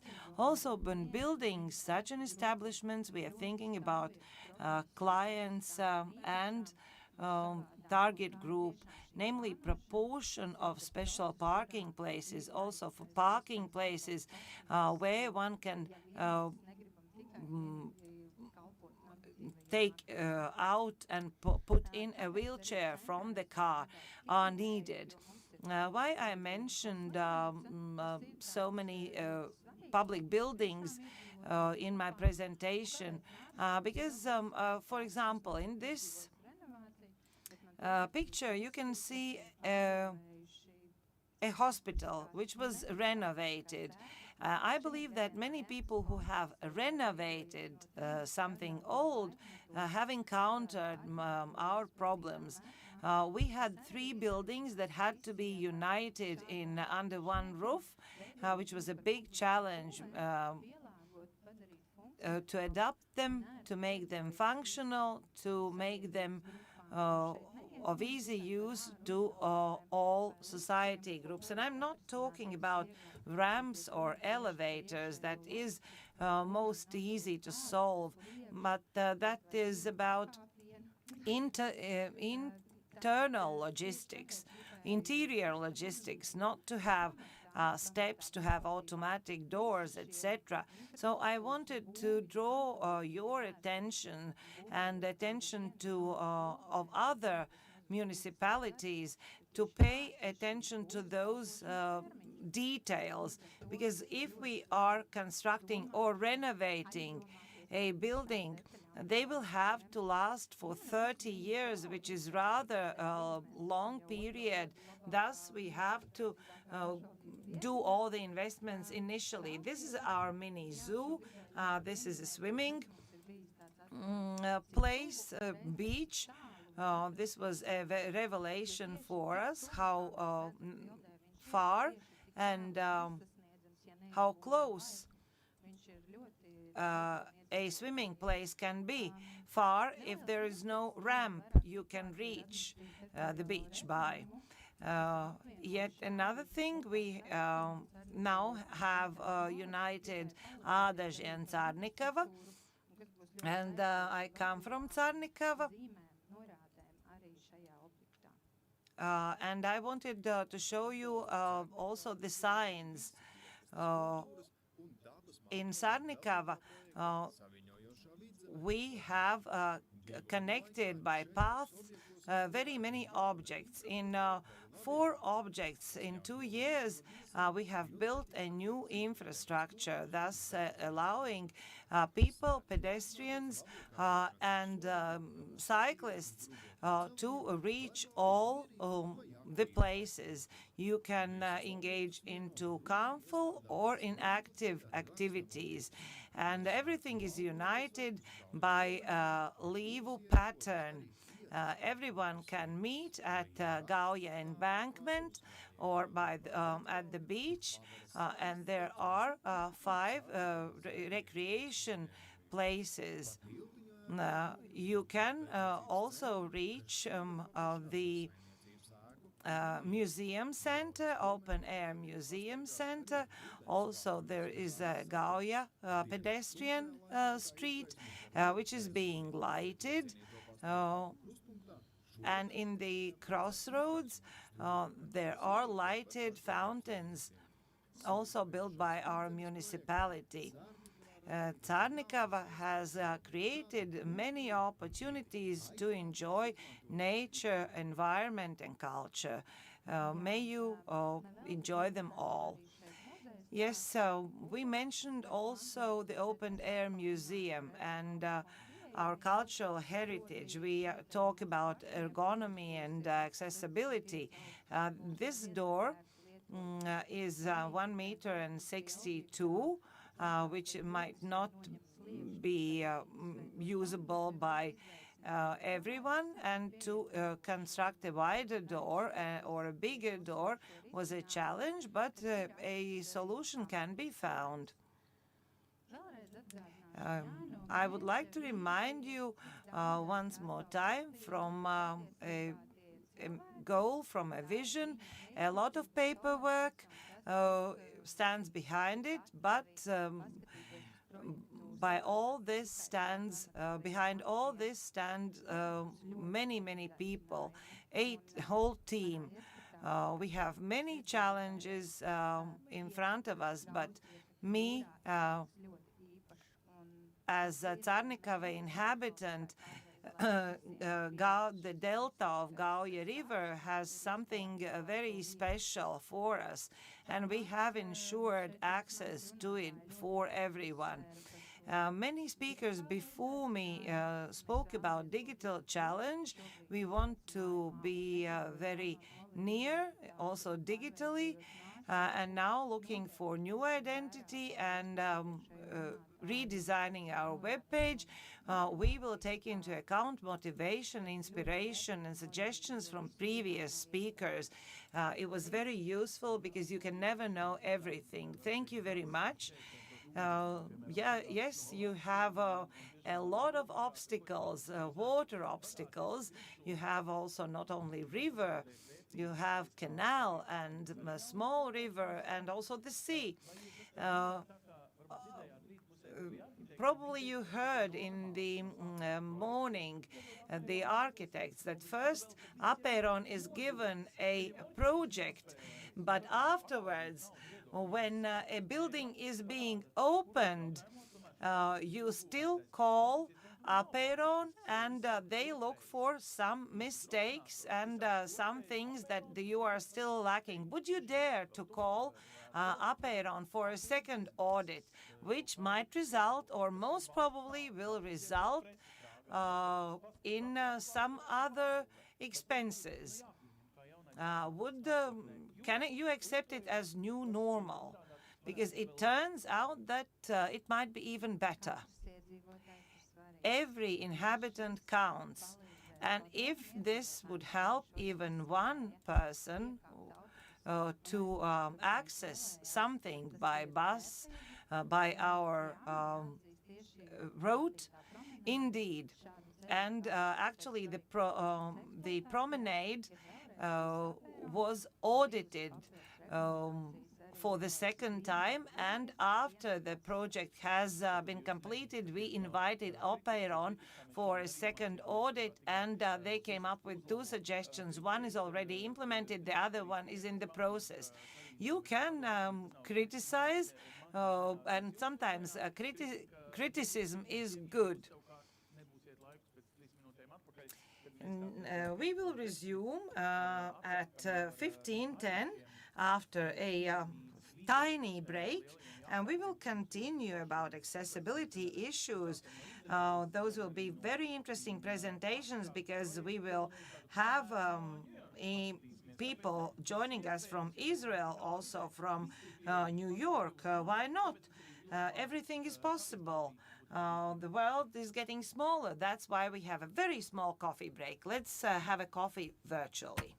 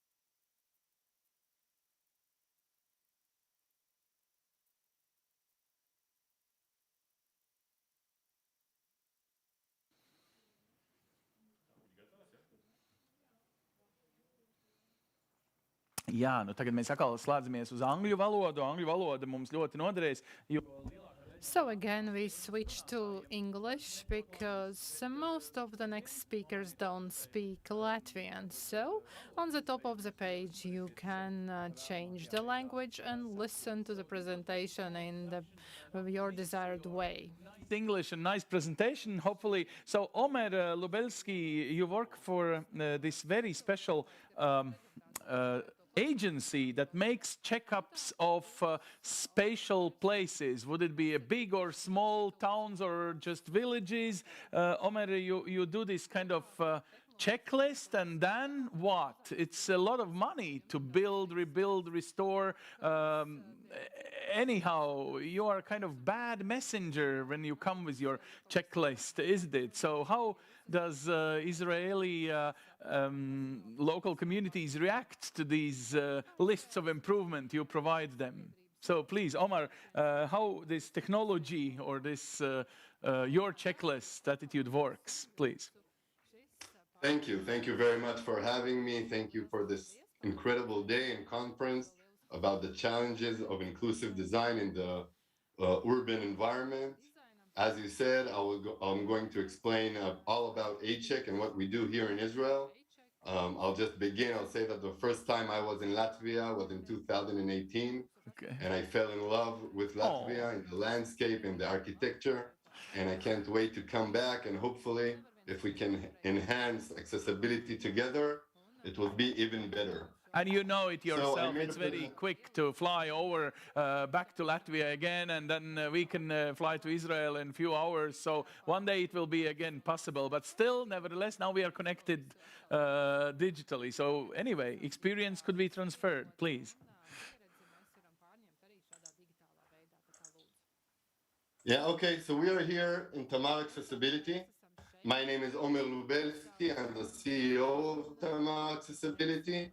I'm the founder of HEC, and I volunteer as a water ski instructor for people with disabilities. And most important, I'm a father and a family man. All of my life has been around accessibility. My mother is one of the first accessibility consultants in Israel. My sister got married, and she married a trainer, a dog trainer who trains dogs, for guiding dogs for the blind. My wife is a teacher for kids with special needs. And all of my life was about accessibility.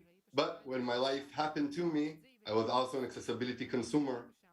My father got sick with cancer and passed away, and we needed accessibility. My mother is handling over 15 years of a chronic illness. My wife had a stroke, and as a consequence, she has epilepsy. And me, as an Israeli, I was a combat soldier in the IDF. I participated in 2 wars and countless operations, and I'm handling PTSD, and I had some dark years in my past. So accessibility is one of the building blocks of my life, also in the professional matter, and also as a consumer. In Tamar Accessibility, what we do, we are an accessibility consultant firm. We work with architects, with project managers, with entrepreneurs, cities, municipalities, to ensure that their service and the physical structure is all accessible for people with disabilities. This is an example of the building that we did. It's a student residence in the Technion, a university in Haifa, which we made accessible. This is Shalva Family Center for kids and youth with disabilities and their family in Jerusalem. They were in the Eurovision in 2019 singing a song. This is a building in the Tel Aviv University for natural science. It got a lot of prizes and it's very accessible. And we're doing accessibility because more than 1 billion people around the world have some kind of disability. If we take Europe, so if I have a group from 10 to 16 people, at least one of them have some kind of disability, if we can see it or if we can't see it. So accessibility is very important. It's important. So it doesn't matter if I have a disability or I don't have, I have the right to take my kid to the first day to school, to be by my wife when she's giving birth, to order in a restaurant, to vote for my president, and to contribute to my community. These are the rights that the birthrights that I have, and we need to ensure that everybody can participate in all life aspects in an equal, independent, and respectful manner. But the problem is not with the new buildings, it's with the already built environment. The awareness that we have today, we didn't have 10 years ago, 10, 20 years ago, 50 years ago. And all of the buildings and the spaces between the buildings are inaccessible. The sidewalks and the crossings and the entrance of the buildings and all the guiding lines and going through the spaces is the real problem. So what we did at Tamal Accessibility, we built an app. App is called A-Check, and the goal is to make accessibility assessments to see what needs to be done in order to ensure inclusion for everybody. To clear or to speak more about the app, I will show you a short video in Latvian. We translated it for you, so it will be more clear and it will be better than my English. And here is a short video, and I will speak about it later.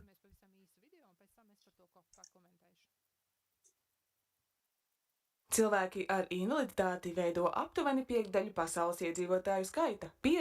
1/5 of the world inhabitants are people with disabilities. So it is important to organize the ways how they can feel accessed in the public. So A-Check is a tool to ensure that the requirements are fulfilled. It will help also the entrepreneurs and heads of organization to make sure that this accessibility is ensured at all levels. And this system is checking the situation in every building, if there are any differences, and also provide recommendations for adjustment to ensure accessibility for people with disabilities.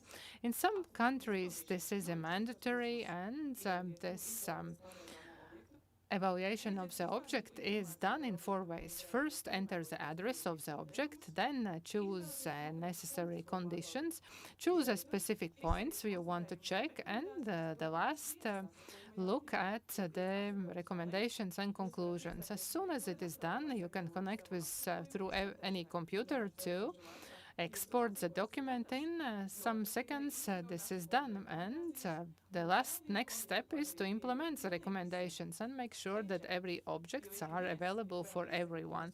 A-Check, everyone desires and deserves to receive your service.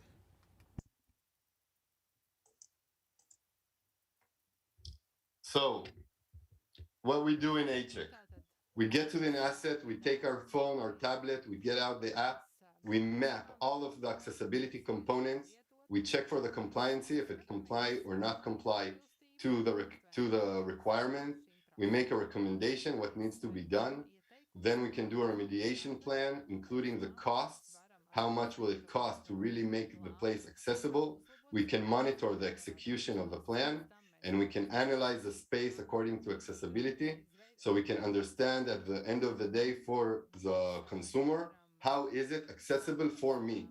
Each and every one of us has special needs or different needs. And the needs of a wheelchair is not the same of a need of a blind person or a person with a mental problem or a cognition problem. So each one has a different need for accessibility. The adjustments he needs to get equal service are different. So after we do the full process in A-Check, we can really understand how the space is accessible according to each disability. And then we can really give the information and we can do the whole process to ensure inclusion in the physical space. We started in 2018 in Israel. Since then, we did in Tel Aviv. We checked a lot of businesses to license them for a business permit. If they're accessible, they will get a business permit from the Tel Aviv municipality. We did all of the checks with A-Check. In Jerusalem, with A-Check, we checked all of the playgrounds, stadiums, and small public areas. In Modi'in, a city in the center of Israel, we did all of the sidewalks and crossroads. We did 2 of the biggest hospitals in Israel. This is like an output of the app. of all of the remediation plan of part of the hospital, and it includes everything, and it's an output of the app. And we did all of the Jewish agency buildings in Israel. Around the world, we started, COVID was a problem for us, but still in Brazil, we have all the app in Portuguese, we have the database, and we checked over 100 buildings in a university near Sao Paulo. In Chile, we started, we finished the pilot, we have a database, we have all the app in Spanish, and now we are checking like more than 100 buildings, 180 buildings in the municipality of Santiago. And now we're starting also connections in Canada and to with a couple of NGOs to implement the database and hopefully to go there. As well, we have plans for 2022 in Europe, but until today, we A-checked more than 1,000 buildings, made remediation plans, and told them exactly what needs to be done to be an inclusive space. Our goals for 2022 is partnership and to expand into Europe and North America. We want to integrate with the smart city systems because a city cannot be smart if it's not accessible. We want to go to round A to accumulate money to do more things in the future. We want to build an AI machine that can automatically decipher accessibility from pictures and from plans, like from PDF and DWG plans, to see if it's accessible. And these are the goals for us for the near future. Every day we're expanding and we're doing more checks with A-check. And we can really see the fruit of what we're doing. And our goal is really to reach out all around the world and help the 1 billion people with disabilities to get an equal and independent and respectful service from all over. And I'm really honored to be here speaking with you, and really hope we'll have a chance to work together and really move forward accessibility. I can say that in Israel, Access Israel is leading a revolution in Israel for the last 20 years, and there's a lot of work that still needs to be done, but a lot of stuff have been done, and it's beautiful to see. If you have any questions or things you want to talk, I'm here and I'll be happy to answer questions. The A-check team is what you can see here. These are the people that make the dream a reality. We're expanding every day and working with partners all over the world. But these are the core people that made the app possible. And I'm really looking forward to working with A-check in Europe, in Latvia, and all over to ensure accessibility. So thank you very much. If you have any questions, I will be glad to answer.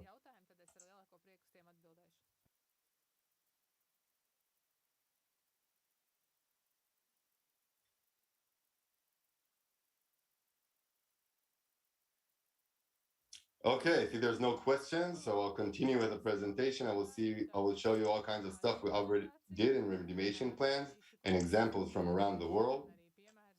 I can show you here all the buttons that we can push in order to open doors, accessible park areas, making translucent doors apparent, talking about accessible furniture. Here are the exhibitions in the museum, making art 3D so people with that are blind or have visual impairments can really feel and get the same opportunity to enjoy.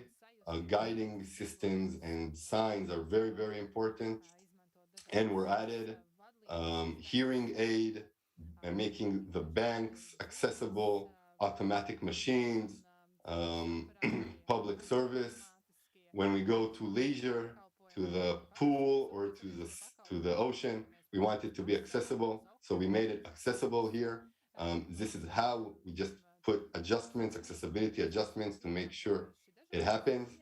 In the classrooms, in events, how do you need to make sure? So you go with A-check, you get exact plan and you do those adjustments and you can ensure an inclusive place.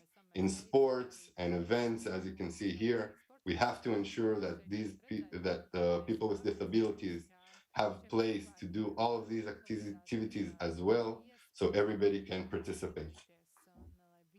So it sounds very, very useful. The system that is developed in different platforms could be useful. And thank you actually for making this video even in Latvian, so it could be translated and implemented into everyday life. Just a very quick question. So when you do these new standards, you approach private companies who owns this house, or do you try to approach also municipalities? So it's a matter of public spending, how willing they are. Okay, here is a checklist, and it just makes me more things to do, to improve, to plan your budget. And this is, political question now. And so what is attitude when you come with this checklist of the public persons who should operate with taxpayers' money? Well, first of all, I will say that when we have a customer that doesn't want to be accessible, it's very easy. We smile and say goodbye. Mm-hmm. But when somebody wants to be accessible, there's a question what accessibility means for his service. And that is something we need to analyze, and we need to take under consideration the regulations about the subject. We need to pour it all at once, and we need to build the database according to fit the right landscape we're checking. So all the databases we have today, they are built upon regulatory demands, but they have expanded into specific needs of our users, and it can be corporations and it can be municipalities. And in the reports, you can also have a division of what has to be done and what is a recommendation, what's nice to have. So then the customer can really choose what to do and what not to do. And if anybody chooses not to do something that is that you have to do by law, so it's a problem, even if you use HEC or don't.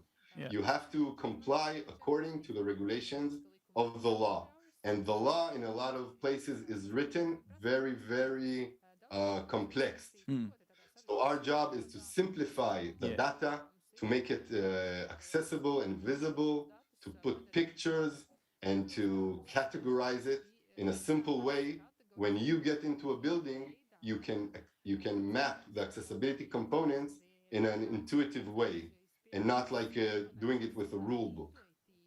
Great. Sounds very logical. So hopefully one day we will have this great tool actually implemented into Latvia's reality. Up until now, it was not based on a kind of business and needs. It was more of initiative of NGOs here in Latvia. So let's make it like normal, if there is a normal supply. But I can say that I came with an expedition with Access Israel to Latvia in 2018. Yes. And the feedbacks we got from the people we met in Latvia was incredible and was great. And I really think the Latvia is the right place and the right moment to do this. And I really want to thank you for inviting me and for making this day and this conference. And hopefully we'll see improvement all over the world. Sure. Because there are all over 1 billion people with disability who needs access to everything. Of course, if Latvia and the European Union wants to be a kind of sample for, let's say, green deals and all the carbon neutral initiatives that we want to achieve in 10 years, actually, so why not also in these accessibility standards? We should do ourselves and also to show it to others how to achieve it. Thank you very much, Omer. Good luck for you, son, and all the rest that you've got, probably more than we do, but one day sun will come back also from the east to us here in up in the north. Good. Thank you very much. And now we switch back to Latvian. Tātad Marija Kožārina atgādinās mums par divām. So Maria Kožārina will remind us about two very important things which are basis for everything. And she will speak about tolerance and also unity. And that can be like a safety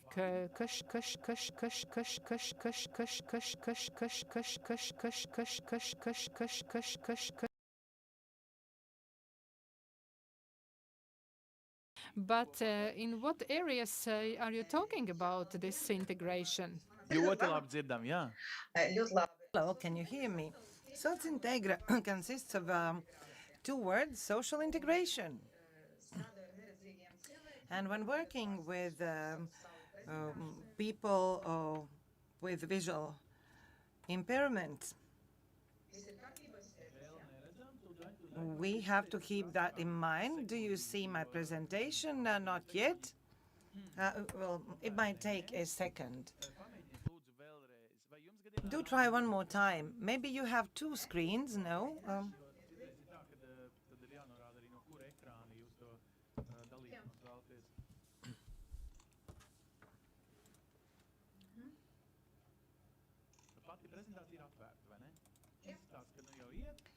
So now it is all good. And now a full slideshow. Everything is in best of order. So hello one more time, colleagues. Sometimes our lives are like labyrinth. It is difficult to go around. And what if the maze is in the dark? My name is Marina Kajarin. I lead Socintegra. And I work with blind people. Our mission is to socially integrate blind people and to ensure them accessibility. I'm a specialist of universal design and environmental accessibility, and we organize all kinds of events by involving blind people. Our association works from 2010, and since then we use technologies, how to make best and what to use best in order to create tactile cards. We experiment, we look for all kinds of options, and since 2014 we created a typography studio, and we create tactile objects. Tactile objects are those who can be read with your fingertips. From 2018, we use audio description or short description of tactile objects. And this year we have a new product. I am going to talk about it. It's interactive tactile card uniting tactile information, visual information, and sound. In order to create a good tactile card, you have to follow several principles. First of all, there has to be a relief or an imprint that one can read. It can be in Braille language, or it can contain some signs. All information should be in a simplified format. One can use also pictograms, and every object has its separate topic. One should not use additional information because that might be puzzling for blind people. We also think about people with visual impairments. That's why you have to keep contrast. And we apply universal design principles. Our all production can be used visually and by your fingertips, so that can be used by all people, not only by blind people. Also, it's very important how to place this information. People now are used that by the door there are tactile signs. As well as marking on a railing. Marking on a railing can be like this, like a stick with the number of floor. And now I show you objects that we create. Also, there can be metal signs or signs on or by the door. We can adapt to any design, and we can use Braille letters in contrast colors, not only transparent, kind of a design element. tactile cards. Here you can see on the screen a contrasting colors depicted plan of a building. Sometimes clients do want to have simple letters, not to use a specific font. But one shouldn't use too many different kinds of letters. For example, in Riga terminal, bus terminal, it is this sign contains too many elements, too much text, and no one is standing there reading it. Also, we had a project with Riga municipality. It is usual information with ordinary stand, but one can notice that there is a transparent layer with tactile information, and we use those very often together in events with our clients. But it turned out there are two things. First, one can read it, but at the same time, how to do the maintenance of it. Because in Riga parks, this information is getting very dirty. So if you decide to place an object with Braille sign, it should be maintained and clean on a regular basis. Also, you can adapt nature path information. Also, information can be placed over. One can understand how long it will take to walk. And in the last picture, I wanted to show that we print out in simple letters, and on top there is a transparent Braille, which is not obstacle to people without vision impairments. According to Latvian legislation, every public building should be adapted for blind people. And clients are using this document, Environmental Accessibility Guidelines, created in 2012. What we read there, in page 64, it is written as those are guidelines, those are recommendations, but clients very often consider them to be mandatory. And they ask for letters and figures to be with a relief no less than 1 millimeter. But today we use modern technologies allowing us to foresee a smaller relief, which is enough for blind people. All our products are being tested by our colleagues, by blind people. And now I will tell you a bit from our practice, some examples. Now there will be a quest.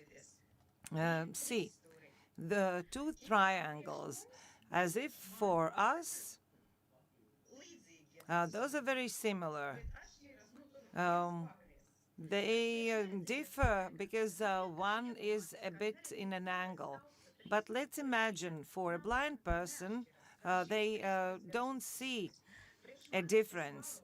For me, I can understand that this might mean a woman's toilet, and this might mean an arrow or a part of an arrow. For me, it's enough. I will understand what it means. Most probably, this is a toilet, and this is a part of an arrow. But for blind people, this has to be completed with necessary objects. Recently, I had an object, and one wanted to ask stickers. And here's a question. What is it?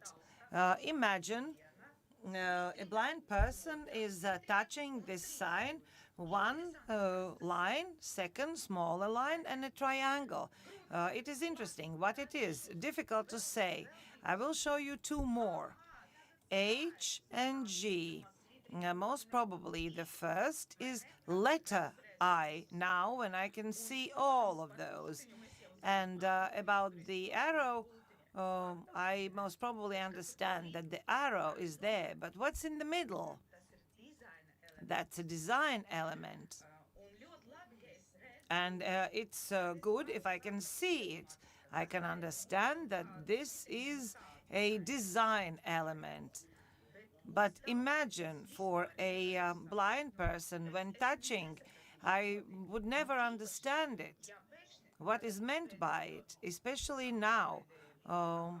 This is the last picture. Here I understand that those are markings, seat markings. Most probably these are seats, H, G, and I. But a blind person, most probably, when touching the first sign, he or she will never understand. It's sometimes better not to stick a wrong, full, or misguiding sticker at all. Now, imagine a new electric train has to be adapted for blind people. There are signs like this. Most probably you have seen signs like this somewhere. What do they mean? This means that you should not throw waste there, and this is the place for waste. Customer wants to adapt those signs for blind people. How can we adapt them? Most probably write a braille. Where should we place it? On or next to on the bin, or on the toilet itself. I believe that is very bad. It's very bad if a person has to touch a waste bin or a toilet itself. Unfortunately, I cannot change anything, but because the customer has already agreed to this project, unfortunately, we could not do anything about it. Now there are such trains with such signs on toilets and on waste bins. I always like to work with museum people. They are very creative. My first client was one museum. I'm not going to name them. I was so happy because it's a museum. I'm going to have a project, and they ordered signs for railings for several stories. Okay, they as if adapted a museum, and that is it. It is good. They have ticked a box because they have adapted their museum, but who is going to go to a museum just to read the numbers of the floors? There were nothing else in Braille language. What we can offer 3D prints. Also, we can offer tactile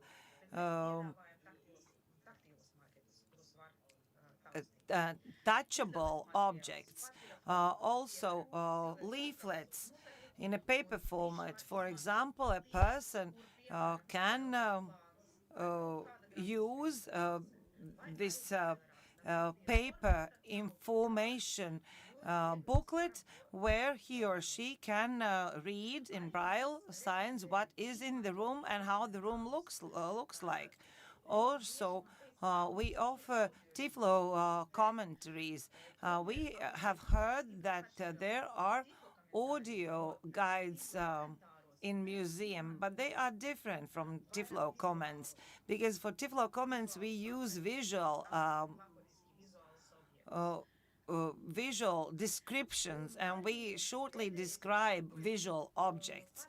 And the last, interactive tactile objects. I'm going to tell you in a minute what it is.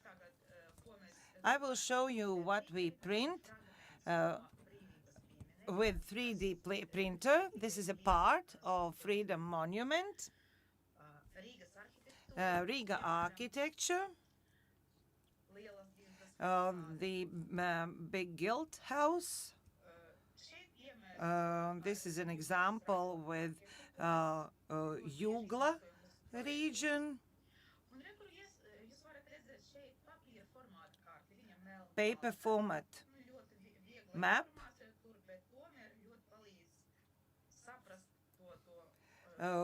Helping to understand the layout of a place. Also, what I wanted to show you, interactive tactile map. The basis is a digital map, and on top there is a transparent film with tactile map. So a blind person could understand the region where which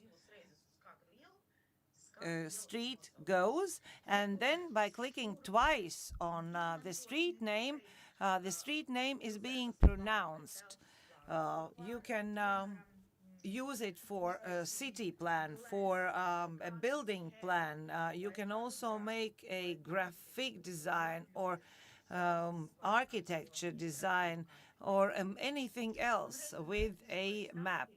In summary, first, when you are planning to adapt environment for blind people, first of all, we have to know the legislation, the formal requirements for people with visual impairments.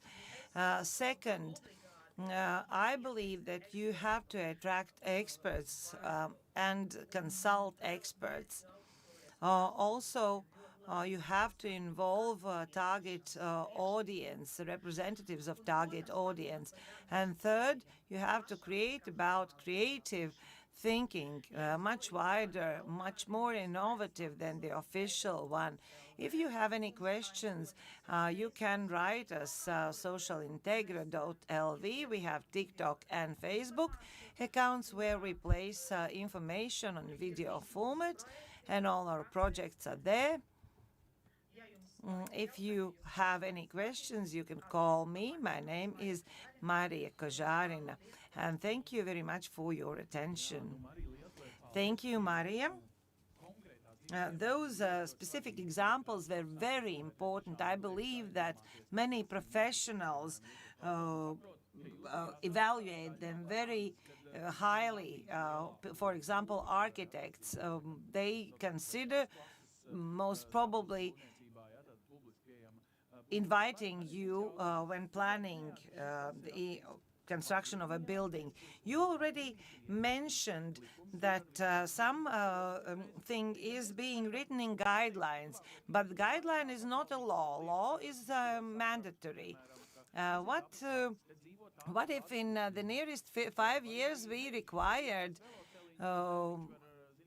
or the guidelines required basic information, all the public information in urban environment is being in addition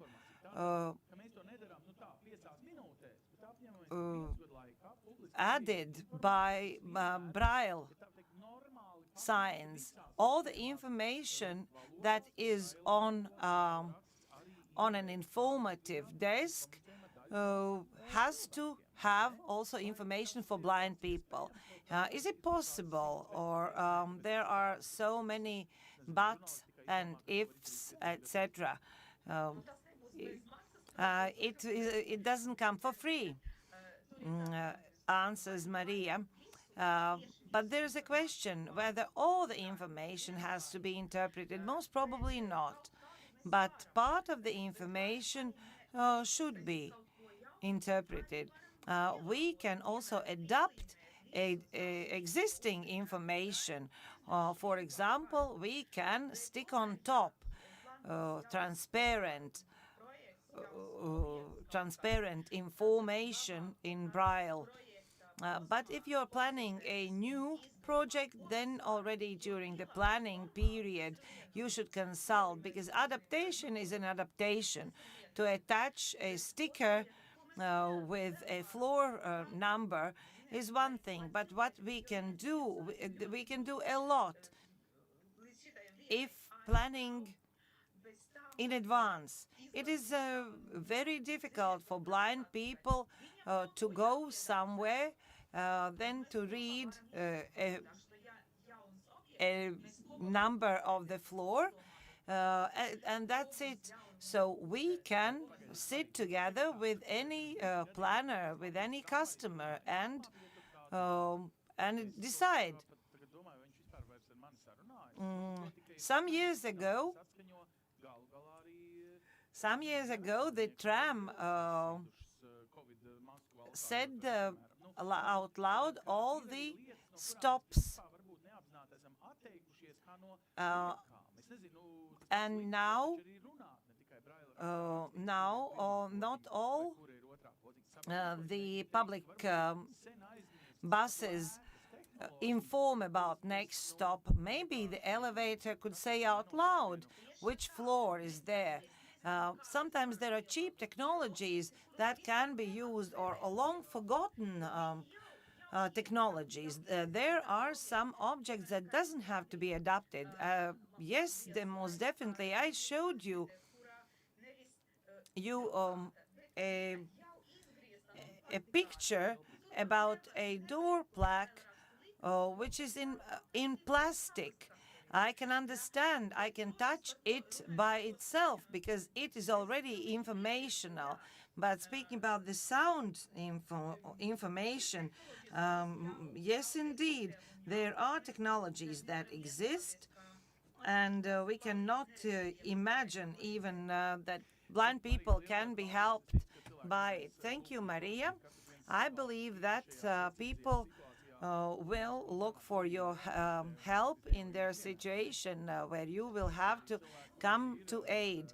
Not you alone, but also your experts, your colleagues, blind people. We have a team. I work also as an expert. I provide those services. Also, we have all kinds of experts who are helping us to create all the objects, and they are the ones who can test it. This object is good, this is lacking, this is too much, etc. It is very important. Do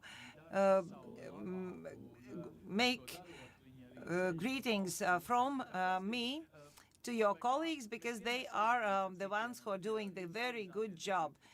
We always want to compare ourselves with someone. For example, Riga wants to compare with Paris, that we are a small Paris. Innovation and inclusive mobility. We are going to look at two projects from New York. To report. Nevertheless, you are back in Europe, but we will speak about New York's experience, where you've been implementer, innovator, everything, the project manager most probably. So it is something very specific that you developed in New York City, which is always busy, never sleeps. And so, nevertheless, you made mobility inclusive, and innovation is always there. So how it works? Hello, everybody. I hope you can hear me well. Yes, we do. Perfect. So I was supposed now to be in New York City, but I am in France. I will go there within 2 weeks, because now it's, let's say, it's Thanksgiving in New York. All right. Yeah, you don't like turkeys. Nevertheless, we want to speak about this mobility, the miracle you developed. So how can we copy paste it into Riga streets? Let me try to share my screen. Yeah, we see it. Yes.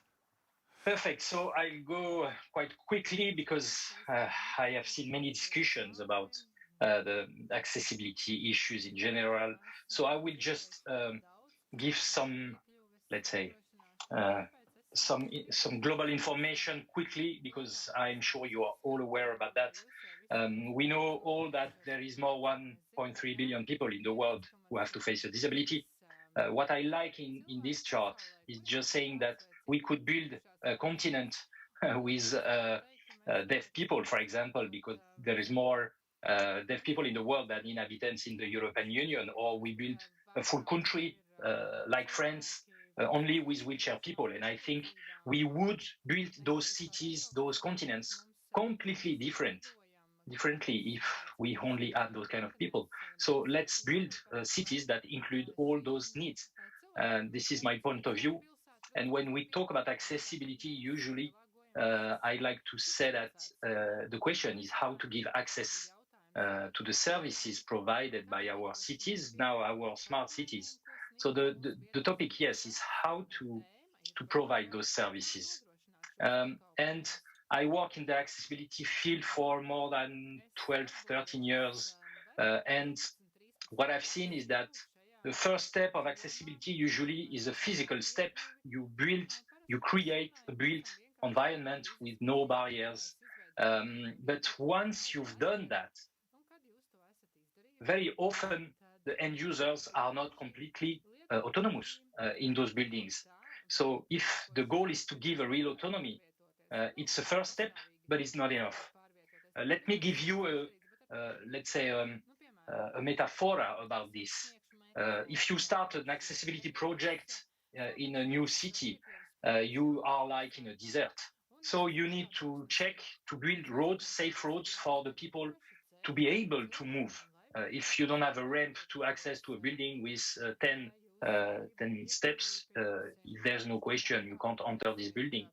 So the first step is to build those roads.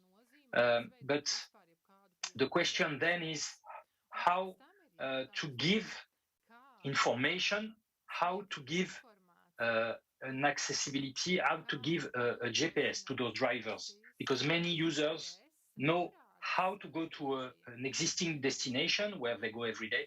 But when they want to reach a new destination, it's quite a challenge to have access to those information. Can I go to this place if I'm in a wheelchair? If I'm blind, how can I get this new bar where my friends are waiting for me? So what we know today is about 85% of the population of Western countries use a smartphone. So it's a real key to accessibility. And just to finish on this general introduction before talking about New York, our vision of accessibility is a mix between physical infrastructures, it's what I was talking about, personal devices, of course, including the smartphone. And today we have the data that can allow us to send information in real time to end users according to their needs. And of course, in the middle of this, we don't forget human assistance, human training. It's a cultural question, mostly accessibility. So now let's talk about New York, what we've done there, because as you probably know, this city always tries to find the latest technology, the latest solutions. And this city is very involved in the accessibility field, even though it's quite a challenge to bring more accessibility from scratch in this complex environment. So let me share quickly two projects. And if you have my metaphor in mind, I will start by talking about the GPS. In New York City, today, they have quite a challenge for the metro MTA because only 25% of the stations of the 430 stations are what we call ADA compliant. So about 25% are fully compliant with the local standards and law. So the Transit Tech Lab, which gather different authorities, launched a call for innovation in 2019 to bring more accessibility for the New York riders in terms of disabilities. And so we won this call for innovation, and today we have a pilot installation, and I had 2 people last week, and I will go there within 2 weeks. So what is the solution? So as I said, we do believe that personal assistant that fits the needs of any kind of user will be an obvious tool within the next years. And that's why we developed this solution. So let me show you quickly. Here it's for a blind user. So this blind lady has a earphone, just one on the right. And she's never been to this station. So it's a very short video to make it concrete. So it means for blind users, they will just have to follow this voice, and it's like a car GPS.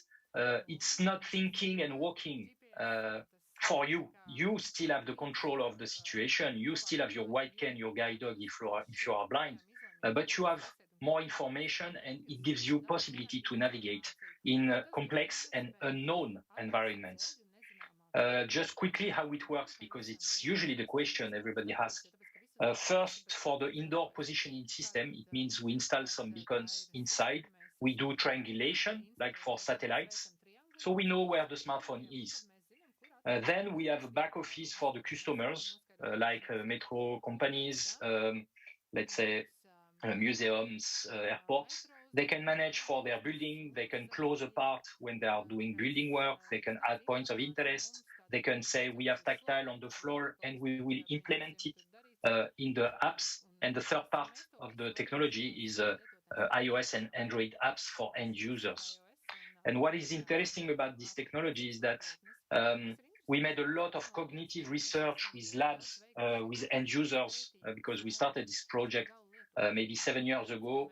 We made very big mistakes. We worked with end users. And today, what we are doing in New York is very interesting, and in different buildings. So it's a turn-by-turn navigation. It gives you information, as you've seen, just turn by turn. Cognition is not very good when you use GPS map. Maybe 40% of the population is not, let's say, don't use those maps very easily. So we use voice to give information, and what we've learned in the past, it's obviously for blind people, visually impaired people, but also wheelchair people. They want to have their hand free. They want just to have a small information on their here. So it's compliant on this part. And it must work also in the pocket for blind people or for wheelchair people. So we have dedicated user interfaces and user experience. So it means the interface of the app is different according to the profile of the user, and the routes will be adapted. As I said, in New York, one of the issues is 25% of the stations accessible. And if the elevator is off, it's a real challenge for wheelchair people. So what we are trying now to do with New York and other metro, we get the data from the elevators in real time. So if one elevator is off, we can recalculate directly the way for the end user in wheelchairs. So those kind of solutions that come in different countries now are mostly relevant for complex environments and places where you don't go every day. Like railway stations, metro stations, universities, campus. We can cover a full campus with such solution. And because when you are a tourist, I've been in different countries, sometimes the signage is very complicated. So it's good to have information in your own language, public or private buildings, museums, etc. This is some examples of venues that are equipped. And yes, this is the first solution. So to summarize quickly, what are coming in the market, it's those kind of personal assistance solutions. And this is what we are implementing with MTA in New York City. The second project I wanted to talk about quickly is called, has been promoted by the Department of Transportation of New York City once again. And the goal for them was to enhance the mobility of the blind and low vision community, and especially to innovate to cross the streets safely. So they launched this call for innovation. And we are talking now about what we call audible or accessible pedestrian signals. What you can find almost everywhere in the world is push buttons. You have different shape, different design, but almost everywhere it's push buttons. So when you ask blind people to reach a push button, it's not very easy. So they add a little beep that we call locator tone to find it. But it creates noise pollution, actually. It's a problem of design, I would say. You ask blind people to touch a button on a pole in the street. So for hygienic questions, and of course with the COVID that came last year, the people doesn't want now to still touch those kind of buttons. It's quite an issue. And these buttons are not connected with any kind of data. So we answer this call for innovation with 25 years of experience in those solutions, because we implemented about 250,000 units only in France, for example. So it's a remote activation APS, accessible pedestrian signal. So this system can be triggered by a smartphone app that is free for the end users. So it means when they come close to an intersection, they will have push information, and then they can trigger the system. They can choose a language. And on the same ID, we install audio beacons in front of buildings in metro stations to make the signage. Once again, I talk to my first slides. Here we are talking about voice signage for visually impaired people.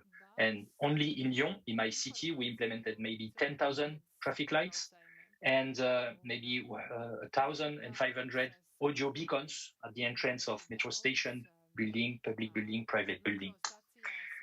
My last slide is about what I think is the future of mobility for people with disabilities.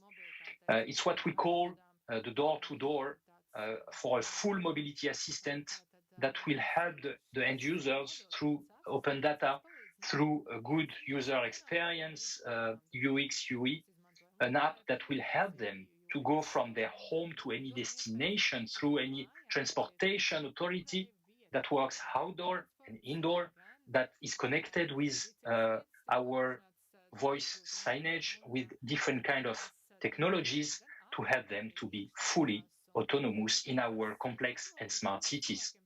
And I would say smart cities is good, but it's not an objective, it's a mean. Smart cities and inclusive smart cities are our goal. Thank you. Thank you. It is very, very interesting, really. Those two things, of course, we are understanding that, first of all, you can develop them in Lyon or in New York because of the size of these particular cities, even can't say towns, huh? But in the same time, you are a European Union citizen, and you know how much we want to, in the field of green, bio, in the field of food safety, carbon neutrality. We want to show a nice showcase to the world. So now you implemented you developed it in Lyon and in New York.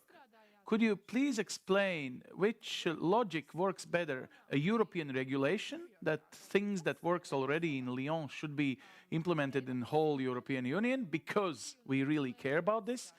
Or because of the business that you can, I'm sorry to say, but I suspect that New York has a particular interest. So if you manage these things you showed, you actually do a traffic more accessible, you decrease the number of private cars, you still push people to go with a public car. So you make the life of the busy New York metropolitan area more easy from the point of view of access to everyone, not only to people with disabilities.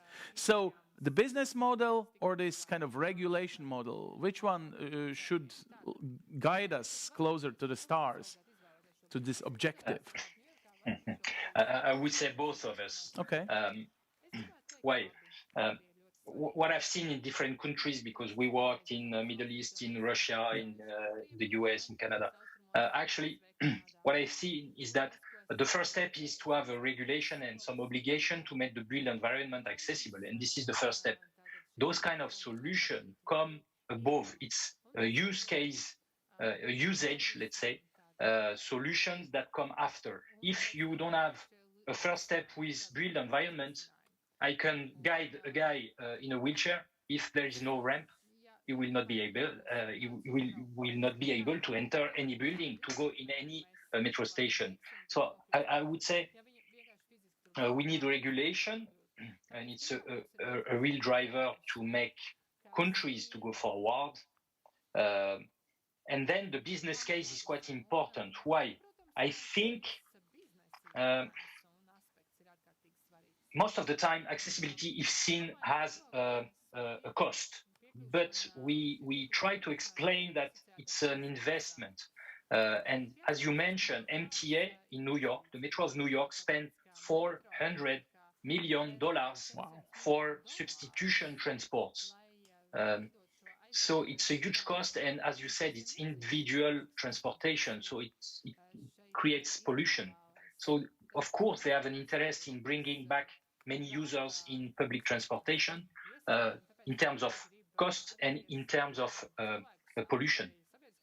Yeah, that's a big challenge for whole civilization. So, well, but anyway, this technology is, I think, so vital that one day just expect the phone call from Latvia, okay? There are many people who really are happy with your presentation to know that when we build these smart cities, and we do in Latvia, then you can upgrade them to the level you just showed us. We just need these sensors to attach to these escalators, elevators, and all that stuff you just showed. Sylvian, I'm happy to say good luck to you and Merry Christmas. Thank you. You made us more happy that there are solutions. Nevertheless, it will be still interesting for you probably to follow because Matthew Parker will follow. And the company he represents is a help seeker. So they do technologies and innovation in Canada. But this is in a social sector, and innovations could be still introduced everywhere, especially they are needed in social sector. So potential of technology, well, sounds very nice. Which potential you want to, well, what, show us or maybe downgrade it? Sometimes, you know, not everything is innovative that we try to implement in our life. Great. Well, thanks for having me, everyone. My name's Matt Parker. I'm the EVP of Innovation at Health Seeker. And so today I want to talk a bit more about how we've used technology really to help with one of the core problems of the Canadian system, which is system navigation. So we'll go through kind of who we are and what we do, the specific problem we're trying to confront, and then finally kind of like how we've, I wouldn't say we've solved the problem, but how we've made it much easier to navigate the system and the knock-on effects that's had. So I'll just share my screen here. Great. So one thing we always like to do is in Canada, we do live in the territories of a number of Indigenous peoples. And so we always like to do a land acknowledgement. And so for us, sorry, I'm just trying to get this set up. Not listening to you. Huh? Oh, sorry? I thought you were trying to put this on a full screen. Can you try to press it? So it was kind of not listening to you. For us, it's, you know, especially for people who has a small screen, it's really important that they can, that we don't see this kind of next slide, but we see the full screen of the current slide. You understand what I mean? Can you see it now? We see also this kind of preview of the next slides, but can we please put this full screen mode? Yes, that should solve it. Yeah, now it is. Yeah, thank you. Sorry for interrupting. Perfect. Oh, no, not a problem. So we like to acknowledge the land we live on. Canada historically has had a number of Indigenous cultures, and so our team lives across what was called Turtle Island, which today is known as Canada. And we really do like to acknowledge the deep ties this land has to Indigenous peoples. For us, especially reconciliation or working with kind of the Indigenous population in Canada is one of our key areas of focus. So who are we and what do we do? So we're a social technology B Corp. So what a B Corp means essentially is we are a for-profit business. We have certain social social aspects enshrined in our business. So things like reconciliation, like I mentioned, the good old, do good, don't do any evil, things like that.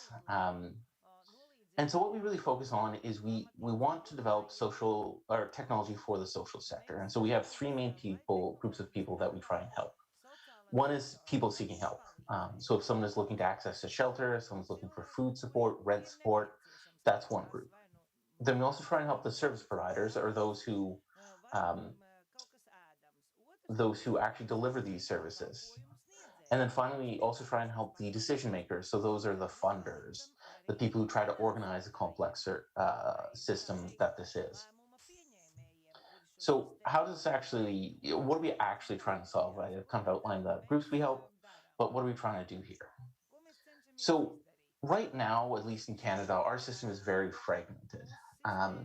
Research shows, I believe it's, if I remember my numbers correctly, about 93% of service providers in Canada are under 100 people. And so it's small, it's fragmented, there's many service providers. In Canada, we spend about $380 billion per year on this social safety net. And that encompasses about 300,000 services as far as we can see. So that is many groups providing many different services in many different ways. It's gotten even worse with COVID, especially in Canada, because what we found is a number of these service providers have fallen off because funding has changed, they couldn't provide in-person services, things like that, and a number of new ones have cropped up. So this problem has really been exacerbated over the past couple of years.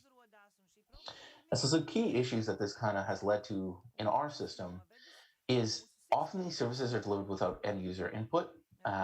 It's often there's a bit of funding, someone's just trying to help. There's not much coordination because they don't know who's providing what, where, or even when. This can also lead to some worsening of systemic inequities because we don't see which groups are really lacking in services. So, for one example, in a town we worked in, all the rehab and addiction services were located outside of town, and there was nothing actually serving this population within town. And so there wasn't the data to show actually we need to co-locate those services with the people who actually need the help. Also meant very fragmented efforts. There's not much coordination. One shelter may not know there's another shelter, across town. There's also much duplication of services and gaps as well, like I mentioned there. And then there's also overlapping. So what we found kind of in our analysis once we've done this work is you can have, let's say, 10, 10 groups that provide rent support, but none that actually support that affordable housing. So these are the challenges we're really presented with because people don't know where to go, even within the system. They don't know who's doing what. And that's what we've really tried to tackle with our technology. So when we actually interviewed people in the system, this is kind of our genesis and how we got started, we found that people were saying help is hard to find. You can Google, there might be a few examples, may not be close to you, won't give you all the services in your jurisdiction. There was huge gaps and people couldn't find what they wanted. What we found too is it would be great if everyone had up-to-date websites and contact info, but this is not the case. A number of service providers do not have any web presence. A lot of this stuff is old, needs to be reconfirmed and readjusted, and people just don't have the time to. Or even just, if you Google, you only get a subset of what you could actually access, which might be newer contact or better contact. The other part people really struggle with too is anonymity. So in this case, let's say if there's a domestic violence case, you don't want in your search history, I need help with abuse. So we need to create a system in which people feel safe and anonymous looking for help. And finally, people don't know what to search, especially if you're not familiar with the social sector. You may not know what something's called. In Canada, we have a very large multicultural population, so English may not be your first language as well. So you may not know the technical terms to search, I need rent support and what that means. You might just be searching something like, I'm hungry.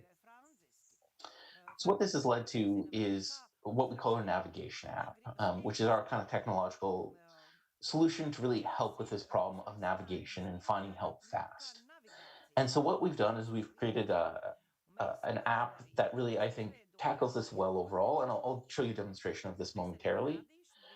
So in this case, we have an interactive map where you can search. It has a number of features that lets you search quite easily. We have it in about 22 languages right now. It's anonymous. Really do put a lot of work into our UI UX, so it doesn't require high technical skills to use.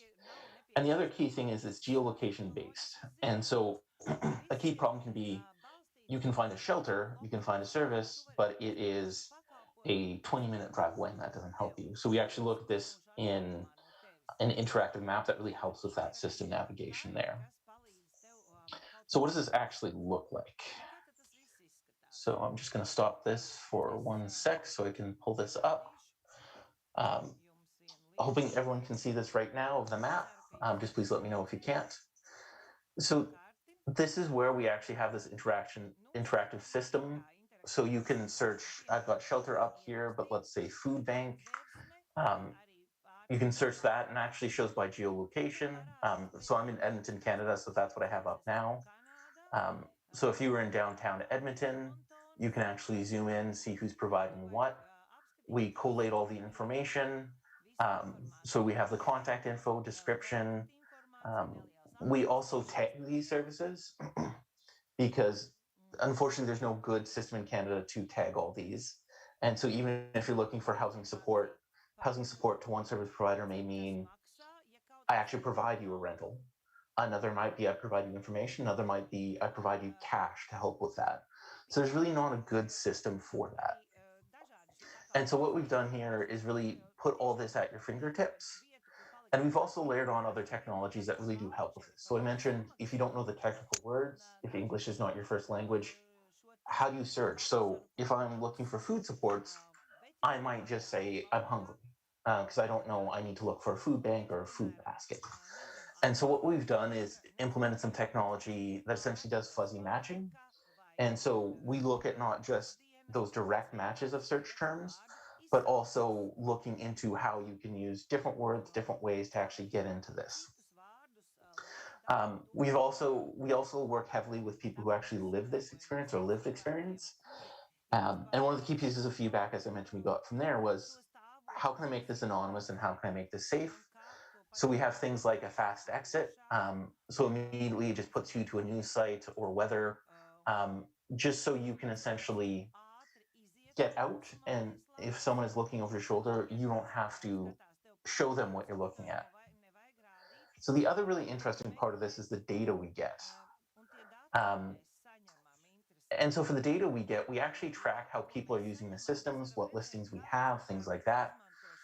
And so one of the most interesting things we can do here is once we set up the system, is look at what services are provided where, how much people interact with them on our system, and does it match up? And so what I mean by this is you can see this kind of different areas of services we've highlighted here. So like basic needs, which would be food, shelter, things like that, or health and medical, so that could be addiction, that could be things like medical services, or we have mental health and addictions. Oftentimes communities ask us, how does our system compare to others? So is 30% basic needs normal, or is it more like 50? And we can even break this down further to how people are interacting with this. I will warn you, this is quite a small community I have up here, which is why the numbers are so low. But we also look at things like, what are people searching for in this community? In general, not just on our system, but on Google, as well as when are people searching, how are they searching, things like that. So the other thing our navigation has done for us really has opened up a whole new layer of data for these communities. And we've seen some amazing things done, from identifying gaps in the system to identifying ways to communicate better with the system. So if there's 1,000 people in your community searching for, what was an example there, transportation, that might signal that your transportation information for your city is not up to par, or people are struggling with it, and that might require a rebrand. So what's interesting here too is we may not have the perfect map, but at least in Canada right now, we have the best map you can get of the social sector, and we're doing this pan-Canada. So all provinces and territories. And so what this has really led us to is we can really drill down into individual cities and how they operate in the social sector. So Toronto, you may know of it, biggest city in Canada. We've mapped that city. We know there's about 5,000 entities in the social sector operating. We know roughly they have over 20,000 services, what services they are, when they're provided, what criteria they have, things like that. And so what's interesting here is we've opened up a whole new avenue of what we can do with data in the social sector, because before, no one could tell you how many services were in there, what they're providing, and how they're providing it. So this is kind of one of our areas of technology right now, but I'd say the most successful, and the way we've really seen a lot of doors open up.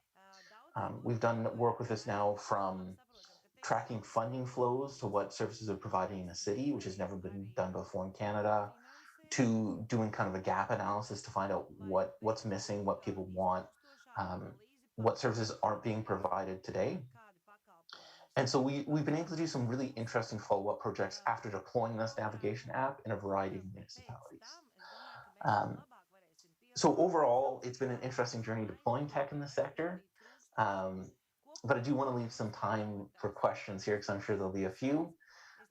It's been a great journey here, and this is kind of the first step we've taken along this technological journey within the social sector. I will end on one comment, though. I'm the tech guy at the company. I love my technology, but tech is only part of the puzzle. What I've not talked heavily about here is the people portion of this, the system change portion, which is such a pivotal part of what we do. And so while I've talked about the technology, because I have limited time today, I do want to highlight how we've been successful here. It's not tech, it's tech and focusing on the people. But I'll pause there and see if there's any questions for me. Yeah, thank you, Matt. Actually, one of the things I've been wondering, when you talk about these mapping, these opportunities, put them on a map, it makes also probably showing a difference what kind of things on services or something could be. If I would live in another community, just a municipality next doors. So I'm asking this because in Latvia, it is quite popular reality that different municipalities, because of not everyone is as rich as, for example, Mārupe, do provide a kind of less social services. And this is by law. So that people make these choices, sometimes even registering themselves, not really living there, but kind of pretending just to be, on a paper in the register. So apply for extra services. So when you map these opportunities, do you have also this kind of movement? Let's say we call it tourism of social welfare, but internal tourism, of course. That's a very good question. We've not seen any data for that yet. But what's interesting is some of our biggest partners are national groups. Like we have CMHC, which is a national group in Canada that helps with housing across the country. Yeah. And why they're most interested in our map is exactly what you're talking about, is they want to reduce homelessness to zero. So they want to highlight those communities that have less services, yes, that are kind of not driving change, not driving a reduction in homelessness. So we've not seen kind of that tourism aspect yet, but what we have seen is people actually using that data to say, one neighborhood is doing amazingly well and is providing these services and another isn't. How do we change that? But that is a risk we face, I think. Yeah, of course, surely. Now, listen, sorry, it would be very nice chat, especially if it's intercontinental for us.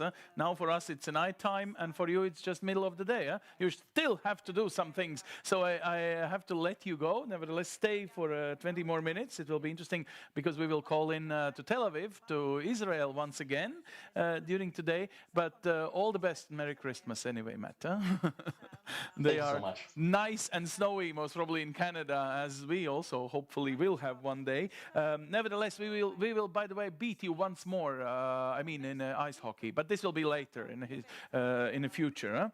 Well, anyway, now no one is to be beaten. It's Mihaela Popov. She's vice president of Makan Tel Aviv agency, and a project that definitely will win.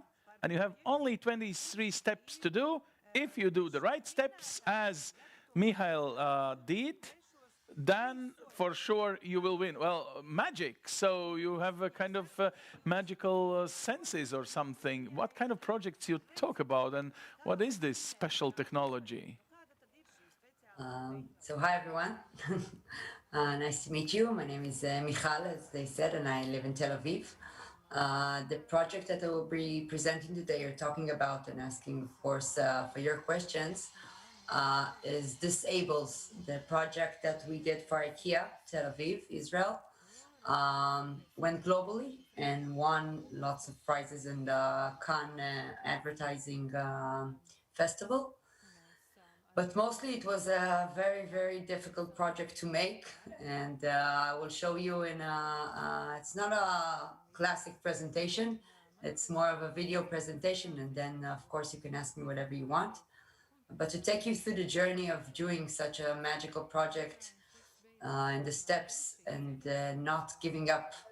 And let's see the video and then the presentation video, and we'll go on from there.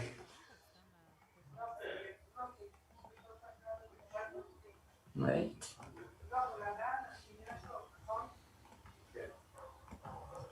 One second, I'll share it.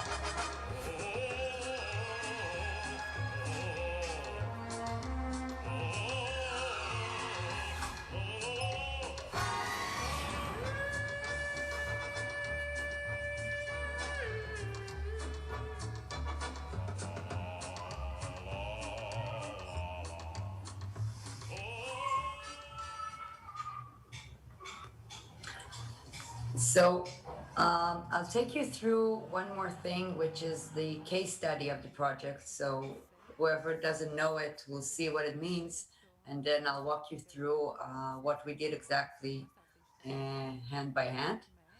One second.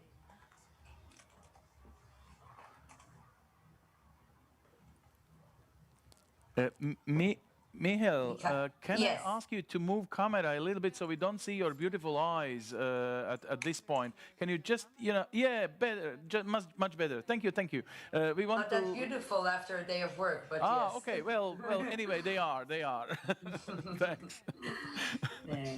Sorry, yeah, I'm working from home today. I don't know what about you, but Oh yes, we are working from home almost every day. So no, today we in are Israel lucky. At least we, with colleagues here in the studio, we can meet finally. All the rest of our viewers actually are online, so they know your reality very well.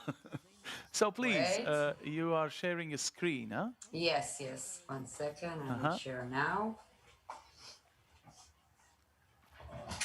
Okay. Yes, we see. Enjoy. Yes. Hi, I'm Eldel, 32 years old. Although I have cerebral palsy, I do everything I can to conduct myself like everyone else.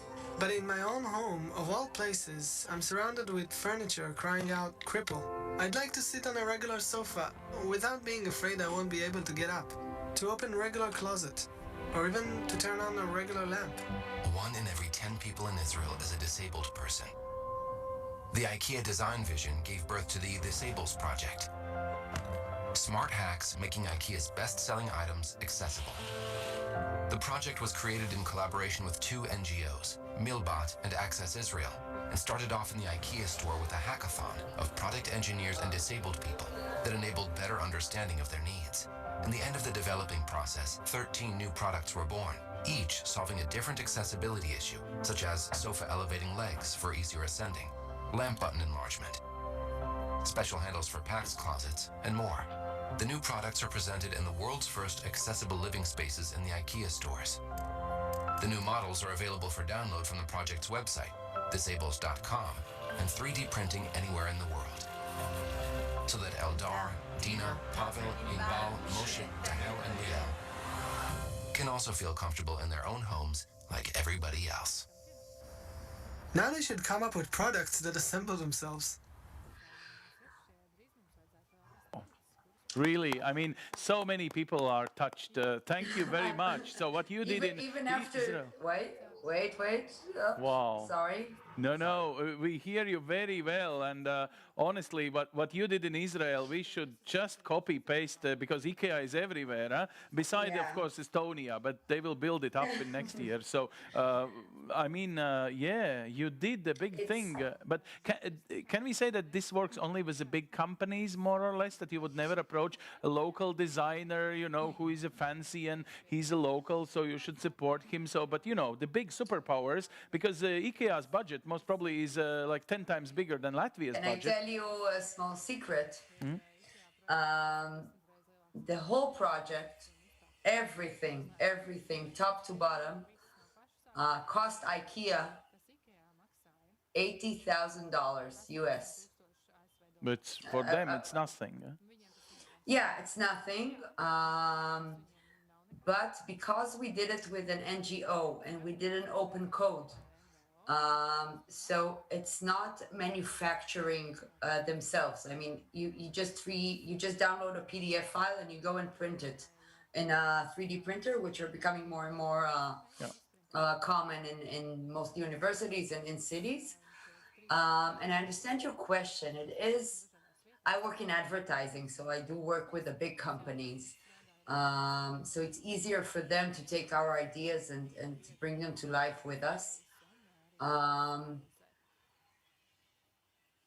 do think small manufacturers can do things like that, but in very small scales. It wouldn't have, if it wasn't IKEA, it wouldn't have won such global recognition, and not just in prizes, even with the influencers around the world, or the press that we got when the project was released. Yeah, I deal with big businesses. Unfortunately or happily, I don't know. I'm happy for it because that's what I do for a living. But yeah. But now tell us, so it's okay for you if someone from Latvia now accesses this website, you will probably provide us, and makes this kind of 3D printing file, and goes to this shop where there is a 3D printer, of course, over the corner in Latvia, and you print it out, and you can attach to just a simple, with no charge. So it's a kind of a Christmas gift from the Holy Land. Christmas gift from the Holy Land, that's funny. Yeah. Oh, Hanukkah gift. We have Hanukkah gift. Oh, even better. It's closer, right? Hanukkah is next week, isn't it? Christmas is better. My parents were born in Riga, so... okay. My God. So all the best to your parents. Yeah. Oh, great. Yeah, but that was the basic idea, that we wanted it not to be for sale. We wanted to be accessible anywhere, everywhere. It's an open code. Anyone can download it. Anyone can print it. You can adjust the sizes to bigger furniture. I think when we started the project, we realized that not only in Israel, all over the world, there is about 10% of the population that suffers from disabilities. Yes. Plus, you have third age. You have elderlies that need help with all kinds of things inside their home. And if we do it open source, it won't be just the sales. You can do it anywhere in the world and without any charge. Yeah. But this could be also multiplied to another companies, even talking the same language, but even to, I don't know, food suppliers, to the packaging sometimes also makes people angry that one cannot open if there is a certain disability or something like this. I'm thinking about the whole concept you developed actually goes not only to IKEA or furniture. Yeah, basically, if any other company or any other industry can actually design their own, it's like you do have to design the basic lineup of the product itself, and then do the PDFs that you have to scan them in order to put them inside the machine of the 3D, that the printing will turn out the way you want. But yes, you can do it in any other product. I think that's something which is, I'm proud to live in a world where I can finally do things like that. I mean, as technology progresses, we can do more and more things that can help people without lots and lots of expenses and years of design and manufacturing. But small things. But this small trick that you developed idea, which was refused by IKEA at the very first, so not in the right time. So what? Oh, even many times. So what were the excuses actually? So what exactly timing was wrong? It started with the fact that the first NGO that we partnered with had legal issues with them. They wouldn't sign all kinds of legal things. And then it wasn't in their business focus. It was a year with all kinds of changes. They opened up a kitchen store. They opened, and they have their own yearly plans for advertising and marketing. And they say it's nice. It sounds amazing, but we don't have the money or the skills or the human resources to do it. And I think because we believed in it so much, and Eldal, the copywriter that works with us in McCann, we struggled so hard to get the project out, and we didn't give up. And we just did almost everything alone. And then we just showed them how the magic can happen. We built a room inside the office. We brought IKEA furniture inside the office, and we made like a small showroom to show them the power of the accessible room. And then they said, okay, we're with you. And then everything went on track. We had a press conference, and because we didn't want them to give up, we sent our people to wrap the presents. So the marketing team won't have to do everything and themselves. So we did it. It was a strong team that was very, very devoted, and we didn't give up. It took us 2.5 years to bring out the project. Okay, what an attitude! Thank you. Really, I mean, Israelis. you showed us such an inspiring example, really.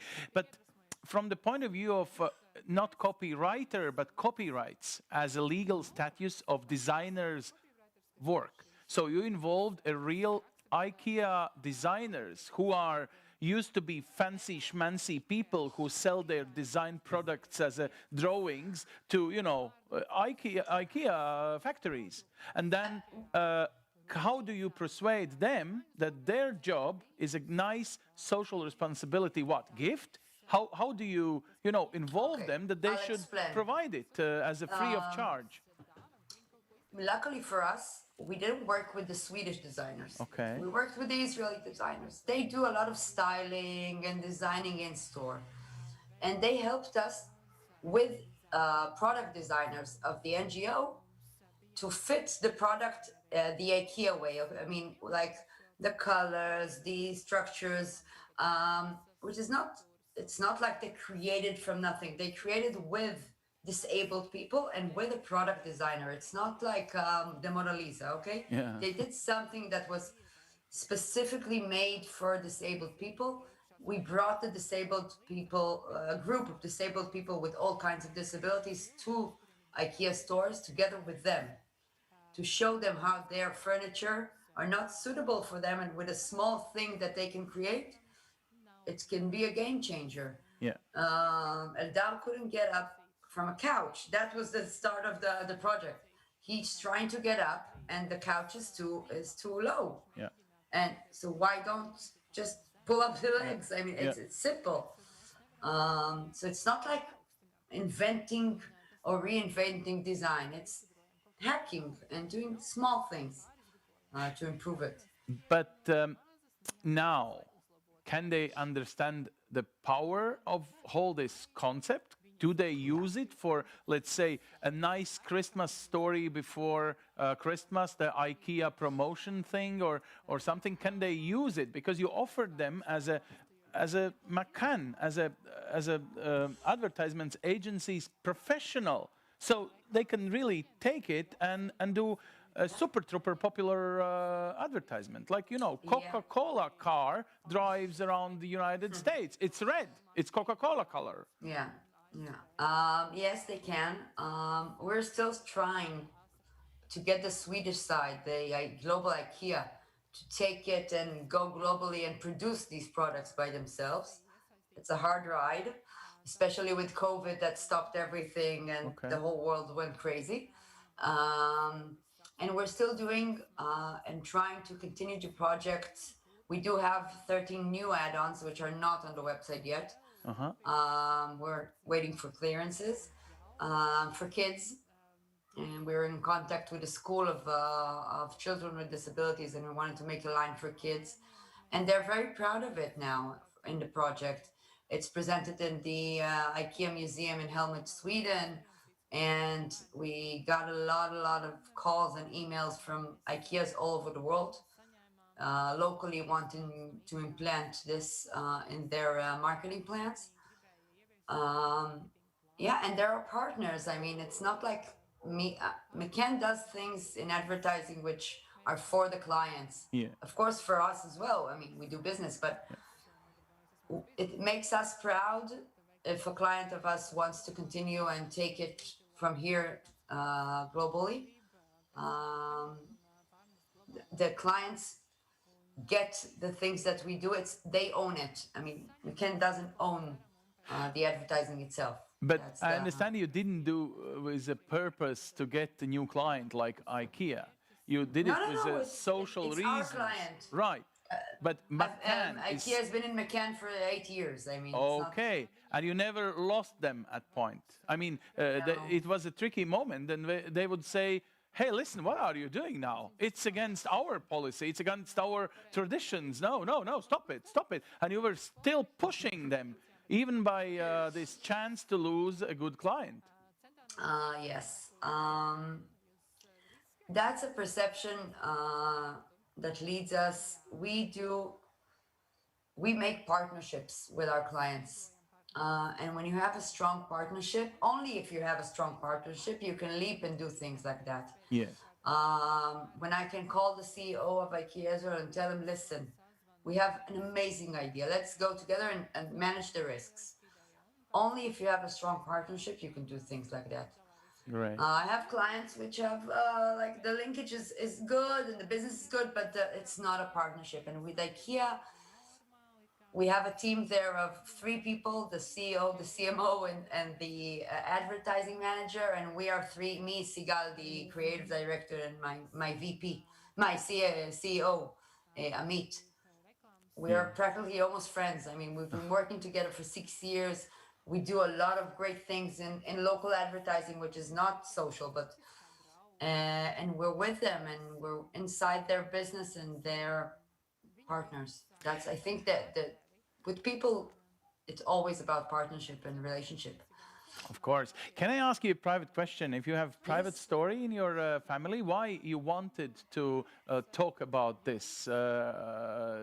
If anyone from your family is disabled, or why it was so needed for you to do it? No one in my family.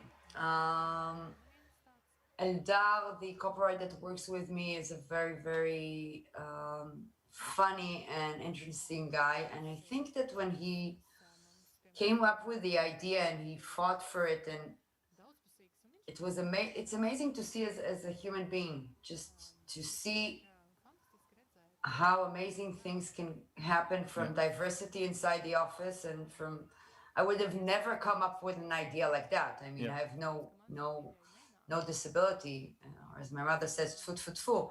But and then the excitement was so.